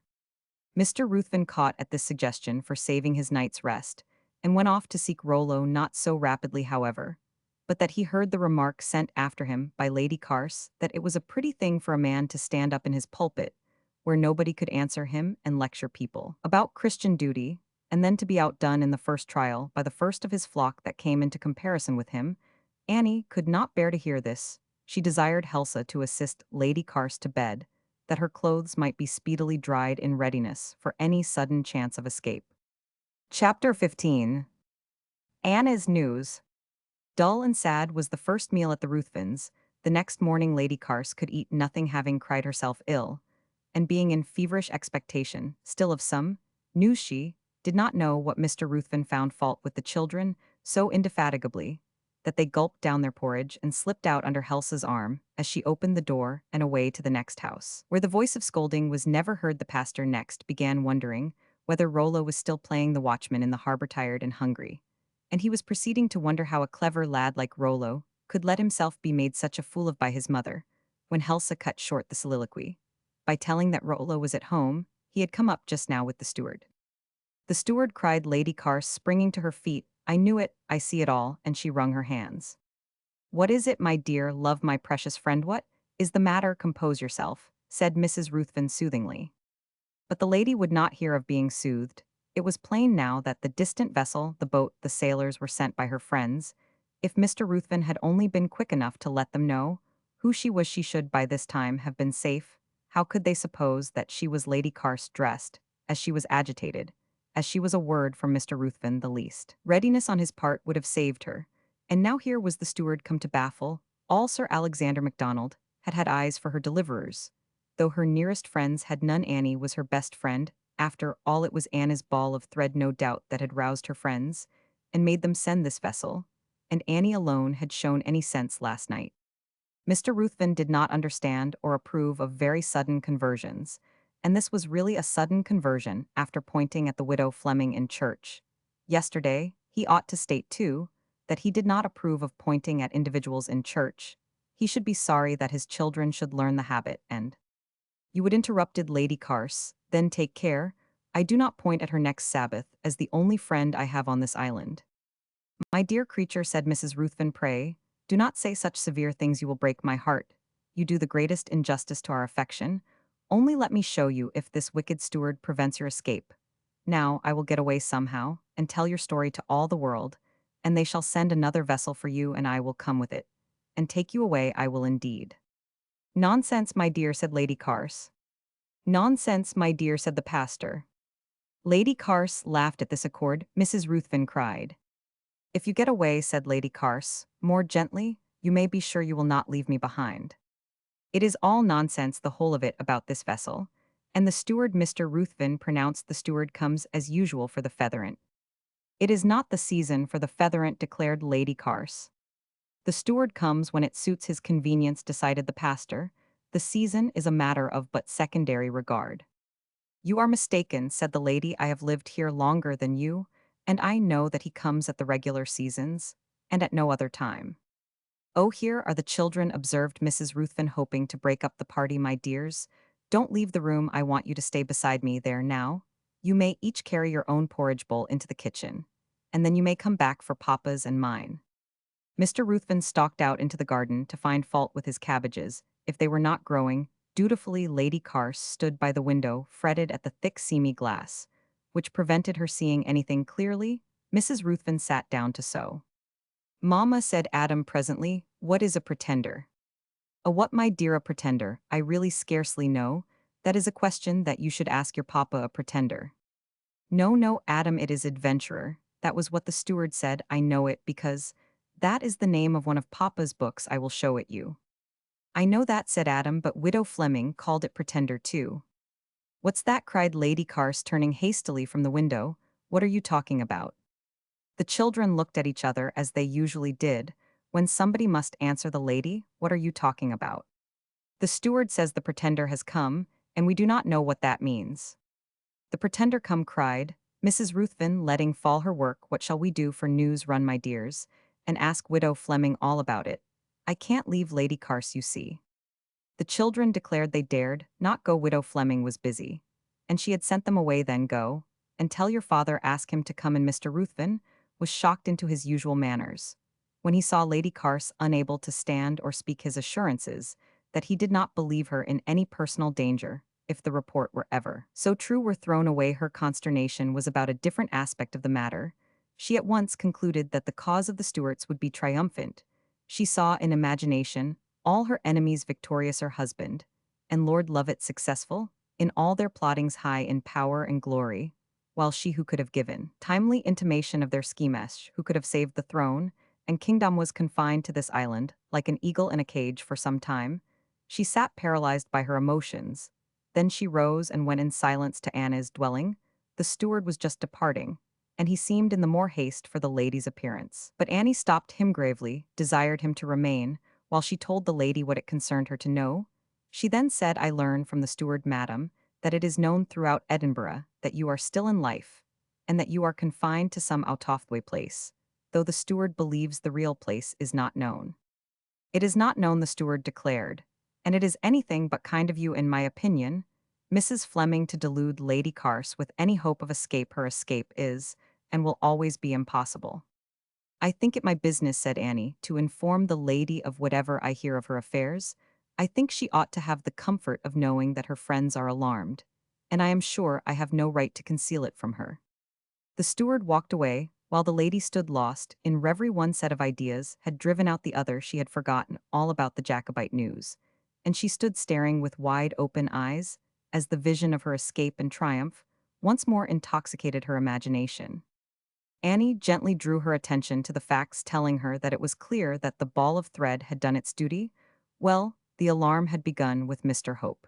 The advocate, he had demanded that the coffin supposed to contain the remains of Lady Carse should be taken up and searched. When he appeared likely to obtain his demand, Lord Carse had avoided the scandal of the proceeding by acknowledging that it had been a sham funeral. Annie believed that now the lady had only to wait as patiently as she could, in the reasonable hope that her friends would not rest until they had rescued her. At this moment Lady Carse's quick sense was caught by Adam's pulling the widow's gown and asking in a whisper, what is a pretender? And by Anna's soft reply, hush, my dear. Hush, do you say? Exclaimed Lady Carse with a start. What do you mean by saying hush? Is the pretender come? Answer me. Has the pretender landed in Scotland? He has not landed, madam. He is in yonder vessel. You had a great deliverance, madam, in not being taken away by his boat last night. Deliverance? There is no deliverance for me, said the lady. Every hope is dashed. There is no kindness in holding out new hopes to me. My enemies will not let me stay here now my friends know where to find me. I shall be carried to St. Kilda, or some other horrible place. Or if they have not time to take care of me, while they are setting up their new king, they will murder me. Oh, I shall never live to see Edinburgh again, and my husband and Lovett will be lording it there, and laughing at me and my vain struggles during all these years, while I lie helpless in my grave, or tossing like a weed in these cruel seas. If God will but grant my prayer, and let me haunt them. Stop, stop, do not go. I must, madam, if you talk so. Stop, I want to know about this pretender. Why did you not tell us sooner? Why not the moment you knew? I considered it was the steward's business to tell what he thought proper, but I have no objection to give all the particulars. I know he whom they call Prince Charlie is in yonder vessel, which carries 18 guns. It cannot hold many soldiers, and Sir Alexander does not believe that he will be joined by any from his islands. He is thought to have a good many officers with him. How many? Some say 20, some say 40. It is pretty sure that Glengarry will join him. Glengarry, then all is lost. Sir Alexander thinks not. He and MacLeod have written to the Lord President that not a man from these islands will join. They have written to Duncan Forbes now. If they were wise, they would send me to him. You need not look so surprised. He is a friend of mine, and glad enough he would be at this moment to know what I could tell him of the Edinburgh Jacobites. Where is the Lord President at this time? In the north, I think, preparing against the rising. I at his own place near Inverness. If I could but get a letter to him, perhaps. He knows already that I am not dead. If I could see Sir Alexander, oh, there are so many ways opening if I had, but the least help from anybody, to use the opportunity. Sir Alexander ought to know that I am a loyal subject of King George, and that my enemies are not. True, said Annie. I will endeavor to speak to the steward again before he sails and tell him that. I will speak to him myself. Ah, I see your unwillingness. But I have learnt it would be strange if I had not. Oh, trust nobody with my business with Prince Charlie. So near, there is no saying who is a Jacobite, and who is not. I will see the steward myself. Annie knew that this would fail, and so at Roman 999, the steward's dispositions were not improved by the lady's method of pleading. He told her that Sir Alexander's loyalty to King George had nothing to do with his pledge that Lord Carse should never more be troubled by her. He had pledged his honor that she should cause no more disturbance, and no political difficulties would make him forfeit his word. The steward grew dogged during the interview. Did her friends in Edinburgh know that she was alive? She demanded. Perhaps so. Did they know where she was? Perhaps so. Then should she be carried somewhere else? Perhaps so. To some wretched outlandish place further in the ocean, perhaps so. Would they murder her, rather than yield her up, perhaps so? The steward's heart smote him as he said this, but he forgave himself on the plea that the vixen brought it all upon herself, so, when she asked the further question, "Is there any chance for the pretender, any danger, that he may succeed?" the answer still was perhaps so. Mr. Ruthven, who was prowling about in search of news, heard these last words, and they produced a great effect upon him. Chapter 16. Timely Evasion. Mr. Ruthven was walking up and down his garden that afternoon, in a disturbed state of mind, when his wife came to him, and asked him what he thought Lady Carse could be in want of. She was searching among his books and boxes, as if she wanted something. He hastened in. "Yes," Lady Carse replied in answer to his question, "I want that pistol that used to be kept on the top of your bed. You need not look so frightened. I am not going to shoot you, nor anybody you ought to care for." "I should like to understand, however," observed the pastor. "It is unusual for ladies to employ firearms, I believe, except in apprehension of the midnight thief, and I am not aware of any danger from burglars in these islands." "Why, no," replied the lady, "we have no great temptation to offer to burglars, and nothing to lose worth the waste of powder and bullet."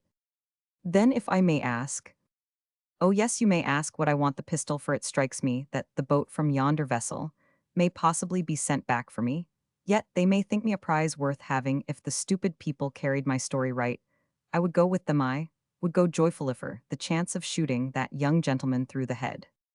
"Young gentleman," repeated Mr. Ruthven aghast. "Yes, the young pretender my father lost his life for shooting a Lord President. His daughter is the one to go beyond him by getting rid of a Prince Charlie. It would be a tale for history that he was disposed of among these islands by the bravery of a woman. Why you look so aghast?" she continued, turning from the husband to the wife. "That yes, yes, oh ho, I have found you out. You are Jacobites. I see it in your faces. I see it there now. Don't deny it. Jacobites, you arrant, henceforth my enemies." With stammering eagerness, both husband and wife denied the charge. The fact was they were not Jacobites, neither had they any sustaining loyalty on the other side. They understood very little of the matter either way, and dreaded above everything being pressed to take any part. They thought it very hard to have their lot cast in precisely that corner of the empire, where it was first necessary to take some part before. Knowing what the nation or the majority meant to do first, they prevented the ladies finding the pistol, as the safest proceeding on the whole. Next, they wished themselves 1,000 miles off so earnestly, and so often that it occurred to them to consider whether they could not accomplish a part of this desire, and get 100 miles away, or 50 or 20 somewhere, at least out of sight of the pretender's privateer. In a few hours the privateer was out of sight, gone, about north. The steward declared for supplies, as nobody was willing to give them any help, while under the shadow of MacDonald and MacLeod in the evening, little Kate rushed into Anna's cottage, silently threw her arms about the widow's neck, and almost strangled her. With a tight hug, Adam followed, and struggled to do the same. When he wanted to speak, he began to cry, and grievously. He cried, sobbing out, "What will you do without me? You can't see the boats at sea well now, and soon perhaps you will hardly be able to see them at all, and I was to have helped you, and now what will you do?" "And Papa would not let us come sooner," said the weeping Kate, "because we had to pack all our things in such a hurry. He said we need not come to you, till he came to bid you good-bye, but I made haste, and then I came." "But my dears, when are you going? Where are you going?" "Oh, we are going directly. The steward is in such a hurry, and Papa says we are not to cry, and we are not to come back any more, and we shall never get any of those beautiful shells on the long sands that you promised me, and—" Here Mr. Ruthven entered. He had no time to sit down. He told the children that they must not cry, but that they might kiss their friend, and thank her for her kindness to them, and tell her that they should never see her any more. There was so much difficulty with the sobbing children on this last point that he gave it up for want of time, threatening to see about making them more obedient when he was settled on the mainland.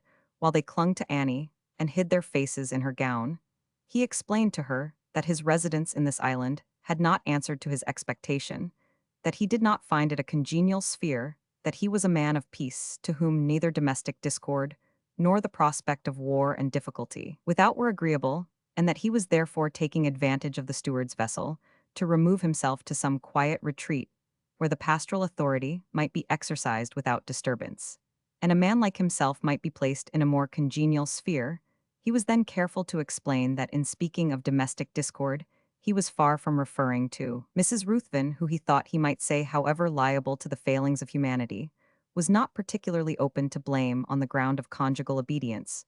She was in fact an excellent wife, and he should be grieved to cause the most transient impression to the contrary. It was in truth another persona casual inmate of his family whom he had in his eye a lady who. I understand, sir, if you will allow me to go home with you. Permit me to conclude what I was saying. Mrs. Fleming, that unhappy lady in favor of whose temper it is impossible to say anything, has caused us equal uneasiness by another tendency of lady a tendency to indulge. But Annie did not at such a moment stand upon ceremony. She was by this time leading the children home, one in each hand. So you are really going away? And immediately said she to Mrs. Ruthven. Immediately replied the heated, anxious Mrs. Ruthven. Where is Lady Carse? The question again brought tears into Mrs. Ruthven's swollen eyes. I do not know. Mr. Ruthven wishes to be gone before she returns from her walk. We leave her the entire house to herself, declared the pastor, now entering. Will you bear our farewell message to her, and wish her joy from us of being possessor of the whole house and of. Here she comes, said Annie quietly. Lady Carse, she said, this is a remarkable day. Here is another way opening for your deliverancy, a way which appears to me so clear that you have only to be patient for a few weeks or months before your best wishes are fulfilled. Mrs. Ruthven will now be able to do for you what she has so often longed to do. She is going to the Main, perhaps to Edinburgh. She will see Mr. Hope and others of your friends, and tell your story. She will not have anything of the sort to do, interrupted Lady Carse. I shall go and do it myself. I told her some time since that, whenever she quitted this island, I would not be left behind. I shall do my own business myself, if you please. That is well, interposed the pastor, because I promised the steward, passed my solemn word to him, as a condition of my departure, that it should never become known through me, or mine, that Lady Carse had ever been seen by any of us. I entirely approve of Lady Carse managing her own affairs. Annie found means to declare solemnly to Mrs. Ruthven her conviction that no such promise could be binding on her, and that it was her bounden duty to spare no effort for the poor lady's release. She was persuaded that Mrs. Ruthven thought and felt with her, and that something effectual would at last be done. The children now most needed her consolations. Do not be afraid, she said cheerfully to them. I shall never forget you. I shall think of you every day. Whenever you see a seabird winging over this way, send me your love. And when I see our birds go south, I will send my love to you. And whenever, said Helsa, you see a light over the sea, you will think of Widow Fleming's lamp, want you. And whenever, said Lady Carse with a solemnity which froze up the children's tears, and made them look in her face, whenever in this world, or the next, you see a quiet angel keeping watch over a sinful, unhappy mortal, you may think of Widow Fleming and me, will you? The awestruck children promised with a sincerity and warmth which touched Lady Carse with a keen sense of humiliation, not the less keen, because she had brought it upon herself by a good impulse. The pastor and his family were presently gone, and without Lady Carse, the steward guarded against that by bringing MacDonald to fasten her into her house, and guard it till the boat should be out of reach. Annie did not intrude upon her unhappy neighbor for the first few hours. She thought it better to wait till she was wished for. Our pastor gone, thought she, as she sat alone. No more children's voices in this dwelling, no more worship in the church on Sabbaths. Thus is our Father always giving and taking away, that we may fix our expectations on him alone, but he always leaves us. Enough he leaves us our duty, and our Sabbaths, whether the church be open or in ruins. And he has left me also an afflicted neighbor to comfort and strengthen. Now that she thinks she depends on me alone, I may be the better able to lead her to depend on him. And she was presently absorbed in meditating how best to do this most needful work. Chapter 17. The lamp burns. Annie had supposed that her life would be almost as quiet an one as it used to be when the minister and his family were gone. Lady Carse was her neighbor, to be sure, but every day showed more and more that even to such restless beings as Lady Carse, a time of quiet must come. Her health and strength had been wasting for some months, and now a change came over her visibly from week to week. She rarely moved many yards from the house, spending hours of fine, whether in lying on the grass looking over the sea, and when confined to the house by the cold, in dozing on the settle. This happened just when her prison was as it were thrown open, or at least much less carefully guarded than ever before. Prince Charlie's successes were so great as to engross all minds in this region. And almost throughout the whole of the kingdom, wherever the Macdonalds and the Macleods had influence, there was activity day and night. Every man in either clan, every youth capable of bearing arms was raised and drilled and held in readiness to march, as soon as arms should be provided by the government. Annie had many anxieties about Rolla, many feelings of longing and dread to hear where he was, and what he was doing. The first good news she had was that of the whole population of Skye and the neighboring islands not one man had joined the pretender. The news was carefully spread in order that it might produce its effect on any waivers that Sir Alexander MacDonald had written to Lord President Forbes that not one man under him or MacLeod had joined the pretender's army, and that he should soon be ready to march a force of several hundred men, if arms could be sent or provided for them against their arrival at Inverness. Meantime, no day passed without the men being collected in parties and exercised with batons in the absence of firearms. Rollo came to the very first drill which took place on the island, and great was his mother's relief, and great the satisfaction with which she made haste to equip him, according to her small means, for a march to Inverness. Here was an object, too, for Lady Carse. She fretted sadly, but not quite idly, about her strength failing just now, when boats came to the island, so often that she might have had many chances of escape, if she could now have borne night watching and exposure to weather and fatigue. She complained and wept much, but all the time she worked as hard as Annie to prepare Rollo for military service. For her very best chance now appeared to be his seeing Lord President Forbes and telling him her story. The widow quite agreed in this, and it became the most earnest desire of the whole party, Helsa's sympathies being drawn in, that the summons to march might arrive. Somebody was always looking over towards Skye, and there was so much traffic on these seas at present that some new excitement was perpetually arising. Now a meal bark arrived telling of the capture of others by the prince's privateer, and next there was a seizure of fish for the king's service. Now all eyes were engaged for days together in watching the man-of-war, which hovered round the coasts, to prevent the rebels being reinforced by water and arms being landed from foreign vessels. And then there were rumors and sometimes visions of suspicious boats skulking among the islands, or a strange sail being visible on the horizon. Such excitements made the island appear a new place, and changed entirely the life of the inhabitants. The brave enjoyed all this, the timid sickened at it, and Lady Carse wept over it as coming too late for her. The lady looks ill, the steward observed to the widow Fleming one day, when, as often happened now, he came without notice. She is so shrunk, she is not like the same person. Annie told how she had lost strength and spirits of late. She had not been down even to the harbor for 2 months. It is a change," said the steward. "I was saying to MacDonald just now that we have been rather careless of late, having had our heads so full of other matters. I almost wondered that she had not slipped through our fingers in the hurry and bustle. But I see now how that is. However, MacDonald will keep a somewhat stricter watch, for, as I told him, it concerns Sir Alexander's honor all the more that she should not get loose now that those who committed her to his charge are under suspicion about their politics. You see, the secret is getting out now, reason of her punishment. She wanted to ruin them, no doubt, by telling what she knew, and they put her out of the way for safety. Is her husband with the pretender, then, and is Lord Lovat on that side? They are the two she is most angry with. Lord Carse is safe enough. He is a prudent man. He could not get into favor with the king, and the minister knew too much harm of him. For that so, he has made himself a courtier of the Prince of Wales. He has no idea of being thrust upon the dangers of rebellion, while the event is uncertain, so he attaches himself in a useless way to the reigning family. And if Prince Charlie should succeed, Lord Carse can easily show that he never favored King George or his minister, or did them any good. As for Lovat, he is ill and quiet at home. Which side is he on? He complains bitterly of his son being disobedient to him, and put upon his disobedience by his Jacobite acquaintance. If the young man joins Prince Charlie, it is thought that his father will stand by King George, that the family estates may be safe whichever way the war ends. Bless me, what a sigh one would think. Come now, what's the matter?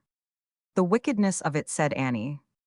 Oh, is that all? Lovat's wickedness is nothing new, and what better could you expect from his son? By the same rule, I have great expectations of your son. As you are sound, he will be sound too, and do his king and country good service. You are both on the same side, and not like the master of Lovat and his father. We have no estates to corrupt our minds, observed Annie. We have only our duty to care for. Then you are on the same side. Rollo is ready to march with the men of these islands. I am on no side, sir. I do not understand the matter, and I have nothing to do with it. There is no occasion for me to take any side. Why, yes, as it happens, there is Mrs. Fleming, and that is one of the things that brought me here today. Sir Alexander MacDonald desires that you will oblige him by not burning your lamp in the night till the troubles are over. I am sorry that there is anything in which I cannot oblige Sir Alexander MacDonald, but I must burn my lamp. But here you do not know his reasons. There are some suspicious vessels skulking about among these islands, and you ought to show them no favor till they show what they are. You do not think, sir, you cannot surely think that anybody on this island is in danger from the enemy? There is nothing to bring them here, no arms, nor wealth of any kind, nothing, that it would be worth the trouble of coming to take. Oh no, you are all safe enough, no enemy would lose their time here, but that is no reason why you should give them help and comfort with your beacon light. You mean, sir, that if a storm drives them hither, or they lose their way, you would have them perish? Yes, that is what you mean, and that I cannot do. I must burn my lamp. But my good friend, consider what you are doing, consider the responsibility, if you should succor the king's enemies. I did consider it well, sir, some years ago, and made up my mind. That was when the pirates were on the coast. You don't mean that you would have lighted pirates to shore? I could not refuse to save them from drowning, and he who set me my duty blessed the deed. I remember hearing something of that, but if the pirates did no mischief, your neighbors owe you nothing. For that you may thank the poverty of the island.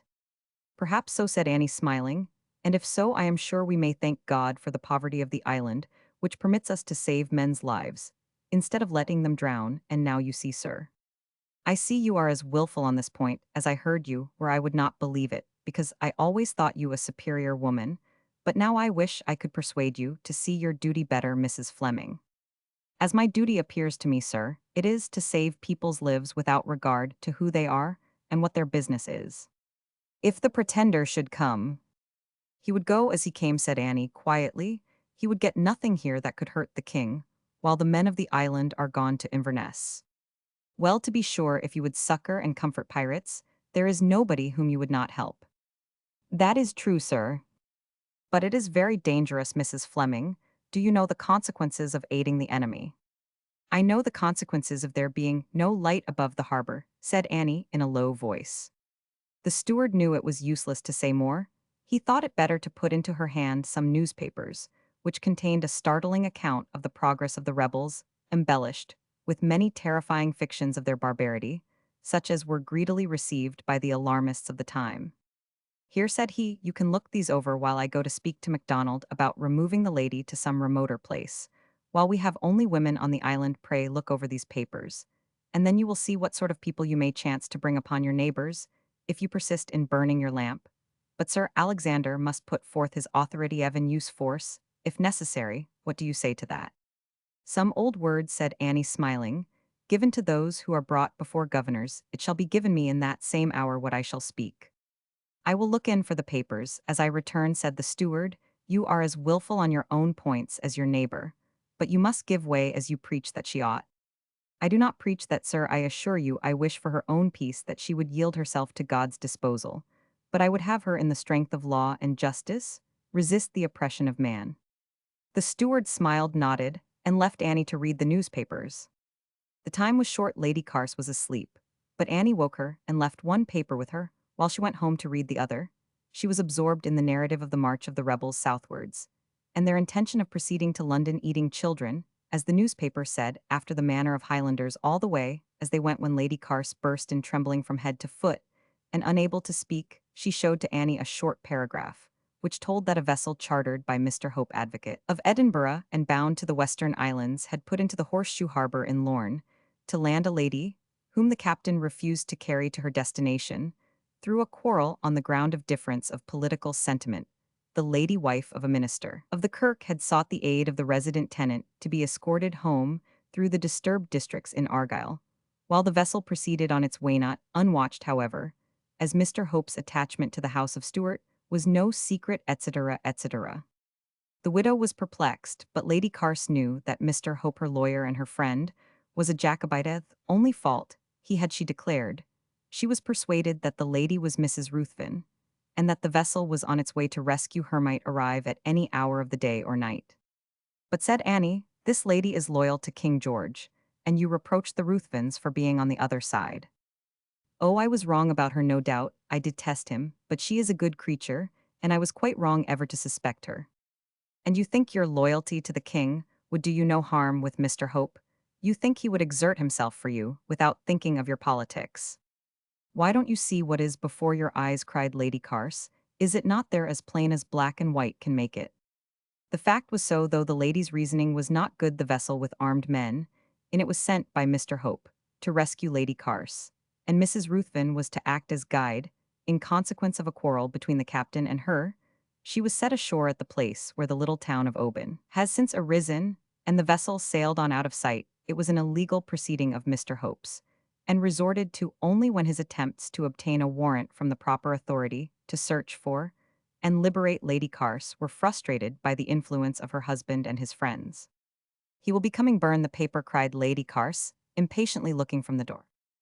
Better not, indeed, we had better not, said Annie quietly. They have no suspicion, or they would not have let us see the paper. They do not know that Mr. Hope is your agent, and Mrs. Ruthven's name is not mentioned. If we do not return both the papers, there will be suspicion, and you will be carried to St. Kilda. If we quietly return both papers, the danger may pass. Oh, burn it, and say it was accident. How slow you are. I cannot tell a lie, said Annie, and the steward would only get another copy of the paper and look over it carefully. No, we have only to give him back the papers and thank him without agitation. I cannot do that, exclaimed Lady Carse. If you will not tell a lie in such a case, I shall act one. I shall go and pretend to be asleep. I could not contain myself to speak to that man with my deliverers, almost within hearing perhaps, and that detestable St. Kilda within sight. She commanded herself so far as to appear asleep. When the steward looked in on his return, Annie remarked on the news of the rebels, and saw him depart evidently unaware of the weighty nature of what he carried in his pocket. Chapter 18. Openings. The autumn of this year is even now held in memory in the island, as the dearest ever known. The men were all gone to Inverness to act under the orders of President Forbes in defending the king's cause, and the women they left behind pined for news, which seldom or never came, as the days grew short and dark. There was none of the activity and mirth within doors which in northern climates usually meet the advances of winter. In the cluster of houses about MacDonald's farm, there was dullness and silence in the evenings, and anxious thoughts about fathers, husbands, and brothers with dread of the daylight, which would bring round the perpetual ineffectual watch. For a boat on the waters bearing news of the brave companies of the MacDonalds and MacLeod's Sir Alexander remained in Skye to watch against treason and danger there, while MacLeod had gone with the two companies. Such a thing as murmuring against the chief was never heard of, but there were few of the women who did not silently think now and then that Sir Alexander might let them have a little more news, might consider their anxiety, and send a messenger when he had tidings from Inverness. This was unjust to Sir Alexander, who was no better off for news than themselves. The rebels were so far successful that messengers could not carry letters with any security by land or sea. It was only by folding his notes so small as to admit of their being hidden in corners of the dress that the president could get them conveyed to the authorities at Edinburgh, and his correspondence with the government was managed by sending messengers in open boats to Berwick, whence the garrison officer forwarded the dispatches to London. In such a state of things, the inhabitants of remote western islands must bear suspense as well as they could. No one bore it so well as the widow Fleming. Her only son was in one of the absent companies. She had no other near relation in the world, and she had on her hands a sinking and heartsick neighbor, whose pains of suspense were added to her own. Yet Annie was the most cheerful person now on the island, when Helsa was fatigued and dispirited by her attendance on Lady Carse, and was sent home for a day's holiday. She always came back with alacrity, saying that after all the MacDonald side of the island was the most dismal of the two. Nobody there cared to sing, whereas Annie would always sing when asked, and often was heard to do so when alone, and she had such a store of tales about the old sea kings and the heroes of these islands and of Scotch history, that some of the younger women came night after night to listen as they knitted or spun or let fall their work. While their eyes were fixed on Annie, they forget the troubles of their own time and the blasts and rains through which they should have to find their way home. At the end of these evenings, Lady Carse often declared herself growing better, and she then went to sleep on the imagination that she would soon be restored to Edinburgh life by Mr. Hope's means, and be happy at last. In the morning, she always declared herself sinking, and fretted over the hardship of dying just when her release was drawing near. Annie thought she was sinking, and never contradicted her when she said so, but yet she tried to bring some of the cheerfulness of the evenings into the morning. She sympathized in the pain of suspense, and of increasing weakness when life was brightening, but she steadily spoke of hope. She was sincerely convinced that efforts which could not fail were making for Lady Carse's release, and she thought it likely that the mother and children would meet on earth, though it were only to exchange a hope that they might meet in heaven. Sincerely expecting some great and speedy change in the poor lady's fortunes, she could dwell upon the prospect from day to day with a sympathy which did not disappoint even Lady Carse. Every morning, she rose with the feeling that great things might happen before night, and every night she assured her eager neighbor that no doubt somebody had been busy on her behalf during the day, whether Lady Carse owned it to herself or not. This was certainly the least miserable winter she had passed since she had left Edinburgh. "I am better, I am sure," she joyfully declared one night. "Better in every way. How do I look? Tell me how I look." "Sadly thin, not so as to do justice to the good food the steward sent you," said Annie cheerfully. "I should like to see these little hands not quite so thin." "Ah, that is nothing. Everybody is thin and smoke-dreed at the end of a stormy winter," declared Lady Carse. "But I feel so much better. You say it is hope, but you see how well I bear suspense." "I always have thought," said Annie, "that nothing is so good for us all as happiness, and piece your happiness in hoping to see your children soon, and in obtaining justice has done you a great deal of good, and I trust there is much more in store yet." "Oh yes, and when I get back to my friends again, I shall be happier than I was. We learn some things as we go on in life. I sometimes think that I should in some respects act differently if I had to live my life over again." "We all feel that," said Annie. "You know that feeling well. There have been some things in myself which I rather wonder at now, some things that I would not do now. I once struck my husband." "Once," thought Annie in amazement. "And I think I may have been too peremptory with the children. There was nobody then to lead me to discover such things as I do when I am with you, and I believe now that if I were at home again, I hope, I think." "What will you do if it pleases God to restore you to your home?" "Why, I have been told that they were afraid of me at home, heaven knows. Why, for I should have thought that pompous, heartless, rigid, tyrannical wretch, my husband, was the one to be afraid of, and not a warm-hearted creature like me." "Perhaps they were afraid of him too." "Oh yes, to be sure, and that is why I am here. But they need not have cared for anything I say under an impulse. They might have known that I love people when they do me justice, that I own I cannot dispense with. I must have justice. But if people give me my due, I am ready enough to love them." "And how will you do differently now if you get home?" "I think I would be more dignified than I sometimes have been. I would rely more upon myself. I may have encouraged my enemies by letting them see how they could wound my sensitive feelings. I should not have been so ill-treated by the whole world if I had not made some mistake of that kind. I would rely more on myself, and let them see that they could not touch my peace. Would not that be right?" "Certainly, by your having a peace which they could not touch." There was a short pause, after which Lady Carse said, in no unamiable tone, "I do not say these things by way of asking your advice. I know my own feelings and circumstances, and the behavior of my family to me better than you can do. I may be left to judge for myself. But it is natural when a summons may come any day to tell you what I think of the past, and of how I shall act in the time to come." "I quite understand that," said Annie, "and I like to hear all you like to tell me without judging or advising, unless you ask me." "Well, I fairly own to you, and you may take the confession for what it is worth. If I had to live the last 20 years over again, I should in some respects act differently. I now believe that I have said and done some things that I had better not, but I was driven to it. I have been most cruelly treated." "You have. And if they had only known how to treat me, why, you are not afraid of me, are you?" "Not in the least." "And you never were?" "Never." "Why there now, but you are a woman of sense."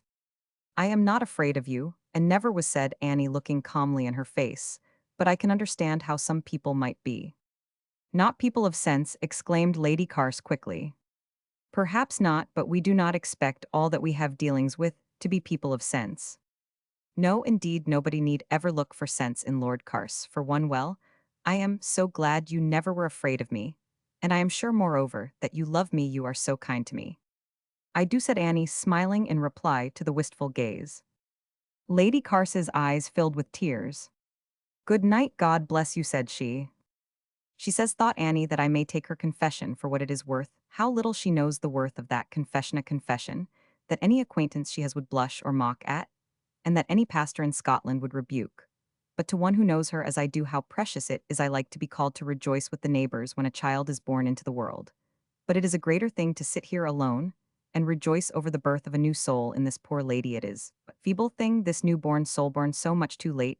It is little better than blind and helpless, and with hard struggles coming on before it has strength to meet them. But still, it is breathing with God's breath, and it may come freely to Christ. Christ always spoke to souls, and what were the years of man's life to him?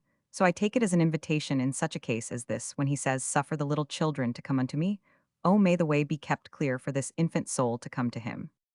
Annie had all the kindly and cheerful instincts, which simple hearts have everywhere, and among them, the wish to welcome the newly born with music, with the same feeling which make the people of many a heathen island and Christian country pour out their music round the dwelling, which is gladdened by a new birth. Annie now sang a cheerful, religious welcome to the young conscience, which she trusted must henceforth live and grow for ever. Her voice was heard next door just so as to be favorable to rest. Without knowing the occasion of the song, the lady reposed upon it. And without knowing it, Annie sang her charge to sleep as she had often done when Rollo was an infant on her knee. When at daylight she rose to put out her lamp and observe the weather, she saw what made her dress quickly, instead of going to bed for her needful morning hour of sleep. A boat was making for the harbor. Through the difficulties of the wintry sea it rose, and was borne on the long swell so fast and so fearfully that it appeared as if nothing could save it from dashing on the ledges of projecting rock, and then before it reached them, it sank out of sight, to be lifted up and borne along as before. There were 4 rowers, a steersman, and 2 others muffled in cloaks. Annie watched them, till the boat disappeared in the windings of the harbor, and she was out on the hillside in the cold February wind, when she saw the whole party ascending from the shore and taking the road to McDonald's. Here was news, there must be news, better not tell even Helsa, till she had heard the news, so the widow made what haste she could by the nearer road. But her best haste could not compare with the ordinary pace of the strangers. They had arrived long before she reached McDonald's gate. She walked straight in, and as she did so, one of the gentlemen who was standing before the fire glanced at another who was walking up and down. "We need no sentinels here, my lord," said the latter in reply to the glance. "There are none but women and children on the island, and they are all loyally disposed." "This is Sir Alexander MacDonald," said the hostess to Annie, and then she told the chief that this was the widow Fleming, who had no doubt come to obtain tidings of her son, who had gone with the company under MacLeod. "The Lord President will give you more exact news of the company than I can," said Sir Alexander. "I only know that my people are marched to Aberdeen to protect that city from the insolence of the rebels." The president, who was sitting by the fire, looked up kindly and cheerfully told the widow that he had good news to give of the company from these islands. They had not been in any engagement, and were all in good health when they marched for Aberdeen a fortnight before. "And are they all in their duty, my lord?" "You remind me, friend, that I ought to have put that before my account of their health and safety. They are in their duty, being proof so far against both threat and seduction from the rebels." "Thus far." Why, yes, I used those words because their loyalty to the king is likely to be tried to the utmost at the present time. The king's cause is in adversity, we will hope only for a short time. The rebels have won a battle at Falkirk, and dispersed the king's troops, and this gentleman, the Earl of Loudon, pointing to the one who was standing by the fire, and I have had to run away from my house at Culloden, and throw ourselves on the hospitality of Sir Alexander MacDonald. "And what will become of your house, my lord?" "I have thrown my house and fortune into the cause, as you have thrown something much more important to your son. If you can wait God's disposal, cheerfully, much more should Roman one. I cannot bestow a thought on my house." "Except," said Sir Alexander, "that you have nothing else to think about here, and nothing to do. But to think for this day at least, we must remain here, so safe as it is in comparison with any part of Skye, or even Barra. I should recommend your staying here, till we have some assurance of safety elsewhere." "I will venture to offer something for the Lord President to think of and to do," said the widow, coming forward with an earnestness which fixed everybody's attention at once, and made Sir Alexander stop in his walk. He was about to command silence on Anna's part, but a glance at her face showed him that this would be useless. "Let me first be sure that I am right," said Annie. "Is the Lord President, whom I speak to, named Duncan Forbes?" And is he a friend of Lord Carse? I am Duncan Forbes, and Lord Carse is an acquaintance of mine. Has he ever told you that his unhappy wife is not dead, as he pretended, but living in miserable banishment on this island? On this island nonsense, cried Sir Alexander. When assured by the hostess and Annie that it was so, he swore at his steward, his tenant, and himself. On first hearing of the alarm being taken by the lady's friends at Edinburgh, he had ordered her removal to St. Kilda, and had supposed it affected long ago the troubles of the time, which left no boat or men disposable, had caused the delay, and now, between his rage at any command of his having been disregarded, and his sense of his absurdity in bringing a friend of his prisoner to her very door, he was perfectly exasperated. He muttered curses as he strode up and down. Meantime, the Lord President was quietly preparing himself for a walk everybody, but Annie entreated him to stay till he had breakfasted, and warmed himself Lord Loudon, adding that the lady would not fly away in the course of the next hour if she had been detained so many years. It did not escape the President's observant eye that these words struck Sir Alexander, and that he made a movement towards the door. There being a boat and rowers at hand, she might be found to have flown within the hour if he stayed to breakfast. He approached Sir Alexander and laid his hand on his arm, saying, "My good friend, I advise you to yield up this affair into my hands. As the first law officer of Scotland, all chance of concealment of this lady's case has been over for some time.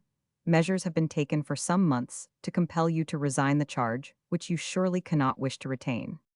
Sir Alexander broke in with curses on himself for having ever been persuaded into involving himself in such a business. By the desire, I presume, of Lord Carse, Lord Lovat, Mr. Forster, and others not now particularly distinguished for their loyalty. That is the cursed part of it, muttered Sir Alexander. It was to further their Jacobite plots that they put this vixen out of the way, because she had some secrets in her power. And they laid it all on her temper, which they told me caused my lord to go in fear of his reputation and his life. There was truth in that, to my knowledge, observed the President, and there were considerations connected with the daughter's natural considerations, though leading to unnatural cruelty. Politics were at the bottom for all that, said the chief. And now, as she has been my prisoner for so long, I suppose they will throw the whole responsibility upon me. The rebel leaders hate me for my loyalty. As they hate the devil, they hate me. As they hate Lord Loudon and myself, interposed the President, which they do, I take it much more bitterly than they ever did the devil. But Sir Alexander, let me point out to you that your course in regard to this lady is now clear. If the rebellion succeeds, let the leaders find that you have taken out of their hands this weapon, which they might otherwise use for your destruction. Let them find you acting with me in restoring the lady to her rights. If, as I anticipate, the rebellion is yet to fail, this is still your only safe course. It will afford you the best chance of impunity, which impunity, however, it is not for me to promise for the illegality and the guilt of your past conduct to the victim. There is something in our friend's countenance here, he continued, turning to the widow with a smile, which I should like to understand. I fear I have not her good opinion as I could wish. Annie told exactly what she was thinking, that all this reasoning was wrong because wasteful of the right. Surely it was the shortest and clearest thing to say that, late as it was better for Sir Alexander to begin doing right than persist in the wrong. I quite agree with you, said the President, and if people generally were like you, we should be saved most of the argumentation of our law courts. If, indeed, we should need the courts at all, or perhaps even any human law. Come, Sir Alexander, let me beg your company to call on Lady Carse. One needs the countenance of the chief, who is always and everywhere welcome in his own territory, to excuse so early a visit. Sir Alexander positively declined going. He was in truth afraid of the lady's tongue in the presence of a legal functionary, before whom he could neither order nor threaten violence. It was a great relief to Annie that he did not go. She needed the opportunity of the walk to prepare the President to meet his old acquaintance, and to speak wisely to her. Even the President, with his habitual self-possession, could not conceal his embarrassment at the change in Lady Carse. The light from the window shone upon her face, yet he glanced at the widow, as in doubt whether this could be the right person, before he made his complaints in the midst of her agitation at the meeting. Lady Carse said to herself that the good man was losing his memory, and indeed it was time, for he must be above 60. She wondered whether it was a sign that her husband might be losing his faculties too, but she feared Duncan Forbes was a good deal the older of the two. It would have astonished those who did not know Duncan Forbes to see him, now, he was a fugitive from the rebels who might at the moment be burning his house and impoverishing his tenants. He had been wandering in the mountains for many days, and had spent the last night upon the sea. His clothes were weather-stained, his periwig damp, and his buckles rusted. He was at the moment weary and aching with cold and hunger.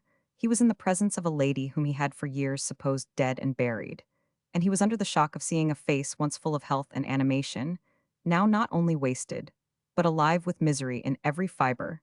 Yet he sat on a bench in this island dwellingen, his eyes a hovel with his gold-headed cane between his knees, talking with all the courtesy, calmness, and measured cheerfulness, which Edinburgh knew so well. Nothing could be better for Lady Carse than his manner.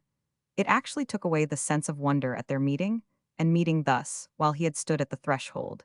And she heard whom she was to see. Her brain had reeled, and her countenance had become such as it might well dismay him to see, but such was the influence of his composure, and of the associations which his presence revived, that she soon appeared in Anna's eyes a totally altered person. As the two sat at breakfast, Annie saw before her the gentleman and lady, complete in spite of every disguise of dress and circumstance. At the close of the meal, Annie slipped away to her own house, but it was not long before she was sent for at the desire, not of Lady Carse, but of the President. He wished her to hear what he had to relate. He told of Mr. Hope's exertions in Edinburgh, and of his having at length ventured upon an illegal proceeding for which only the disturbance of the times could be pleaded. In excuse, he had sent out a vessel containing a few armed men, and Mrs. Ruthven, who had undertaken to act as guide to Lady Carse's residence.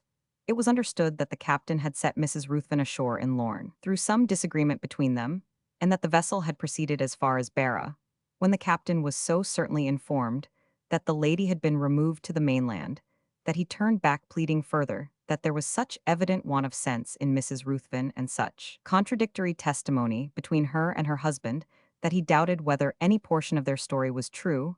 It was next believed that a commission of inquiry would be soon sent to this and other islands, but this could not take place until the public tranquillity should be in some degree restored. Before that I shall be dead, sighed Lady Carse impatiently. There is no need now to wait for the commission, said the President, where I am. All violations of the law must cease. Your captivity is now at an end, except in so far as you are subject to ill health, or like myself to winter weather and most wintry fortunes. The day is come then, said Annie through shining tears. You are now delivered out of the hand of man, and have to wait only God's pleasure. What matters it, murmured Lady Carse, how you call my misfortunes here? I sit a shivering exile. So far like myself, observed the President, moving nearer the scanty fire. You have not been heartsick for years under insufferable wrongs, declared Lady Carse, and you have not the grave open at your feet, while everything you care for is beckoning to you to come away. You pardon me, my old friend, said he mildly, that is exactly my case. I am old, the grave is open at my feet, and beyond it stands she, who though early lost has been the constant passion of my life. Perhaps my heart may have pined under the privation of her society, as sensibly as yours under afflictions more strange in the eyes of the world.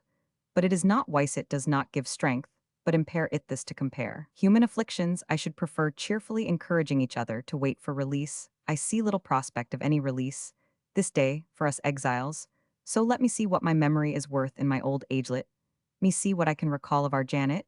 You know I always consider Janet my own by favoritism, and she called me grandfather the last time we met, as she used to do before she was able to spell so long a word. He told so much of Janet that Lady Carse changed her opinion about his loss of memory. Again Annie stole home, and there did the President seek her, after a long conversation with her neighbor. I wish to know, said he, whether the great change that I observe in this lady is recent. She is greatly changed within a few months, replied the widow, and I think she has sunk within a few days. I see, sir, that you look for her release soon. If the change has been rapid of late, he replied, it is my opinion that she is dying. Is there anything that you would wish done? Asked Annie. What can we do? I perceive that she is in possession of what is perhaps the only aid her case admits of, a friend who can at once soothe her earthly life and feed her heavenly one. Annie bowed her head and then said, you would not have me conceal her state from herself, I think, sir. I would not. I believe she is aware that I think her very ill, decisively, Roman 99.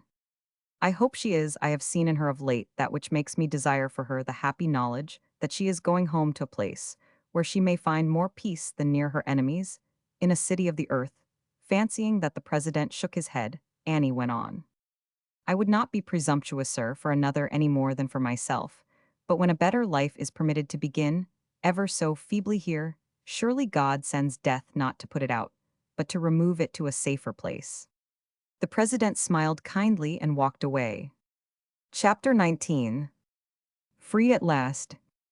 Sir Alexander and his guests remained on the island only a few days, but during that time, the president gave Lady Carse many hours of his society, full as his mind was of public and private affair charged, as he was with the defence of Scotland against the treason of the Pretender, and his followers grieved as he was by the heart sorrows which attend civil war and, now a fugitive destitute of means, and in peril of his life, still had cheerfulness and patience to minister to Lady Carse from his deliberate and courteous entrance, his air of leisure, his quiet humor in conversation, and his clear remembrance of small incidents relating to the lady's family and acquaintance.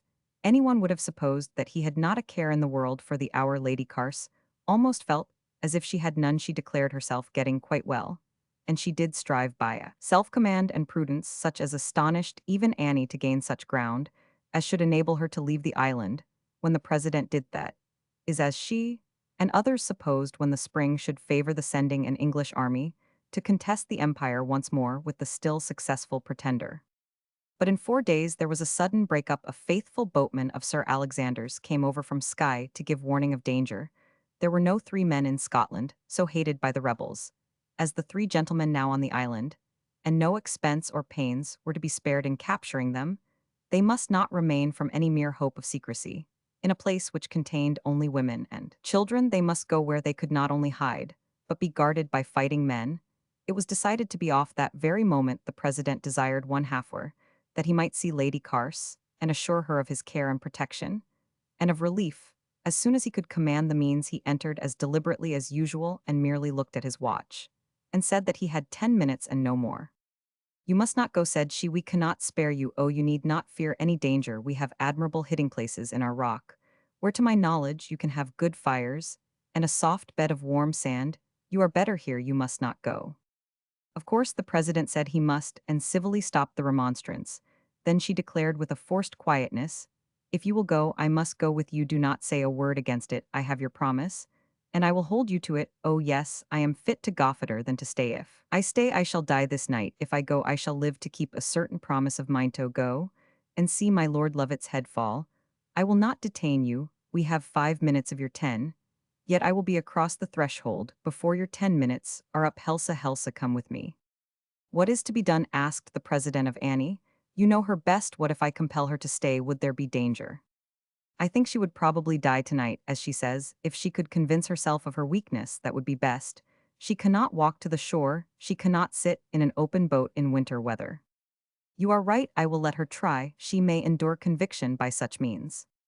I will go with you to help her home. That is well, but you are feeble yourself.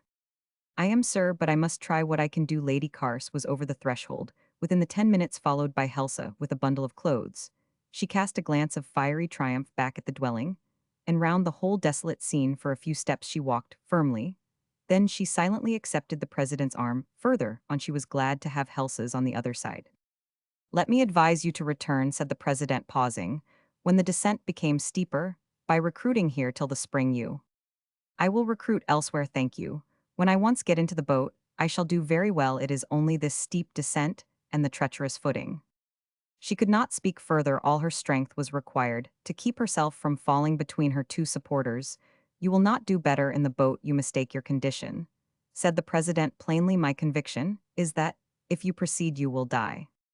I will not. If I stay, I shall not see another day. If I go, I may live to 70. You do not know me, my lord. You are not entitled to speak of the power of my will. The president and the widow exchanged glances, and no further opposition was offered. We may as well spare your strength, however, said the president. The boatmen shall carry you. I will call them. Oh, I see you are afraid. I should give you the slip. But you may release my skirts. Your servants will do us the favor to go forward and send us help. The boatmen looked gloomy about conveying 2 women on of them, evidently very ill, and Sir Alexander would have refused in any other case whatever, but he had vowed to interfere no more in Lady Carse's affairs, but to consider her wholly the president's charge. "I see your opinion in your face," said the president to him, "and I entirely agree with you, but she is just about to die at all events. And if it is an indulgence to her to die in the exercise of a freedom from which she has been debarred so long, I am not disposed to deny it to her. I assume the responsibility.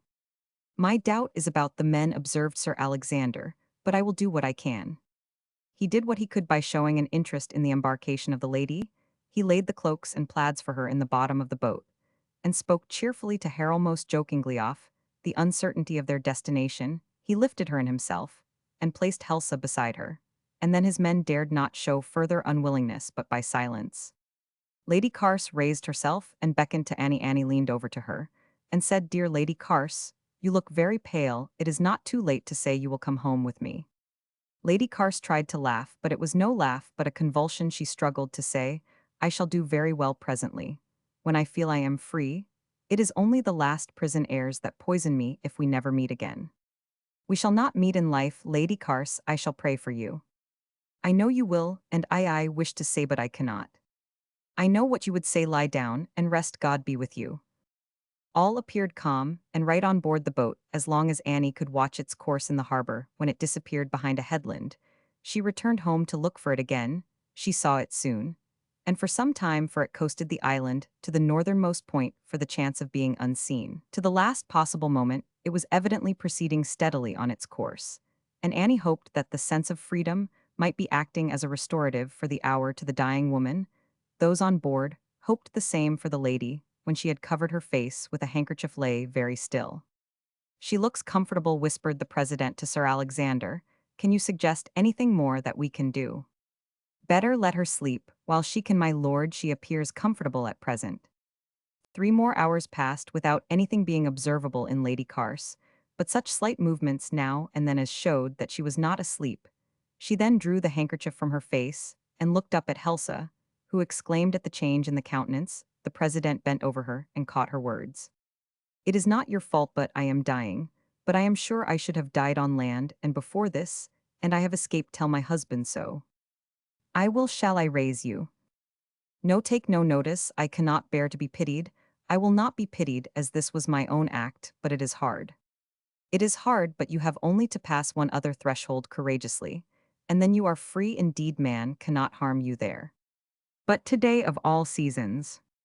It is hard, but you have done with captivity. No more captivity, my dear Lady Carse. What remains? What is it you would have? You would not wish for vengeance. No, it is pain. You are in pain. Shall I raise you?" "No, no, never mind the pain, but I did hope to see my husband again." "To forgive him? You mean to forgive him?" "No, I meant. But you mean it now. He had something to pardon in you." "True, but I cannot. Do not ask me." "Then you hope that God, well, I may tell him that you hope that God will forgive him." "That is not my affair. Kiss my Janet for me." "I will, and all your children." "What is it? Growing dark?" "Yes. It is to us as well as to you." "What is that she says?" he inquired of Helsa, who had a younger and quicker ear. "She says the widow is about lighting her lamp." "Yes, my lady, but we are too far off to see it." "Is she wandering?" asked the president. "No, sir, quite sensible, I think. Did you speak, my lady?" "My love." "To Annie, my lady, I will not forget." She spoke no more. Sir Alexander contrived to keep from the knowledge of the boatmen, for some hours, that there was a corpse on board. When they could conceal it no longer, they forgot their fatigue and their superstition, and rowed, as for their lives, to the nearest point of land. This happened, fortunately, to be within the territories of Sir Alexander MacDonald. In the early dawn, the boat touched at Vaternish Point, and there landed the body which, with Helsa for its attendant, was committed by Sir Alexander to a clansman, who was to summon a distant minister, and see the remains interred in the church at Trunban, where they now lie. When the president returned to his estate at Culloden, in the ensuing spring, on the final overthrow of the Jacobite cause, his first use of the re-established post was to write to Lord Carse in London tidings of his wife's death, promising all particulars if he found that his letter reached its destination in safety. The reply he received was this: "I most heartily thank you, my dear friend, for the notice you have given me of the death of that person. It would be a ridiculous untruth to pretend grief for it. but as it brings to my mind a train of various things for many years back, it gives me concern her retaining wit and facetiousness to the last surprises me. These qualities none found in her no more than common sense or good nature before she went to those parts, and of the reverse of all which if she had not been irrecoverably possessed, in an extraordinary and insufferable degree, after many years' fruitless endeavors to reclaim her, she had never seen those parts. I long for the particulars of her death, which you are pleased to tell me I am to have by next post. Hers was a singular death at last, observed Lord Carse, when he put the President's second letter into the hands of his sister. I almost wonder that they did not slip the body overboard, rather than expose themselves to danger for the sake of giving Christian burial to such a person. Dust to dust, said Lady Rachel thoughtfully. Those were the words said over her. I am glad. It was so rather than that one more was added to the tossing billows, for what was she but a billow driven by the winds and tossed? When some few years after the steward approached the island on an autumn night in honor of Rollo's invitation to attend the funeral of the widow, Fleming his eye, unconsciously, sought the guiding light on the hillside. Ah, said he, recollecting himself, it is gone, and we shall see it no more. Rollo will live on the main, and this side of the island will be deserted, her light gone. We should almost as soon thought of losing a star, and she herself gone. We shall miss her. As if one of our lofty old rocks had crumbled down into the sea. She was truly, though one would not have dared to tell her so, an anchorage to people feebler than herself. She had a faith which made her spirit tender, as it was as firm as any rock. The end.